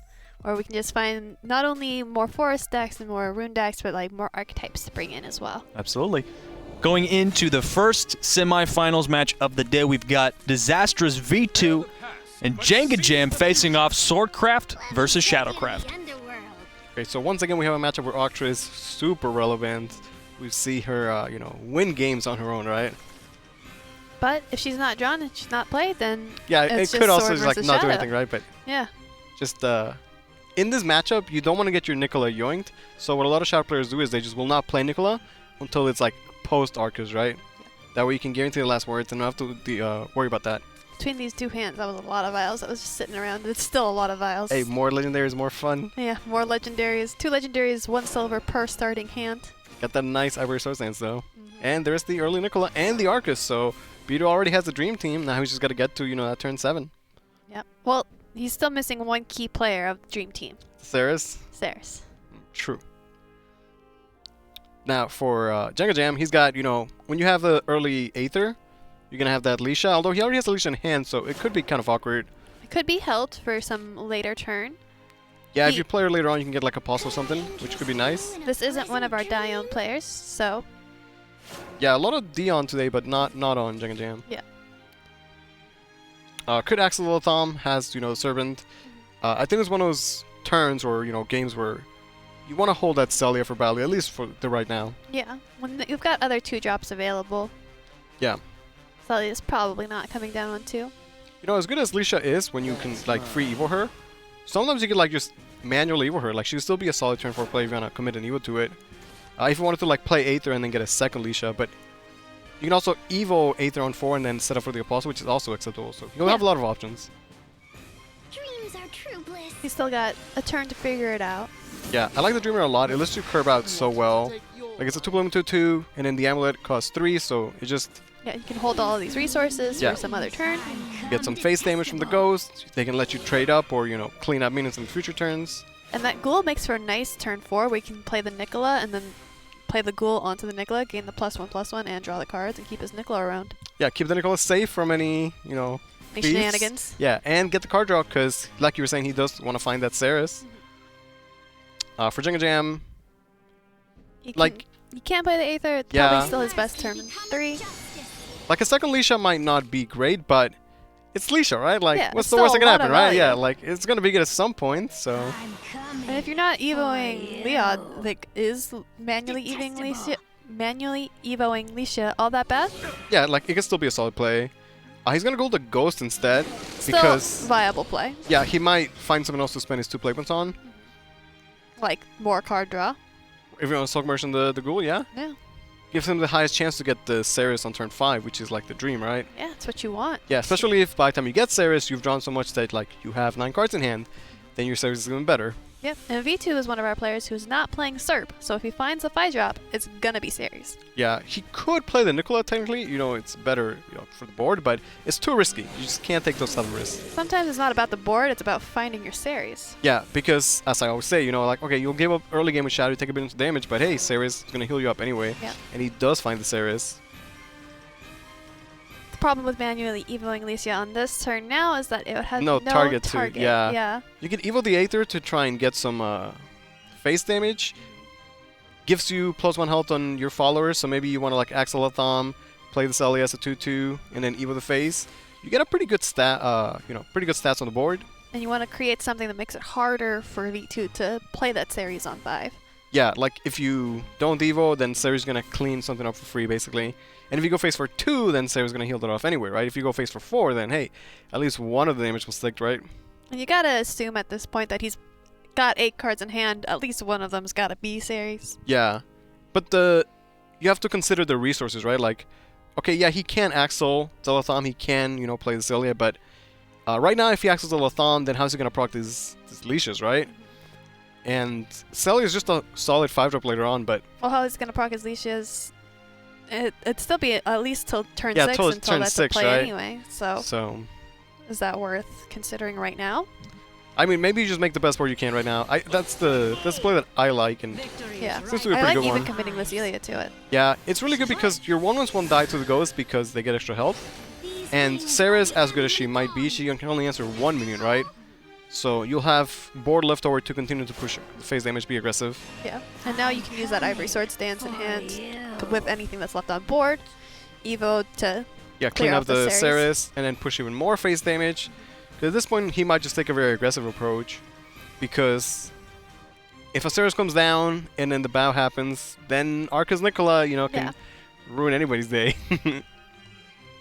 Or maybe you don't play Ceres now. Now that it's so awkward, maybe Jengajam has successfully pushed off that Ceres turn. I mean, he has options, but if you don't play Ceres on 5, then on 6 it's just more awkward. You're delaying your Arcus, your win condition. You take the Ceres. Like, it's not even that bad. You're still healing 3. You answer at least 1 follower. Could trade the Ghost against the 1/1 so you can clean up next turn, or even against the... It's really interesting. Okay, so you definitely do want to clear the Ceres, because if you ignore her to go phase, then she heals, so... Yeah. Like, you have to clear her. He can commit the 5 playments to every resource to get +2/+2, and then evo the face. Seems like a lot of damage. That's a lot of damage, and... I like a lot of damage. He can choose his targets such that he has a bunch of solid static followers, as opposed to, like, one really big one that might get answered by, like, a big Soul Hunter, for example. Yeah. Looks like that is going to be the play. Like, Iverstone is really good because it gives you removal, which is, like, scales, through the game. But it gives you stats, which, it's just really good. Let's just push face damage. Yeah. I like that V2 traded into the Aether on the previous turn, because even if he had value traded into the Celia, the Ivory Sword stance still would have removed the Yeah, the it still would have Ceres. cleared it, yeah. So it just took as much damage off the board as possible. With this line of play, he could have chosen to evo the face, but he chose to hold it. He was going second, so he has the extra evo, so... I wonder if that'll be better for him long term. The way Sword plays with the leashes, you get, like, just hold the evo a lot of time anyway, so... B to burn the big Soul Hunter, but that just means that he's discounting 8 cards in hand, which is fantastic. Yeah. It's as many as you can Yeah, gonna have 2 Nicholas to work with. Manifest Malice. to clear some Yeah. additional stuff out this turn. Turn 7 Fafnir. Can't sleep on it, right? And though he can commit an Evo this turn to full clear, and looks like he will. I mean, you're at 13, and I think he's at a spot where if you answer the sword boards now, it's like, okay, how is sword gonna do the 13 damage? Because once you get the Arcus party started, it's so easy for you to clean up the sword boards. Yeah. And it's really hard for sword to do 13 damage. I really like that he did the full clear. Yeah, I think it's Really respecting the sword game plan and knowing how to play against it. yeah. At worst, he has Fafnir to fall back on, but this will allow him to, you know, play the Arcus and then play the Nicholas and just be in a good spot. Yeah, and hold his shadows. Yeah, set himself up to, you know, win the game off of that. And for Jengajam, it's like, okay, well, if Arcus plays next turn, you expect it's going to have 0 cost cards because Veto discounted 8 cards in hand, you know, so... So what's the most awkward Dragon Knight Jengajam can pick? Yeah, and it's not an easy answer because they all get cleaned up easy. Like, the most awkward one might be the one that can go face if you just play Lancelot Evo face, right? That's damage, but... Yeah. Vayne is the biggest, though. Can he actually remove Vayne? He can, yeah, can. because Fran. Nicola, Fran, yeah. Yeah. Yeah, I mean, I like face. I like pushing face, but I have to wonder if he's gonna able to face this turn. Why didn't he Evo face? Last turn, right? Last turn. Because if he had Evo face last turn, he gets more stats, Holding and the board Evos. isn't able to get answered, then he would get more damage over 2 turns, right? The answer is he's holding the Evos. Interesting. What is he trying to get out of these Evos? I don't know. Like, you can hold Evo for Latham, you know, usually very solid play. The problem is that Latham against Sword, I mean Latham against Shadow, once Arcus is already active, like, what's it really doing, right? The one ones might give you extra damage though, certainly, but if your turn 8 is play Latham, it's pretty weak, even if you have an Evo. Well, I think the Evos are always 2 extra damage. They're always 2 extra damage to the face on anything that's going to the face. Yeah, but what if he doesn't have set things to go face, right? Like, nothing in his hand has Storm right now. Well, he needs something to go face eventually Well, if he's going to end the game. right? So not using the 2 damage on something that's going to be immediately removed. So being able to save it to something that could possibly represent more than 2 damage, whether it be that Alicia or that be Leod. Yeah. I think that's why you would hold these Evos. So now the Nicola spam begins. You could have traded the Ghost in to try and get an extra Nicola because it still costs 0 play points, but this way you could cost 0 play points next turn anyway, you know? Yeah. At this point, it's a matter of like the board space, how many Ghosts you can get. And you know, the Arcus is 6/6 still puts a lot of pressure. Yeah. Because it's not something that can be ignored, but as a sword player, like you want to go face and you would like to ignore the Arcus, it's just not a really good play when you know you could die for it, right? Yeah. And there's actually no clean answer to it. He has to either... He could do Aether, Evo, Ivory Sword Stands, Spineblade. Yeah. That does clear it. Yeah. That does do it. Yeah. I mean, you're committing a bunch of resources. But you can't like stick around as well. And an Evo. I mean, you get the Latham, and yeah, you'll have Evo for it. I'm just not sure that in this matchup, at this point, it's that relevant. You also commit the Ivory Sword stance? At this point, you might as well, right? Like, if you trade, you get nothing left over. So you let Beto just do whatever he wants.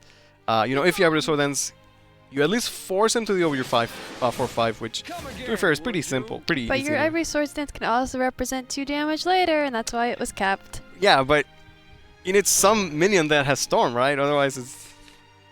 The 1/1s after your Latham. Those have Storm. That's true. That is true. Okay, so I just play Nicola, man. Right? Yeah. Shadow. You have Arcus Him in effect the active. face. You got 13 shadows. You know, he might play Arcus as 6/6 just to like, hey, Hey, look the at this other big body. 6/6. Yeah. But you know that Latham was drawn and he has Evo. So if you play an Arcus, you're just giving him a good target for him to Latham over. Yeah. You can play the Sergeant to get the extra shadow, which is very relevant because right now it's all about getting to those 20 shadows. Because you are... Yeah, you've already done enough chip damage that... Yeah, the Nicholas spell, lethal. Yeah. This is now what Arcus is about, Nicholas spell. Yeah. Because of the board space, though, you can only really play 3 Nicola a turn. Which is still pretty good, though. It goes up to 16 shadows. And hey, those Nicolas are pushing 5 damage anyway. Yeah. Even if you don't get the 20 shadows, the Nicolas spell still does 4 damage, right? So... if you do 4 damage and then 2 Nicholas, that's 8 burst, right?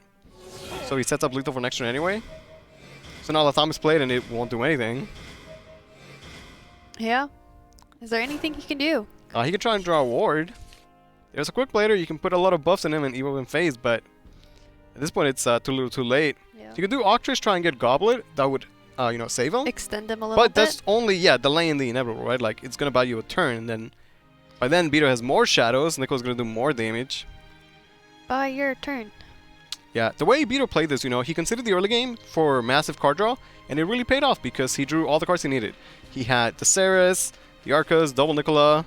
Sometimes, and all you really need is Ceres, Arcus, like Nicola. the Fafnir wasn't even played, but if he was in a spot where like he needed it, then he had it, so yeah, he was set up for success basically. For Jengajam, he made plays early on where he's saving the evos, or perhaps he should have been more aggressive, but it can be hard once you go into Shadow with a curve like that. He's playing out the Latham, saying, "Hey, I had it. Yeah. All right, so You miss it. I've got it." 2 drops and Nicholas Bolt to the face is 8 damage. Oh, he even kept the 0 drop Oh, yeah, Nicola, so so he he can even play gets- the 10 cost or the 10 damage. Oh, okay, yeah, even better, right? Yep. So he gets Look at 15 how much damage I can do. So that's a lot of damage on turn 9. Yeah. Looking for a heal isn't gonna help. Yeah, and the thing about that is like you get that damage burst, which is crazy, but the turns before that, he was able to control and answer the board anyway because you have things like Fran, the Manifest Malice, really, really strong showing of the Shadow from Beto. Yep. That's why, like, you see people ban Shadow, you have to respect it. It's so, so strong. Yep. But Jengajam also has Shadow up, and he's got Sword up, and V2's got Dragon. So we'll get to see if Dragon can really contest these top-tier meta decks. I mean, we had Rowan's voice actor here, so maybe it's a sign, right? Yeah, maybe it's maybe it's blessed. the Dragon Day. But he's using Aldos. So I think that might be my least favorite Dragon leader. I like Ryu. But there's some other good ones. yeah, I use Feline personally. Before that, I was using Zoe. Let me take you to the Okay, so if Beto wins this, he'll take it 2-0. Jengajam has to, fight back, but he's got the two of the top decks to do so with, so he can definitely do this. And we've seen Dragon do well today, but it also has been awkward, Sometimes you get these cores that don't do anything. But an early core. An early core is pretty good. That's ideal. Yeah. Also looks really good animated, right? One of the best arts. Yeah, the cores look pretty cool. Not gonna keep it though. Not Interesting. gonna keep it. If you're not keeping it or for the early game, when are you keeping it? Right, like Ever? if you don't You're want to not play core keeping early it. on, then when do you want to play the core, right? Yeah. But maybe you just toss that whole hand back because you're looking for oracles. You're looking for greed. Yeah, I mean, he found some ramp in the form of Anrose anyway. And we'll see if Jengajam can get that curve that Beto had. Can he get the Ceres, the Arcus, the Nicola? He even tossed back everything except for the one Deadly Dreamer. He's got the Arcus now. Yeah, Dreamer is so nice. It's just, again, it's one card, lets you curve out. So powerful. It's Very also a great solid 2-drop. follower to get back from Lady Grey. Because you just get, like, free resources, basically. Yeah. More ghosts is a part of the game plan. Yeah, also looks really cool animated. Yeah. Okay, yeah, Filing is picked up. Probably the play since you'd rather save the Serpent for, card draw. Be that a Rending or an Evo or something like that.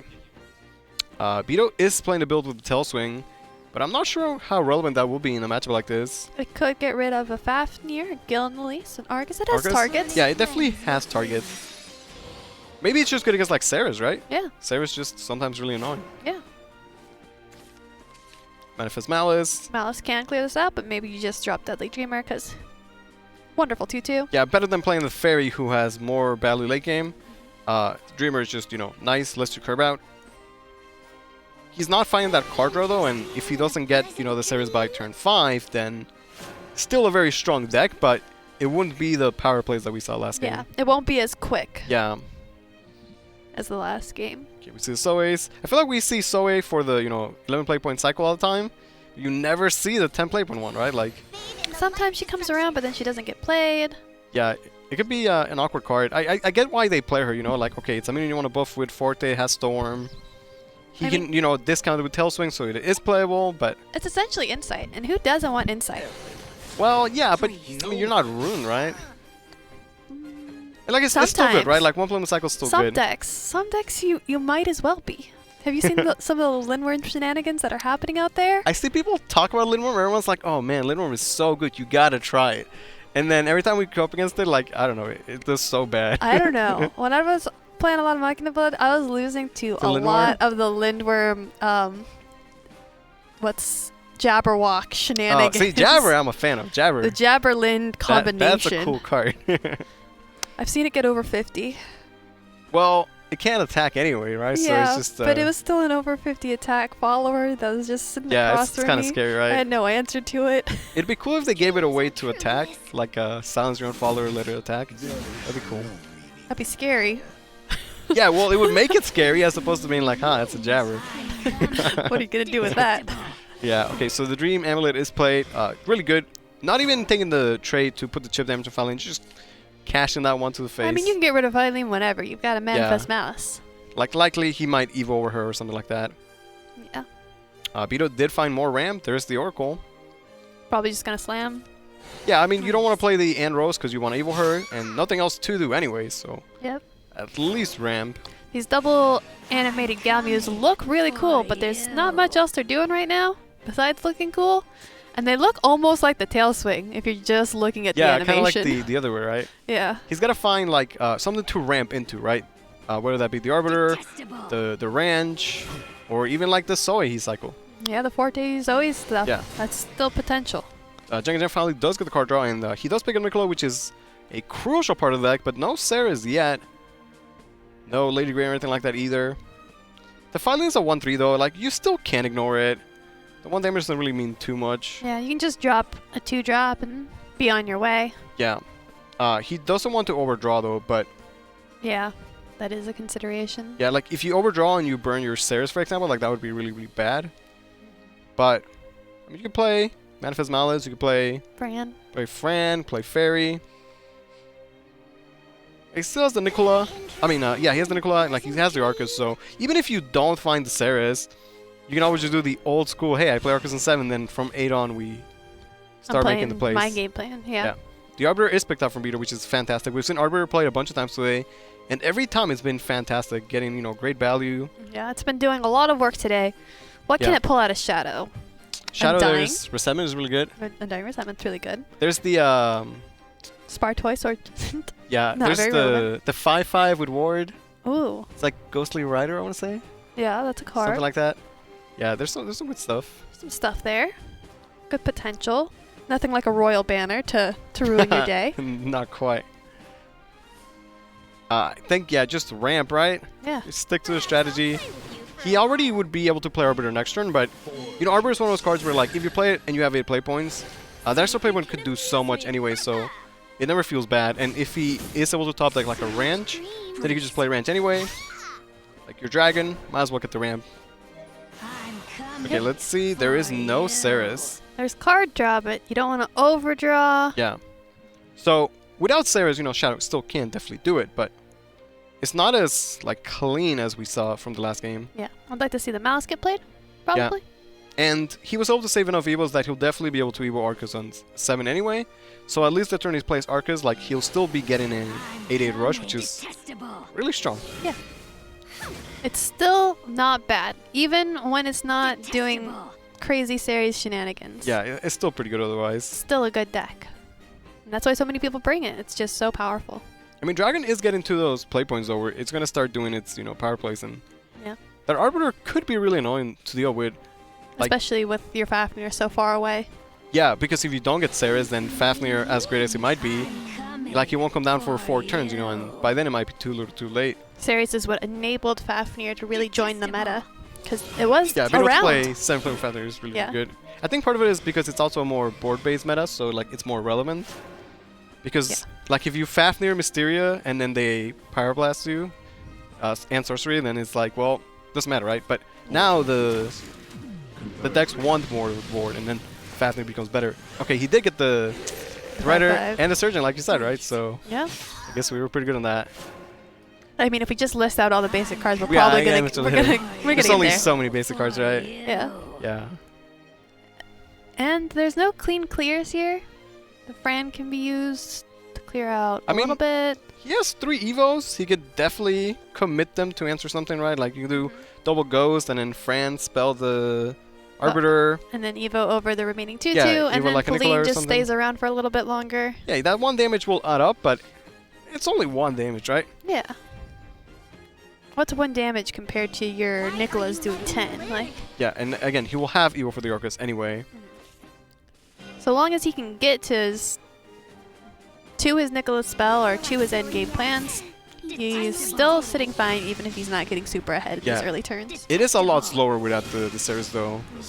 Like significantly slower. Yeah, definitely. I think it's worth to spend the evo. I agree. Like at this point you don't want to take any more damage and you're sitting on 3 evos anyway. Playing Nicola will help you get the spell faster if that is what you need, which it might be. But you might end up using those shadows on the Fafnir. Yeah, it could be really good in this matchup, right? If it gets, to that late game. Okay, so Vito has Forte, potentially to go phase. Yeah. The Galmux can push 3 phase damage, but it's going to be hard because once Arcus is played, Shadow won't have followers, so... Like, Yeah. Galmux is not going to push phase damage, basically. Yeah, and it's not going to push face damage now either, so... Yeah, at this point there's no point in ramping or anything like that. You can Forte face, that's definitely... It's an option. It's an option, but... Forte would then buff one of your Galmuxes or Roy. Nothing too great. Yeah. But it is good damage, it is good stats. Again, you know that Arcus is going to be played more than likely. So how can you make a board that is like annoying for the Arcus to deal with? And maybe that's playing the Rider as a 5/5 and with like a Roy. Yeah, that could be the option. Yeah, because Arcus can only answer like one of them. Then again, if he's answering the Rider... Okay, I like this. Play the Galmux. That way you get the most damage and you're able to actually get the damage of the Galmux. Yeah. Yeah, I think this is the best play. Yeah, and you're not using your Evo on too much else right now, so... Right, and your Galmux are protected by a a 5/5 ward anyway. Yeah. Okay, let's see what the... I mean, it's got to be Arcus, right? Probably. Like, at this point his hand is like, the 2 drops we're going to play post-Arcus, a Fafnir that you can't play yet, and Arcus, right? So, I guess it's going to be Arcus.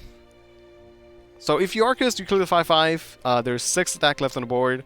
So, you wouldn't die to a basic Forte. You would die to, like, the Zoe, for example. Or... I guess it's really it, right? Because there's no other 1 damage buff Dragon could do. They're not playing Righteous Dragoon, right? No.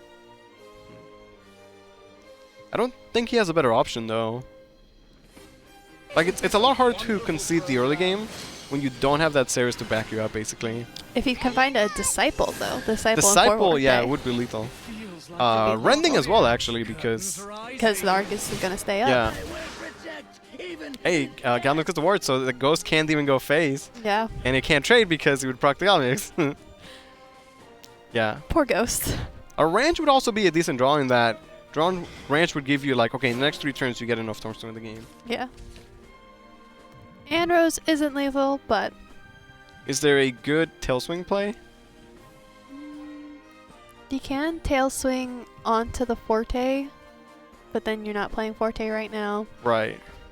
You can just Galmu again. Yeah, Galmix procs the other Galmix. Yeah. Wait, that's the best play then, because you push 8 damage, and then you set up for lethal with Forte next turn. Yeah. Again, the Arcus Shadow deck, as strong as it is, it plays no wards. It has no wards. Like, its defensive plays come from, healing, but... Yeah, and there's not enough healing to really Yeah. get Also, you out of this one. The Galmixes are followers that, like, Ghost cannot trade against them, because you just, proc now their effect. We've been feeling the effects of not having the series around for a while. Yeah. But feel it especially with not being able to play this Fafnir. Yeah, the Fafnir would have been amazing, although, It's Force is still... going to close it out, but... Yeah. Yeah, like, it steals the Evo, so... Wow, what a convincing game. Yeah, the Dragon looking really strong. Like, it is able to be aggressive, push the damage, and then have the finishers, right? Like, Forte is good at pushing, closing the game out, and Galmix 3 damage can go a long way. Even if we're not seeing the Zoe, like, hey, she was incited at some point, right? So she's doing her part. I like V2's little pose right now. He's just like, pretty sure I got this. Yeah, he's probably doing the math of, like, is there any way I can lose the game from now on? Yeah. And I'm not sure that there is. There is the Nicola spell, but all that Jengajam can really do is answers to the board. Yeah, and I don't think he can even fully answer it. Well, he has the Evo still. Oh yeah, he can use the Evo. Yeah, like play Gremory, Evo, you answer the board. But it's just not enough. Yeah. At this point, Vito is, he knows he's got it. He's looking pretty solid. Yeah, he's like, there's nothing that one play point can do that'll stop my Forte from hitting his face. Yeah, he's got the animated Forte, so I wonder who he voted for in the waifu pool, Yeah. Even deciding to hold the Evo and leave Feline there, because if you've got... How long was that Feline there for? Since turn 2? How much damage did she do? She did quite a bit. She stuck around. She did maybe 6-7 damage, right? Yeah. The 1 damage really did add up at the end. Vito's going to take it 2-0 over Jengajam. Yeah, that Feline was there from turn 2. Yeah. The highest value Feline I think I've ever seen. Really good. Honestly, that was a lot of damage out of the Feline. It's a lot of help in the draw and close the game out, because the Forte is only doing 5, but that Feline did 7, so... Yeah, V2 was able to play that, I think, so incredibly well. He knew exactly how to dance around what Shadowcraft wanted to do. And, yes, there was no Saris, but, you can't, if you're building your deck, to just only get Saris on turn 5, you're doing something she's wrong. She's not going to always be there. She's not going to always be there. And we are seeing players kind of realizing that, and sometimes they're bringing 2 of Cerberus. I'm not sure exactly if Jengajam was bringing 2 of Cerberus, but maybe he didn't. Either way. He did. He did? Okay. So, still the point is that, Vetu, I think, played the turn really well. specifically before Arcus. He set it up as, having the Galmu, and then he just had, I guess, the really strong ward from the Arbiter Shadow is being follower. so good right now. Arbiter was All really the Arbiter strong. has been amazing. Yeah. Yeah.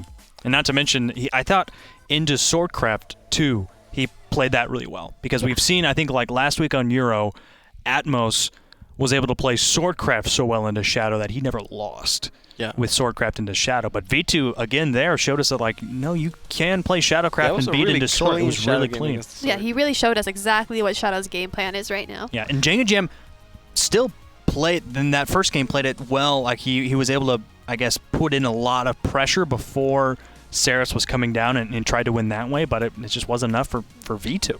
Yeah, the Arcus Nicola spam, too good at the end. He even held the Zero Cause Nicola to make sure you had the Shadow at the end, just in case. Yeah, for a whole 15 damage push, if he needed that much. So we have Dragons in the finals. We got V2, we got Disastra, we got Disaster Dragons in the final, man. It's the Rowan day. It's going to be good. Yep. In the next match, we're going to see who's going to be going up against V2. It's Omega and Cure Mango. Now, all that's left in the tournament is absolute veterans. Yeah. V2 has been competing for years in Shadowverse Open. And also, Cure Mango, I remember him in Season 1. Noir as well, Omega as well has been competing for an incredibly long time. There's just so much experience in these top 3 that we have left. Yeah, really skilled players. It's hard for me because I don't know if I want to root for Mango or the Dragon. Yeah, on Omega's side. Yeah, it's hard. I mean, Mango has a really solid lineup. He does. But He's playing I like the Dragon lineup too. I'm a Dragon player. I like the Dragon. Yep. Yeah. Don't forget, the Character Cup is still going on. This is your last chance to vote. It's actually not your last chance. It's going to be the poll's going to be open through the next match, and we're going to be revealing the winners of the Character Cup after the next match. It's 1 for Forte, 2 for Saris, and 3 for Shirati, and 4 for Shin. So make sure you vote. Make sure you put your numbers in the chat if you haven't already. You definitely don't want to miss out. And be left out of not voting for your favorite waifu. Voting for your favorite waifu, because this carries over. This is going to decide who is undeniably the best waifu in Husbando and Shadowverse. Yeah, we're getting near the end of the bracket now, right? Yeah. Yeah, this is the last quarterfinals. Yeah, I feel like the Forte Saris should have been the finals. That would have been a really good finals, right? We all have opinions about that sort of thing, Luis, and that's fine. We are all entitled to our opinions. I'm Sometimes saying that I agree with you. Don't work out. Let's take a look at the deck list for our last semifinals. Omega's brought Ramp Dragon and Lion Haven, and his Swordcraft is unbanned. Mango has Swordcraft and Arcus Shadow. This is a really interesting matchup. Again, no deck is mirrored between these two players, at least for the 2 decks that they have available to them. Dark Feast Bat banned off for Mango. Honestly, I kind of like Dragon. I kind of like Dragon's Omega's been good all lineup. day. Dragon's just been so really good. fun all day, but I really like how Omega's ban strategy is exactly like Vetu's ban strategy, where there's like, take off that Dark Feast. Interesting. Don't want it. We're leaving up these 2 meta decks, and we saw that V2 can take it. He was able to take it with the decks that were left up against these very meta decks. That is Let's really see if interesting. Omega can do the same thing as his teammate. Yeah, I honestly feel like Lion Havencraft has an edge against both of these decks. Supposed to do well against Sword for sure, and it can be well against Arcus too, yes. Can do really well against Arca. Sometimes the Lions, the Golden Lions, come out by turn 8, turn 9. I've seen in like turn 6 or 7. This is a turn where I want to be playing Gilnelis, and I absolutely cannot because you have 4/4 Storm followers, and yeah, Lion Haven just runs away with the game for sure. Yeah. Yeah, But so maybe you 4/4 ban Storm. the blood, and then let the dragon. Dragon seems well against the sword and the shadow too. Loading into the final semifinals match of the day, Disastra's Omega versus Echo Fox's Cure Mango Shadowcraft versus Havencraft. So I think if you're Mango, you're pretty happy about this because you're taking the sword against the lions. I mean the shadow against the lions as opposed to the sword. Yeah. It's kind of interesting the strategy of like what deck do you ban and then which deck are you playing first, right?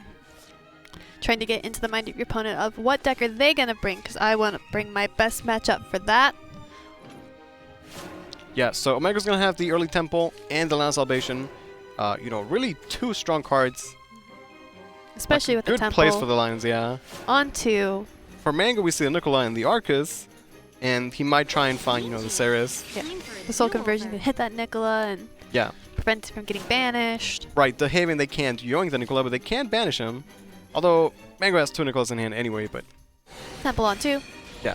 No I like one's it. Like, yeah, it's a 2/2. It's not that much pressure. The earlier you get the Temple, the more you'll get out of it. And he's going to have the Salvation on 4 anyway, so even if he falls a bit behind, that Salvation is a 4/7.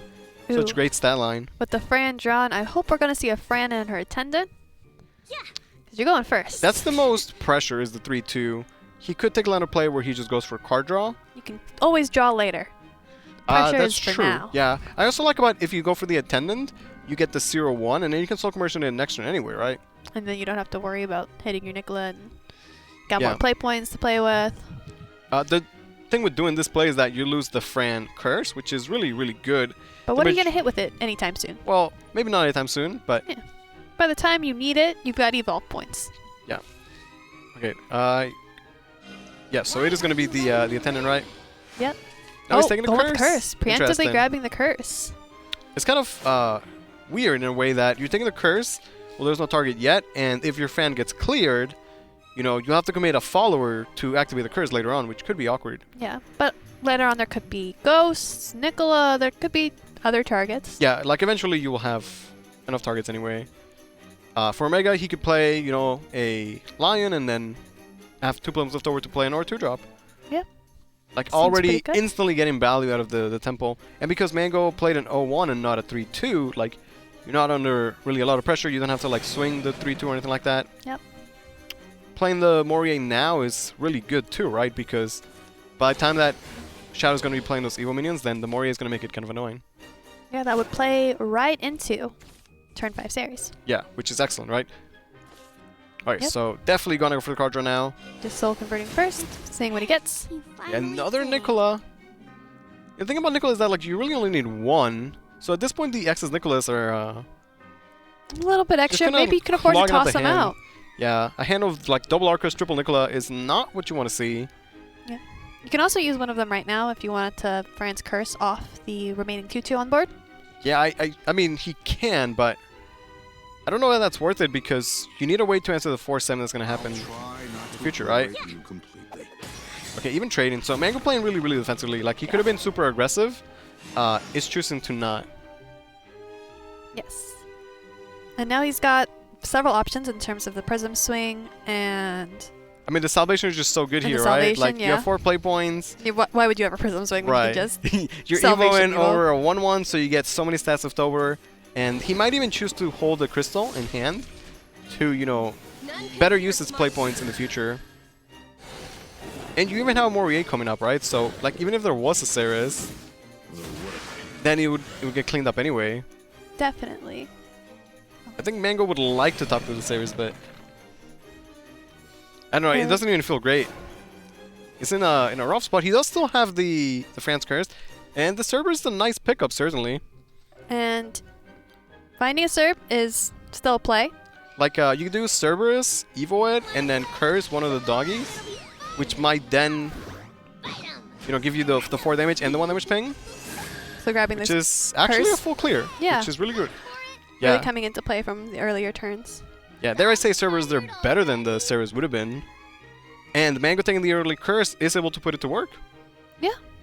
That said though, like he's only just answering Omega's board. And Omega, he still has Tempo, he still has Morier, and he has ways to develop more Lion Crystals in hand. So I still like Omega's, he's in a good spot. Yeah. The game is still pretty even. And now hopefully he can get lucky with the Morier pop. And 50-50 grabs the 5-1. Feels bad. Like a 5-1 would have definitely been better. Now it's the lone Coco. He'll do his best, he'll heal, he's not doing too much. And maybe he won't even heal with that scripture that was just drawn. Well, I mean, he's at 20. He's at 20 anyway, right? Yeah, he didn't really need to heal. Yeah. He doesn't really want to swing, but I guess if he just wants the Lion Crystal no matter what, right? Yeah. And maybe that's the idea. You want to just further your Lion game plan. And right now that's the cleanest way, clearest way of doing it. Most guaranteed way of doing it. Yeah, Assault Priest would have been fine just a 4-4 draw card, because you're not really under any pressure, but chooses to go for more Lions, which, respectable. You want to get to Storm Lions as soon as you can. Yeah, especially if you're only on the 2/2s right now, as he is. Yeah, like this is essentially a race to the win condition, right? Mango's win condition is going to be the Arcus plus Nicholas spam. For Omega, it's, like how fast can he get those 4/4 Storm Lions? And Cure Mango finding Ceres a bit late now. Yeah, now it's awkward because the turn, you don't want to play Ceres if you could just play Arcus that turn anyway, right? Yeah. Like at that point, Ceres would be delaying your Arcus, not accelerating it. But she is still a sticky, big follower that can be tough to deal with. I mean, Assault Priest is a clean answer for her. Yeah. I mean, later on, Ceres could still just be heal, which, you might need. As Omega gets his Lions, he still needs to do the full 20 damage anyway. Yeah. He's still not there yet. Yeah. Okay, Mango's going to just play another Nicola. Yeah. Not the strongest board, but better to save the Evo for the Arcus rather than spending on a Lady Grey right now.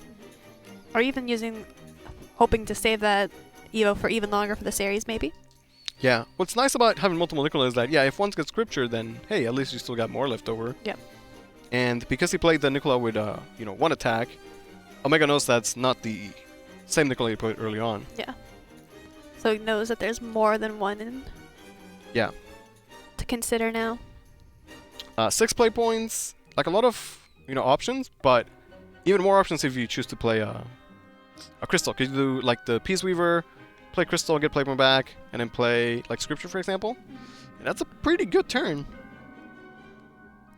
Again, it might be one of those cases where it's okay, if Awkward is played next turn, how can I make it so it's the most awkward for my opponent? Is there any real way of making it that awkward? I mean, I think it's the Lions plus the Scripture, because you answer the most board, and at this point, getting 4/4 Lions that is enough pressure. Yeah, could have played the Fighter, but I think Scripture might as well. I think I like scripturing the Ghoul here. Yeah, a lot more than scripturing and then Evo the Nicola. Face. I think Evo Face is correct. Yeah. Because you want to put pressure on. When Arcus is played, it's just a matter of time before you get Nicolette, so... And when you know that there's more Nicolas in their hand, you don't need to worry about banishing off the one on board, because you just want to kind of clog their hand right now anyway. And when you Evo the other follower, you're left in a board where if Arcus is played, then Mango can't do anything else because he didn't get the stairs early on, he has no zero cost cards. So you clear the 3/2, yeah, but you take 8 to the face, and at that point, you die to 2 Storm Lions later on, right? So maybe it's better to play a series and heal. Yeah. Maybe get the most heal possible. You can Ceres and Lady Grey. But you don't need that much heal. Yeah. Well, maybe you do. Maybe it is the play. See, maybe I can see into the future. I think that Omega set up so that Arcus would not have been the correct play for Mango. Which, okay, Mango won't play Ceres. I mean, he won't play Arcus, but now when is he going to play the Arcus, right? He's going to have to play the Bow first, and then the turn after that, probably play the Arcus. Yeah. Well, maybe this is a game where you don't need to consider playing Arcus as fast as you can. Maybe you need to play it a little bit slower when you didn't have your Ceres on 5. Yeah, it can be kind of rough because he's under a lot of pressure.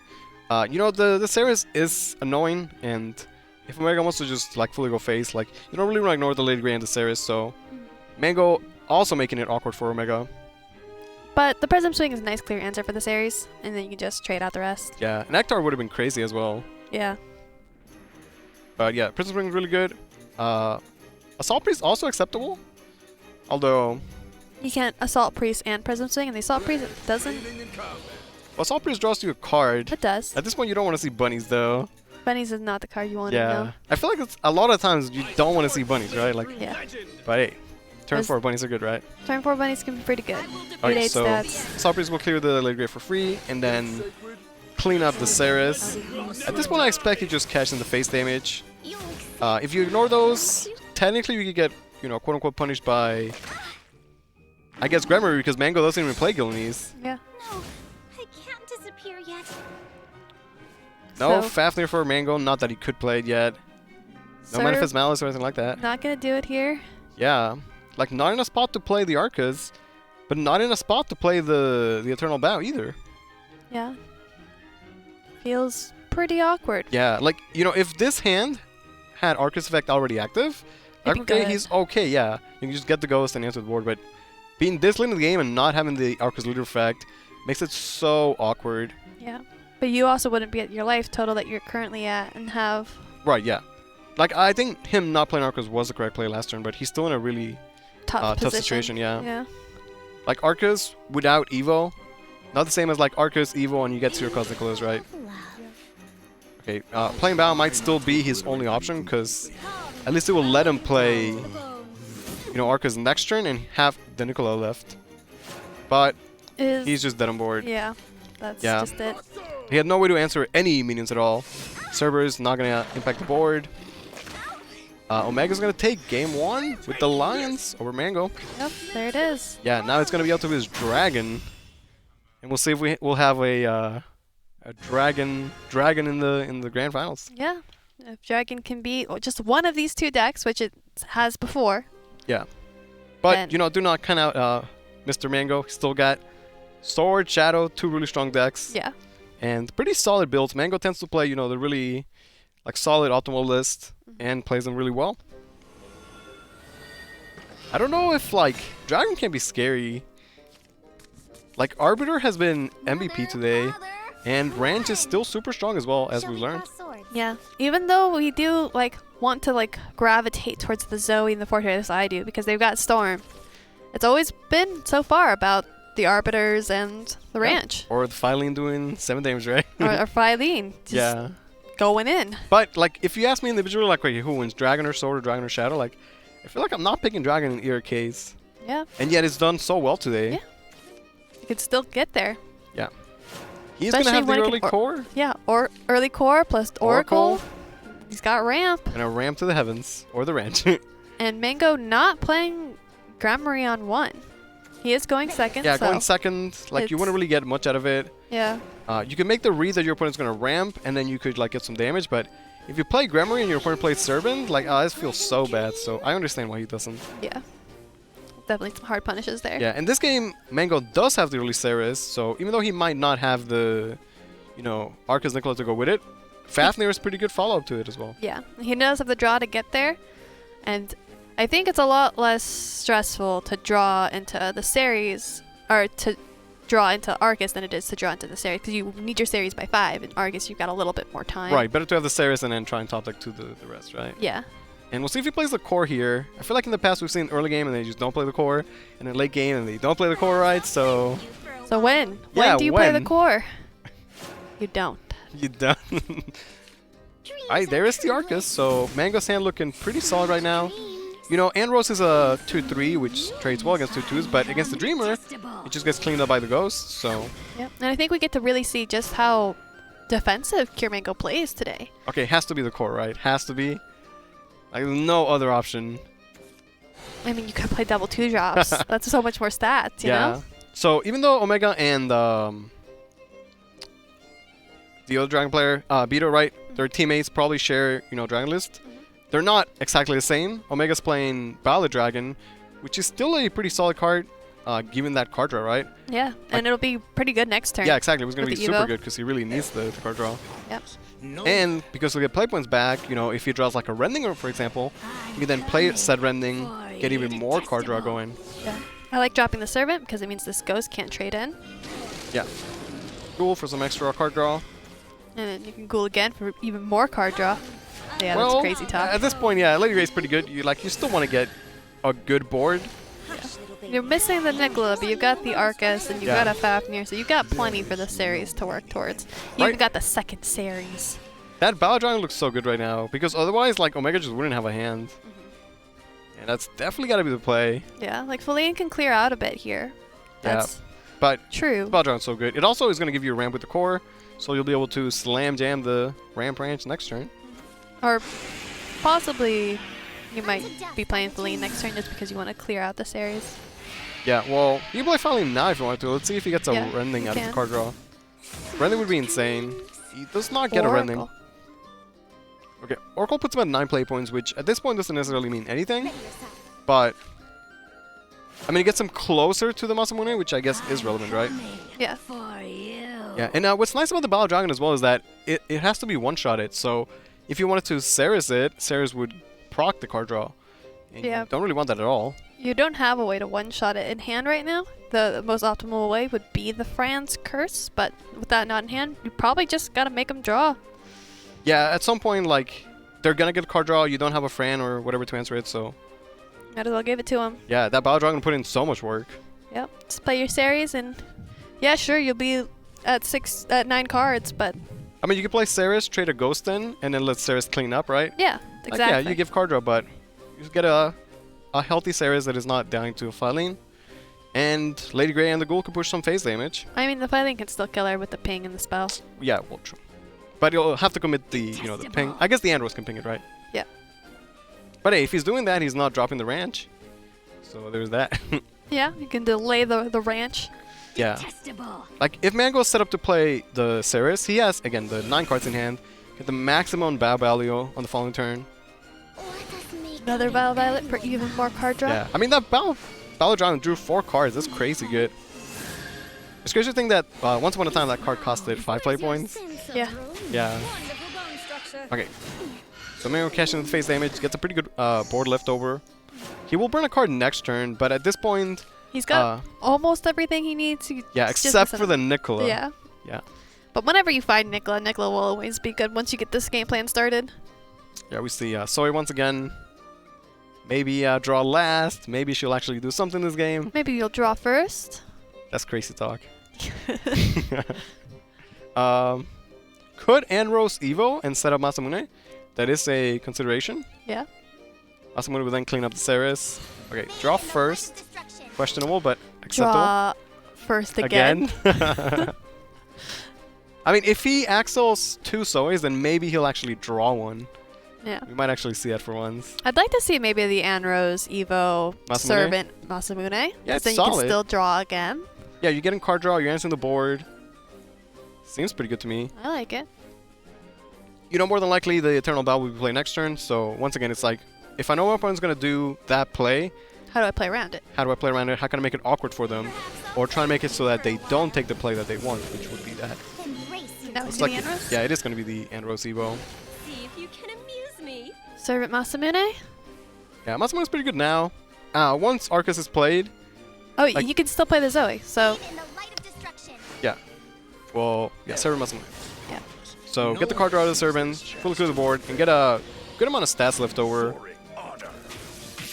And do it all in time. Yeah. So essentially Omega rammed 5 play points, right? Mango's at 5. Omega's at 10. That's pretty good. And he has the Ranch and the Arbiter to, ramp to, basically. So pretty good options. Yeah, don't really mind overdrawing the Deadly Dreamer. Yeah. But you do need to get rid of this board somehow. Well, he has zero cost cards, but not like spells or anything like that, so really can't fully answer. But he does have the Fafnir for next turn. That is true. Like, at the very worst, he can just Fab do next turn. But you don't want to take as much damage as you're going to be Although taking he's right at now. 20 right now, so probably... Yeah. Maybe probably you can feeling pretty use your cool. life as the resource right now. Yeah. I wonder, he saw 2 Zoe's axled, so would you be He's a little- scared of a Forte plus Zoe maybe? Maybe, but you still got time before that, even if that is what's happening. Okay, with the Ghoul, and I guess if you play the Dreamer and it gets answered, you're going to overdraw again. And he still hasn't found the Nicola, but if he doesn't play anything, he's going to overdraw anyway, so. And you probably want to hold the Dreamer until after Arcus anyway at this point. Okay, this 'cause is it's 2 damage the either way. ranch, yeah. Ranch time. Yeah. I mean, you could also Arbiter. Yeah, actually, you could. I mean, But ranch. Yeah, get the ranch right. He gets the 5/5 Storm, which is pretty good right now. Yeah. Lets him push 11 face damage, and he already has the 14 hands. So, do we see Fafnir here? I think you have to Fafnir, yeah. Yeah, because you can't afford to just like drop Arcus or Yeah, like Ceres if you here. drop Arcus, you're not answering the board, and that's just not acceptable at this point. That But is you know, a pretty nutty turn for next turn, though. You can Arcus and you can Ceres again and play all your 0 drops for. yeah, but as good as the Fafnir is, like Dragon Ranch gives you another follower anyway. Yeah. And he can do like Masamune plus Arbiter, which is still a bunch of stats. Potentially getting another like 1-cost follower or something like that. Well, I imagine you're just gonna Forte face now that you've drawn a second one. Yeah, at this point now it's just Forte face, right? Yeah. Man, the Dragon looking really good today. Like the entire day looking really, really good. Yeah, and clean 2-0 by Omega. Yeah. The Fafnir like really good, but Masamune is a Dragon Slayer. Well, it's not over till it's over. I said clean 2-0, but it's not there yet. Well, I don't think Marion can come back from this because again, as good as Arcus Shadow is, no wards whatsoever. Yeah.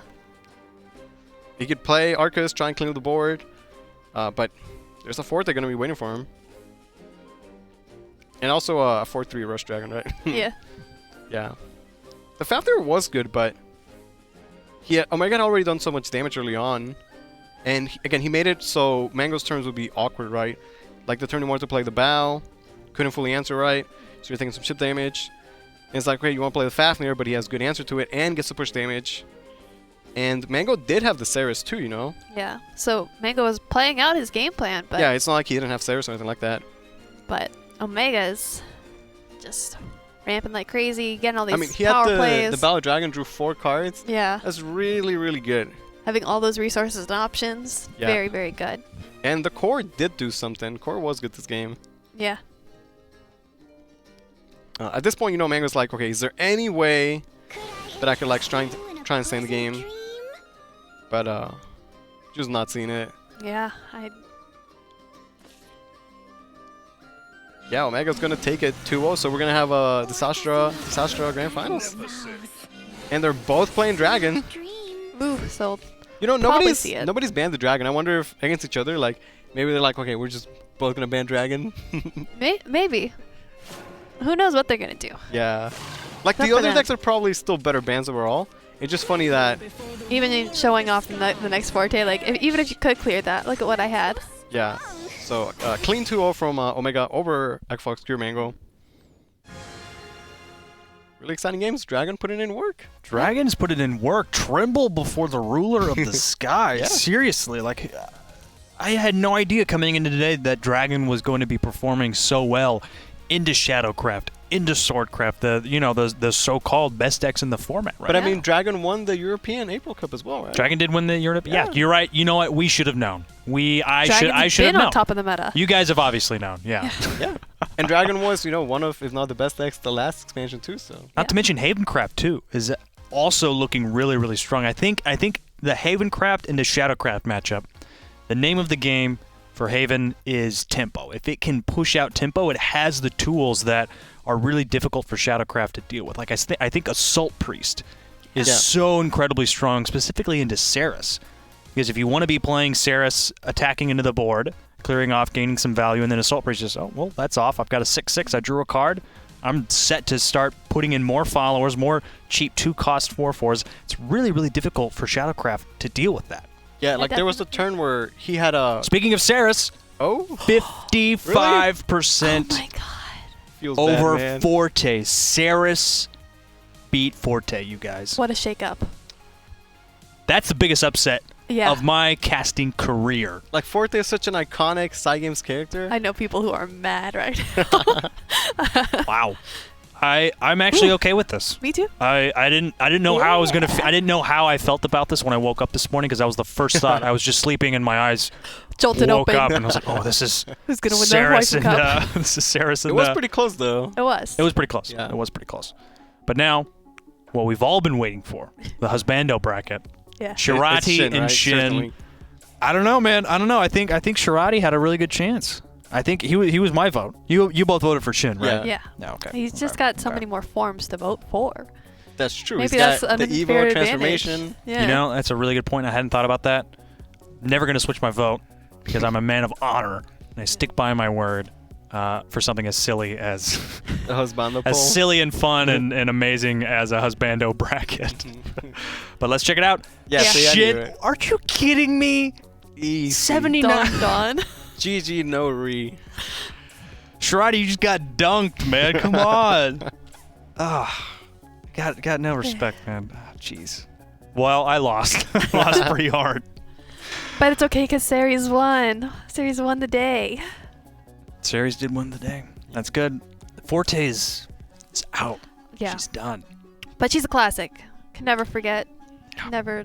We got to get, you know what that means? We got to get a Ceres statue. They should do one. That's what that means. There's got to be one out there. I don't. Yeah. Well, Right. not like a Cygames official one. I don't think. Okay. Maybe. Hey, if you're out there in the chat and you make sculptures, make a Ceres statue.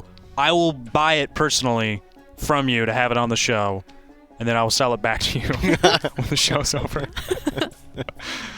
Anyway, so we're gearing up for the finals. The Disastra finals. The Disastra finals. Take a look at the bracket. Omega versus V2. This is tremendous. Dragon versus Dragon. This is it. This The is it. Contenders Cup slot. The Contenders Points. Cup slot, points, Money. cash, money. This is everything. Okay. Their and so- friendship, probably. friendship. It's all on the line. I'm pretty sure they're probably better friends than Yeah, to they're let probably this. celebrating like, Yeah. hey, we made the dragon. Probably together, I assume. I don't know. We made it to the mirror. And- We practiced together. We scrimmed together. And we both made it. Hey, dude. High five. Yeah. Yeah. It's the Anyway. advantage of being on a team, right? Yeah, absolutely. V2, Arca Shadowcraft, Dragon, Omega, Dragon, mid-range sword. Lions off the table. Lions off the table. Interesting choice there. I imagine that's probably the band strategy that they've gone with for Right. They probably came up The with all throughout, scrims all and- throughout yeah. yesterday and today as well. Shadowcraft or sword? Yeah. If I I don't have any numbers in front of me, but like just a gut feeling from what I've seen today, I gotta give it to Swordcraft. I feel like we've honestly. seen it go both ways. have. We have seen it go Yeah. both ways. Like they're both Shadowcraft pretty has looked strong really good into sword, and with specific players playing. Who Specific cards really on specific turns. It's Yeah. cards on turns. Players they've played, cards on turns, and they've pretty won. They won the games. But honestly, it's such a toss up in my mind between. It's just such a strong battle between those two decks, between Yeah. those two archetypes. But it really does come down to who gets to their game plan first. I hope it comes down to a dragon mirror. That would be. That'd be intense. Well, we're gonna start with Dragon Mirror. it. So Speaking of the close devil, enough. Dragon Mirrorcraft Yeah. in the finals. Disastra's stuff. V2, Disastra's Omega. Who's going to take home the Contenders Cup slot in $1,000? I know I was pretty torn on having a favorite here, but now that I see that Omega's been using Zoe this whole time, I'm giving my edge to Omega. I think it's gonna come down to who has the better yeehaw. Who has the better yeehaw? All right. All right, Soyeon won. The Dream might never see her again. She did her job, right? Yeah, she drew a card. Yeah. Sometimes that's enough. Okay, well, Omega looks like he's got 2 ranches right now, so Vito's kind of slacking on that, but I guess he's got some ramp. But he's got early turns, and he's got a core. Draconic core. Now that I think about it, there's not a matchup we see this meta at all. Yeah, this is not what I'm like familiar not with. Not at all, yeah. The ramp branch mirror. Both playing the Servant. If there was a Rending, there is not. Yep, if there was a rending, the edge would have gone to V2 there. Yeah, he probably trades because you want to deny The rending the possibility advantage. of opposing Rending. And empty board means you can play the core. Yep. Pass a turn. Yeah. Move right along. For Omega, it's a bit awkward because he doesn't want to play on Rose. He'd like to Evo her for the ramp. And I guess Poseidon could be played as an Axel, but I'm not sure in the matchup, like maybe they really value the, 8-play Poseidon. Yeah, you probably just pass. Although, usually if your plays pass, it can feel kind of awkward, right? Like, you generally want to be spending play points, doing things, advancing recognition. But sometimes the correct play, yeah, is to pass. Sometimes you're stuck in the era of Brigade of the Sky, and it's turn 4, and you're playing a sword mirror, and... Alright, Vito picks up his first range. And maybe he's going to pass too, right? Like, he doesn't want to play on Rose, he want to evo her, and what is Poseidon's guard doing? It's going to get order, right? So. Yep. The bygone era of just past turn Just 3, past turn 4. Is this what the Evo Dragon turn. Mirrors are like? Dragon Mirrors are just harkening back to other days, other decks. Well, I mean, Vito has Sometimes the it's core. just the correct play. Yeah. Because, like, if you play your Poseidon, they're just going to evo their Anrose over it. What was the point? I mean, now your Anrose can trade into it, sure. And maybe that's it. Maybe that's all you want. He is going to play Poseidon Guard, and I don't know if that does anything. Like, it is just going to get cleaned up. Yeah. But again, Anrose evos over it, but then your Anrose can evo over their Anrose. So that one damage, doing a lot. Yeah. And Arbiter has been, like, MVP of the day for Dragon, I feel like. And funny enough, in the Dragon Mirror match, Arbiter is amazing. Like, so good. Like, if you get Oracle, it's like a 0 play point ramp. Draw a card is insane. Yeah. You can get Cornflakes, do the 4 damage AoE.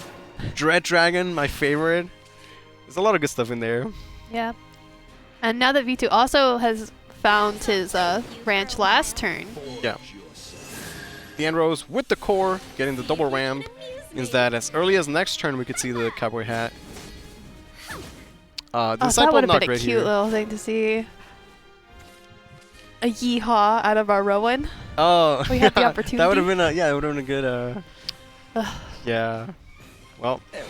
It's okay. Yeah. You can ask him in his Twitch, I guess, right? Yeah. Right, Hop on Servant his stream. with the Ask rending. him to give us a good old yeehaw. Hey, Oracle's a really good draw there because now Now Omega you will can play be at your ranch on the next turn. Yeah. They play a ranch, you play a ranch, they play an Arbiter, you play another ranch. And Omega saved his Poseidon, so like he's gonna have really good late game. Look at his hand right now; it's like really good late game. Both hands. Yeah. They've got late game turns. I wonder if this will be Arbiter or Ranch. They're both pretty solid options. If you Arbiter, you can also play the Disciple at worst.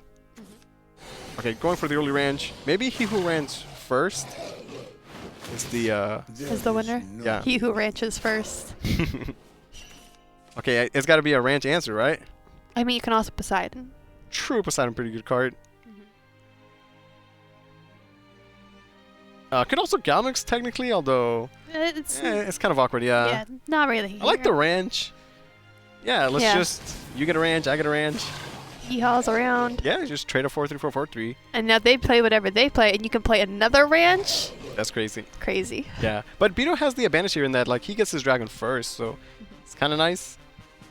And But Omega will have the advantage of having more dragons. that's true if he does the second ranch then. Yeah, but V2 will be playing stuff of his own. So Right, like he's gonna have the Arbiter into Masamune and stuff like that. Really powerful plays. Both play with 20 life, so it's gonna take a while to. Well, Arbiter Masamune, Arbiter doesn't get the value.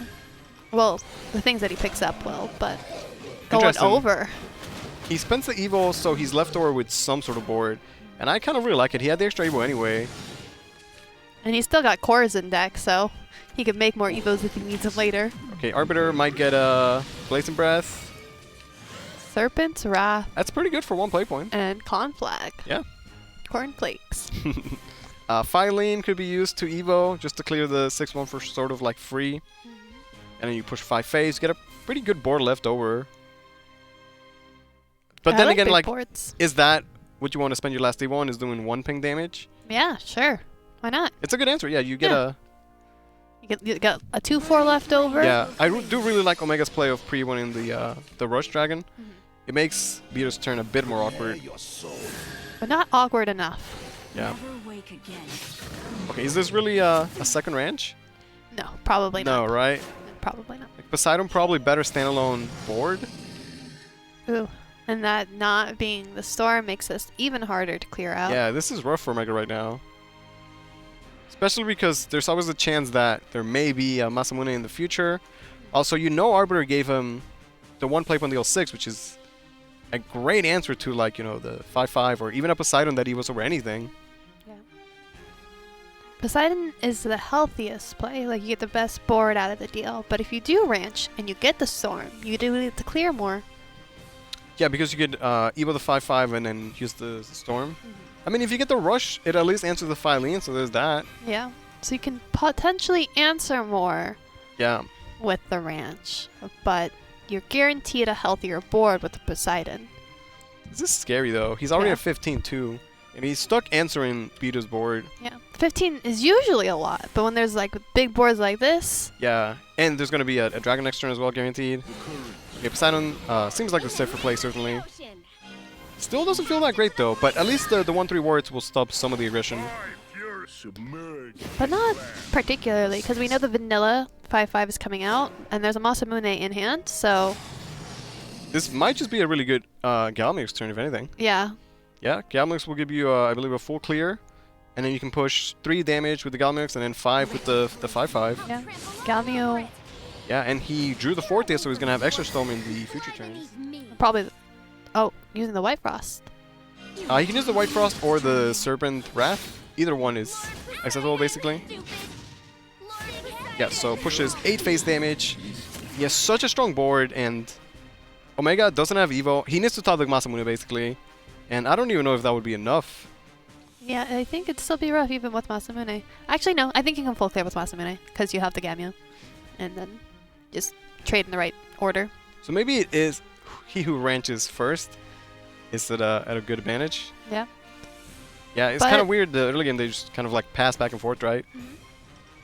Casting the Disciple just to get the extra card at this point. The extra 1/1 could be relevant technically. Okay, he needs a Masamune. Masamune or bust. Bust. Okay, no Masamune, so that's gonna be it, right? There's no way you can clear. You play Poseidon and doesn't do anything. Yep. If you Galmix, you proc his Galmix, which is really, really bad. Yeah. Forte trade, never a good option. Well, if you Galmio and their Galmio pings your Galmio, you can potentially clear more, but you're still going to lose to the Forte hand. Yeah, because you take the 3 to a face guaranteed anyway. Yeah. I guess Galmix is the best. You can do Galmix and then you play... can make the trade first so that you can guarantee it. Yeah, and you can also play the Poseidon Guard after, so you're technically left with Ward. Yeah. It's not over till it's over. Yeah, although he should know that there is a Serpent Wrath for 1 point when you can use to clear it, but he also knows there is a Forte in hand, so... Yeah. The Galmix play actually pretty good after all. Does fully clear. He does get, no borderless ward except for the Poseidon Guard, which at this point you definitely play. Yeah. But Peter's got the answer to it. And he's going to move on to a 1-0 lead in the Grand Finals. Hey, Dragon's still doing well in the finals, right? Yeah. Had to take a win. Had to take the win somewhere. Yeah. I wonder if Omega will just stick to his Dragon or... Move on to the next Yeah, deck. just try and go for the sword. I mean, either way is viable. It's all on how he's feeling. Yeah, like if he wants to win, which I mean he wants to win, right? Like he needs to get the Dragon win at some point. Yeah, he needs both decks to win. So. Yeah, and Dragon, has been really good for him the entire day. Can only assume it was good for him day 1 as well. Okay, so now it's up to Betus Shadow to take a win against either of these decks, remaining decks. Yeah. Which always feels good when you get that nice 1-0 lead and you're just like, I just need to win one more. Just one more. Yeah. Omega staying with his Dragon. Let me take you to the underworld. I feel like Shadow, in theory, should be favored, but I don't know. Dragon's been Dragon's been pulling it out. Been really, really good today. Betu does have, things like Pixel Hunter that can answer big followers such as Arbiter, even the dragons, Poseidon. Yep. It can't answer the Hellflame Dragon unless it's been evoed. Yeah. Which usually doesn't happen. Usually. Okay. Oh, for Omega, the Ballad Dragon was so good against Mango. We'll see if it's good against, Betu here, who's also playing Shadow. Yeah. But Betu also is more familiar, possibly, with the Dragon deck than... Yeah, I bet like if they came up with this deck together, they probably practice against the other matchups, right? The other meta matchups, so maybe a better idea Betu of how to play against the Dragon. Yeah. As a pilot of it himself, yeah. It picks up the ranch. Probably maybe puts down the Poseidon Guard just to keep his servant safe here. Yeah, I gotta say that's an awkward hand because you have no ramp and you know, as good as Dragon can be once you ramp and then you get to, you know, ease into your big followers. If you don't have the early ramp, then you can be stuck with these hands of like just things you can't play. But it's actually not too far from not being played. The only turn he'll skip is his 4, because he can still play. Yeah, at least play Galmix on 5. Manual Gamio on 5, Violet on 6, Forte on 7, Ranch on 8. It's still That's not a curve. a great curve, but it is a curve, yeah. It's still a curve. Yeah, that's true. And who knows, maybe Forte, something's drawn for the Forte and it becomes a good curve, especially when you're going to be playing that Violet. Maybe we'll finally see a Zoe being played. Probably not. Probably not. Yeah. But we get to see her leader. Okay, the Fran, I guess for the curse, maybe play the attendant. You can also play the attendant to make things a little awkward here. But I like the curse. Yeah. Yeah. Like Fran is mainly played for the curse, but the attendant is still a solo option. Making sure that you can just fully clear out here. Yeah, otherwise like a rending would be really problematic. Yeah. He picked up a ramp, so now he's not going to skip any turns. And he won't have to make that awkward... Galmu 5 turn. Yeah. He can just Violet on 6. Or on 6 play points. I mean, he could, yeah. I mean, most likely. Yeah, yeah, with Evo, so good, right? Super. Yeah, with the Evo and needing cards. Yeah, that Oracle was really, really clutch for him. He really needs that. And for Beto, like, he doesn't have no Ceres, no Arcus yet. He was just Evo really great to get some sort of stats. You can play out like the Gremry. You can need Soul Conversion here for some extra. Double Gremry. Yeah, at that point, try and go wide, get all the card you can get, because he needs to draw that Ceres. Ooh, the Disciple is really good. You can play Galmix and then Evo it without spending your Evo Orb. Battle Dragon is still really good just on curve play though. And at this point, it might be better to hold the Galmix for the Enhance, right? Yeah. Especially with the 1/1 Gremrys on the board. Yeah. And the Enhance only being a turn away. Now, if you play Battle Dragon and you Evo with Lady Grey, and then there is a Ceres from your opponent, your Battle Dragon gets cleaned up for free, and the Ceres gets 2 card draw from the Gremrys. So, that's really scary, I feel like. Because Lady Grey is going to draw 2, so maybe it's better that he takes the... Yeah, just denies it. Yeah, because that would have been like a horrible outcome for him. Yeah. But she still has, V2 still has the opportunity to trade the Lady Grey in and draw the 2 cards. Yeah, but then you're also giving Omega card draw because... Oh yeah, that's true. Yeah. We've seen Battle Dragon be really good against the Shadow, right? It's like they do 3 damage easily, but without the Fran, pretty hard to do the 4. Drawing this way first. Yeah. So that way you can find a 2/2 that to Evo over and into.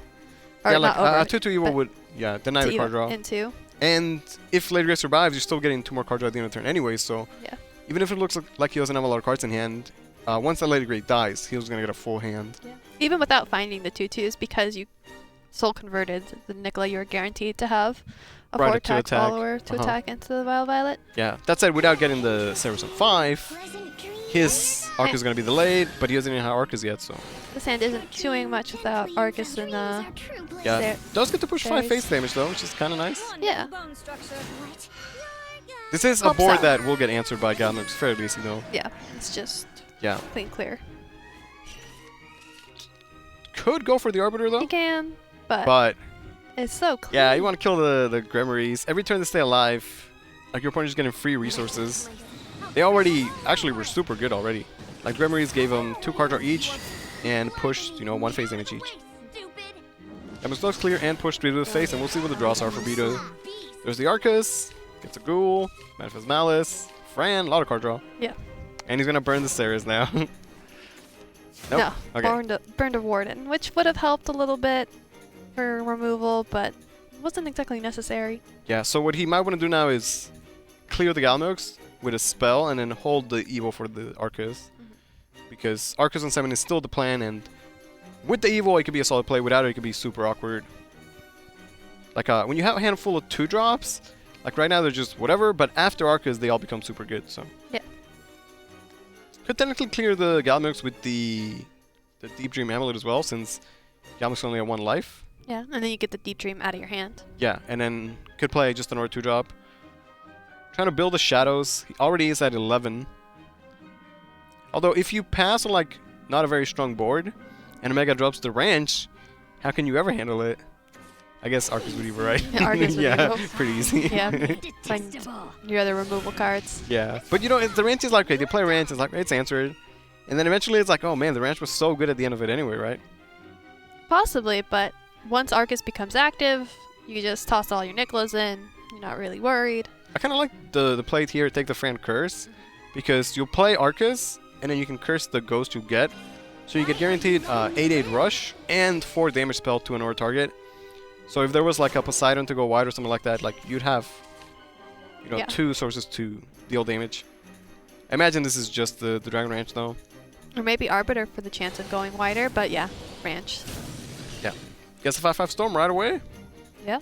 I mean, To cash the it in, noggin. no way he's trading, yeah. Face. Yeah, puts Beto at 12. He doesn't have, I mean, he has Forte in hand though, so. Yeah, you could Not Evo bad. the face, but you also have Forte to Evo, and I think the Evo face would only represent 2 additional damage here. I don't think it Yeah. would represent any more because it's just gonna get Like taken if you care Evo of. the face, it's still gonna get answered by Arcus Evo anyway, so I want to say it's not really worth it right now. Yeah. Like you're saying, if he wanted to cash in phase damage for Evo, then hey, there's Forte later on. Maybe he's considering the Evo face. Really thinking about it. Because what if they don't Arcus? Or maybe he's thinking about, you know, future turns. Yeah. Like, okay, he's at 12. How am I gonna do 12 damage over the next like 2 to 3 turns? Because once Arcus is played, you know, you don't have a lot of time left to, you know, close the game out. Again, Beto already at 11 shadows, and it's only gonna keep growing more. Yeah. 2 Fortes will do it if you can find a second Forte.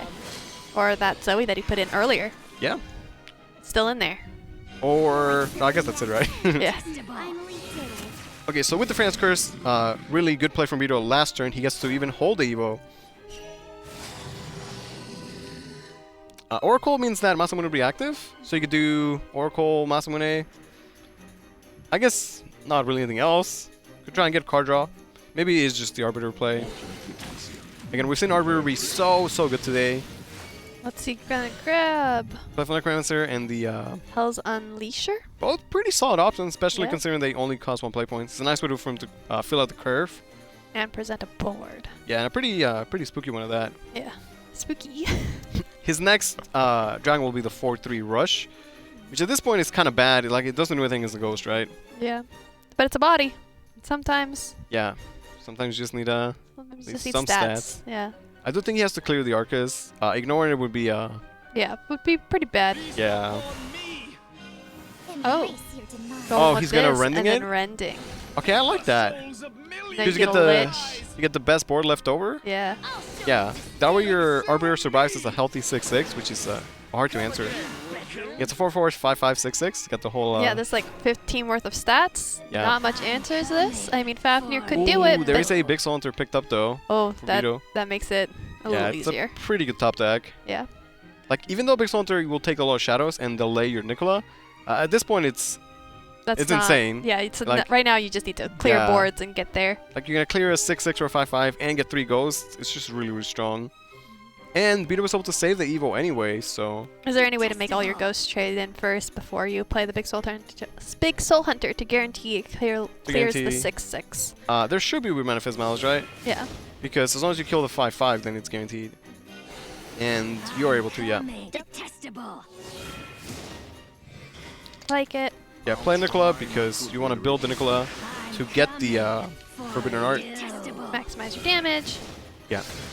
And again, sure, Big Soul Hunter uses shadows, but you already built a bunch of shadows back anyway. Astrid gets a full clear. Yeah.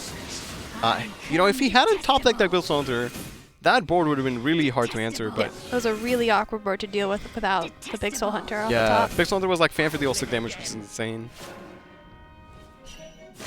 Omega gets a 4/3 Rush, which again, just not that great at this point. Yep. You know, he does have a Forte, but Maybe it's time to just draw. he needs to draw into that Zoe or something, right? Yeah. Could do like Oracle, Disciple. Forte, and then the 1 play 4/3. I mean, you can do all your draws and then still play Forte. Yeah. At this point, like, it's unlikely that Forte buff would land on another Storm minion because he doesn't have any, so I'm not sure if you're like saving the Forte, maybe just cash it in. It's kind of awkward. Could Disciple try and get a Zoe for you? I like the Zoe. I mean the Forte. Just at some point you need the face, and you need more than 1 4 to close the game out. You're gonna play the Disciple on the 4/3 anyway. Why didn't you do it before the Forte? Are you asking why he drew last as Dragon player? Yeah. Yeah. Is that a real question? Yeah, that's my question. Okay, there's a There's Fafnir. There's a Ceres, yeah. There's Fafnir, there's Ceres. You know, because Beater was able to hold the Evo, the Ceres still super good. Yeah. He is at 7 lives, so I'd be a little scared, right? Probably. There's always a possibility that Forte does buff Nova Forte and he would be dead. So he's got to I mean, it's still consider full that. clear with ghosts. Right, and Ghost and Ceres, right? Ceres. Yeah, so he'll fully clear, go up to 10 life. Okay, gonna go for the Ghoul. Still in the cards to full clear Ceres. Just need another 2 to open Ceres. He's just drawing first. That's a big weird brain. concept.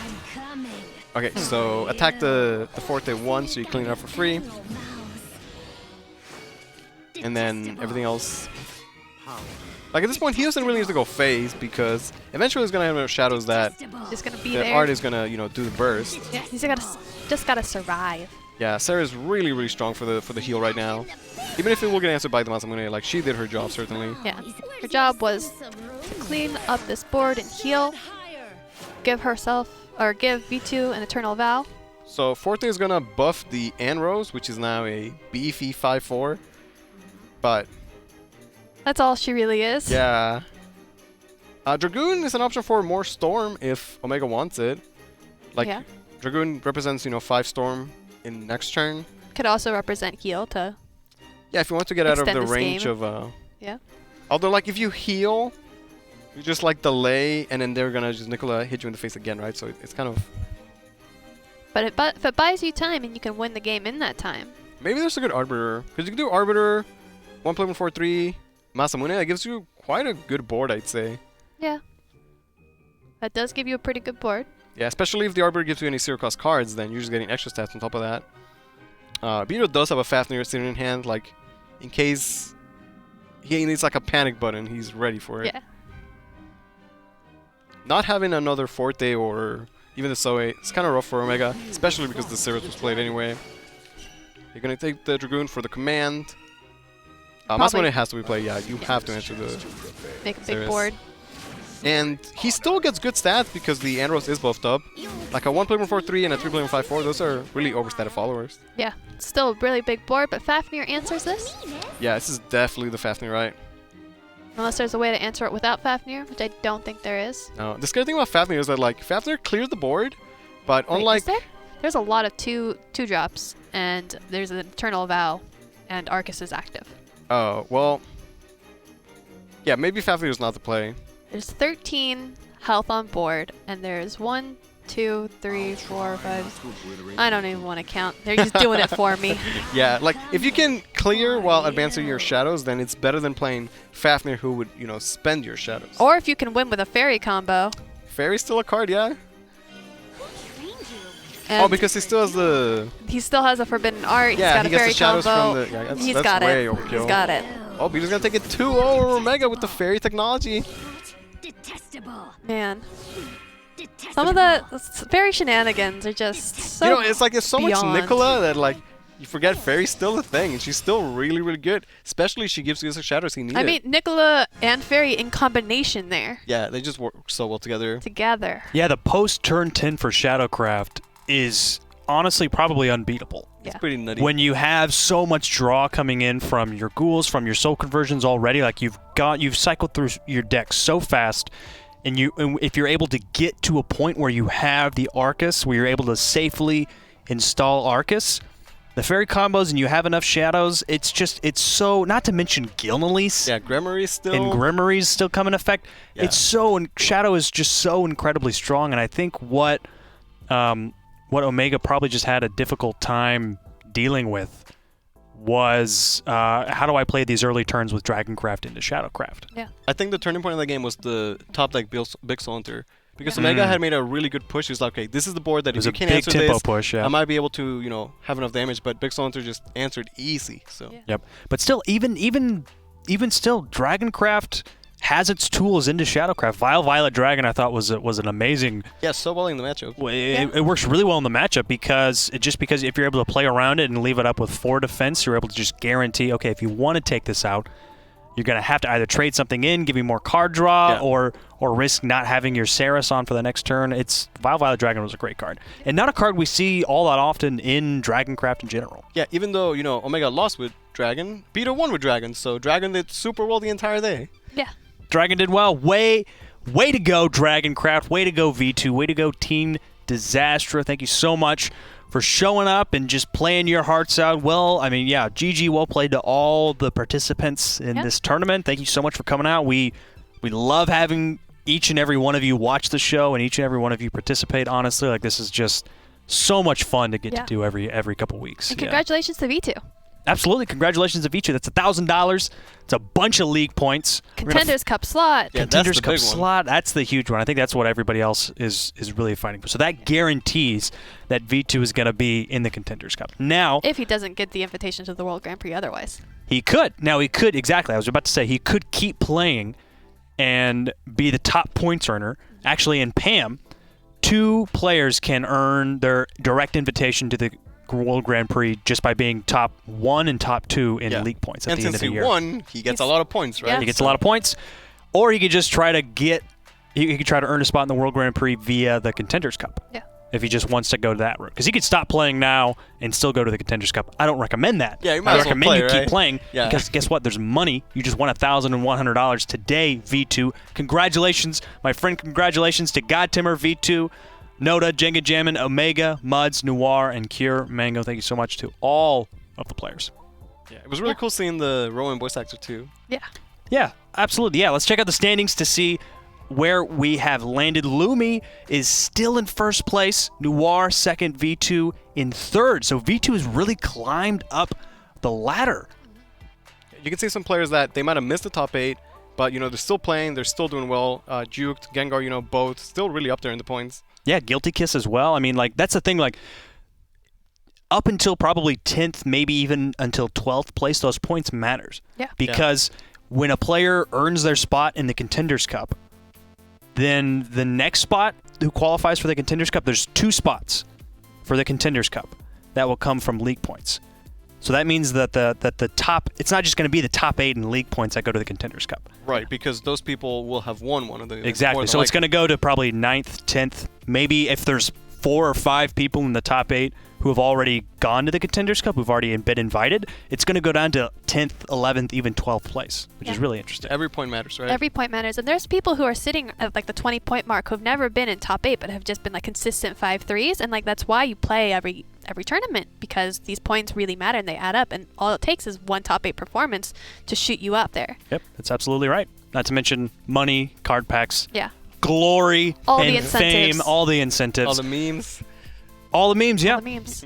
Anyway, thank you so much to Joe Zija for coming on the show. Thank you so much to Igni and Juked for that great interview.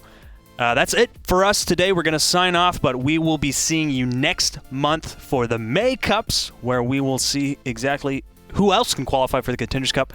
Thank you again to all the players and all the viewers. We're signing off. See you next time.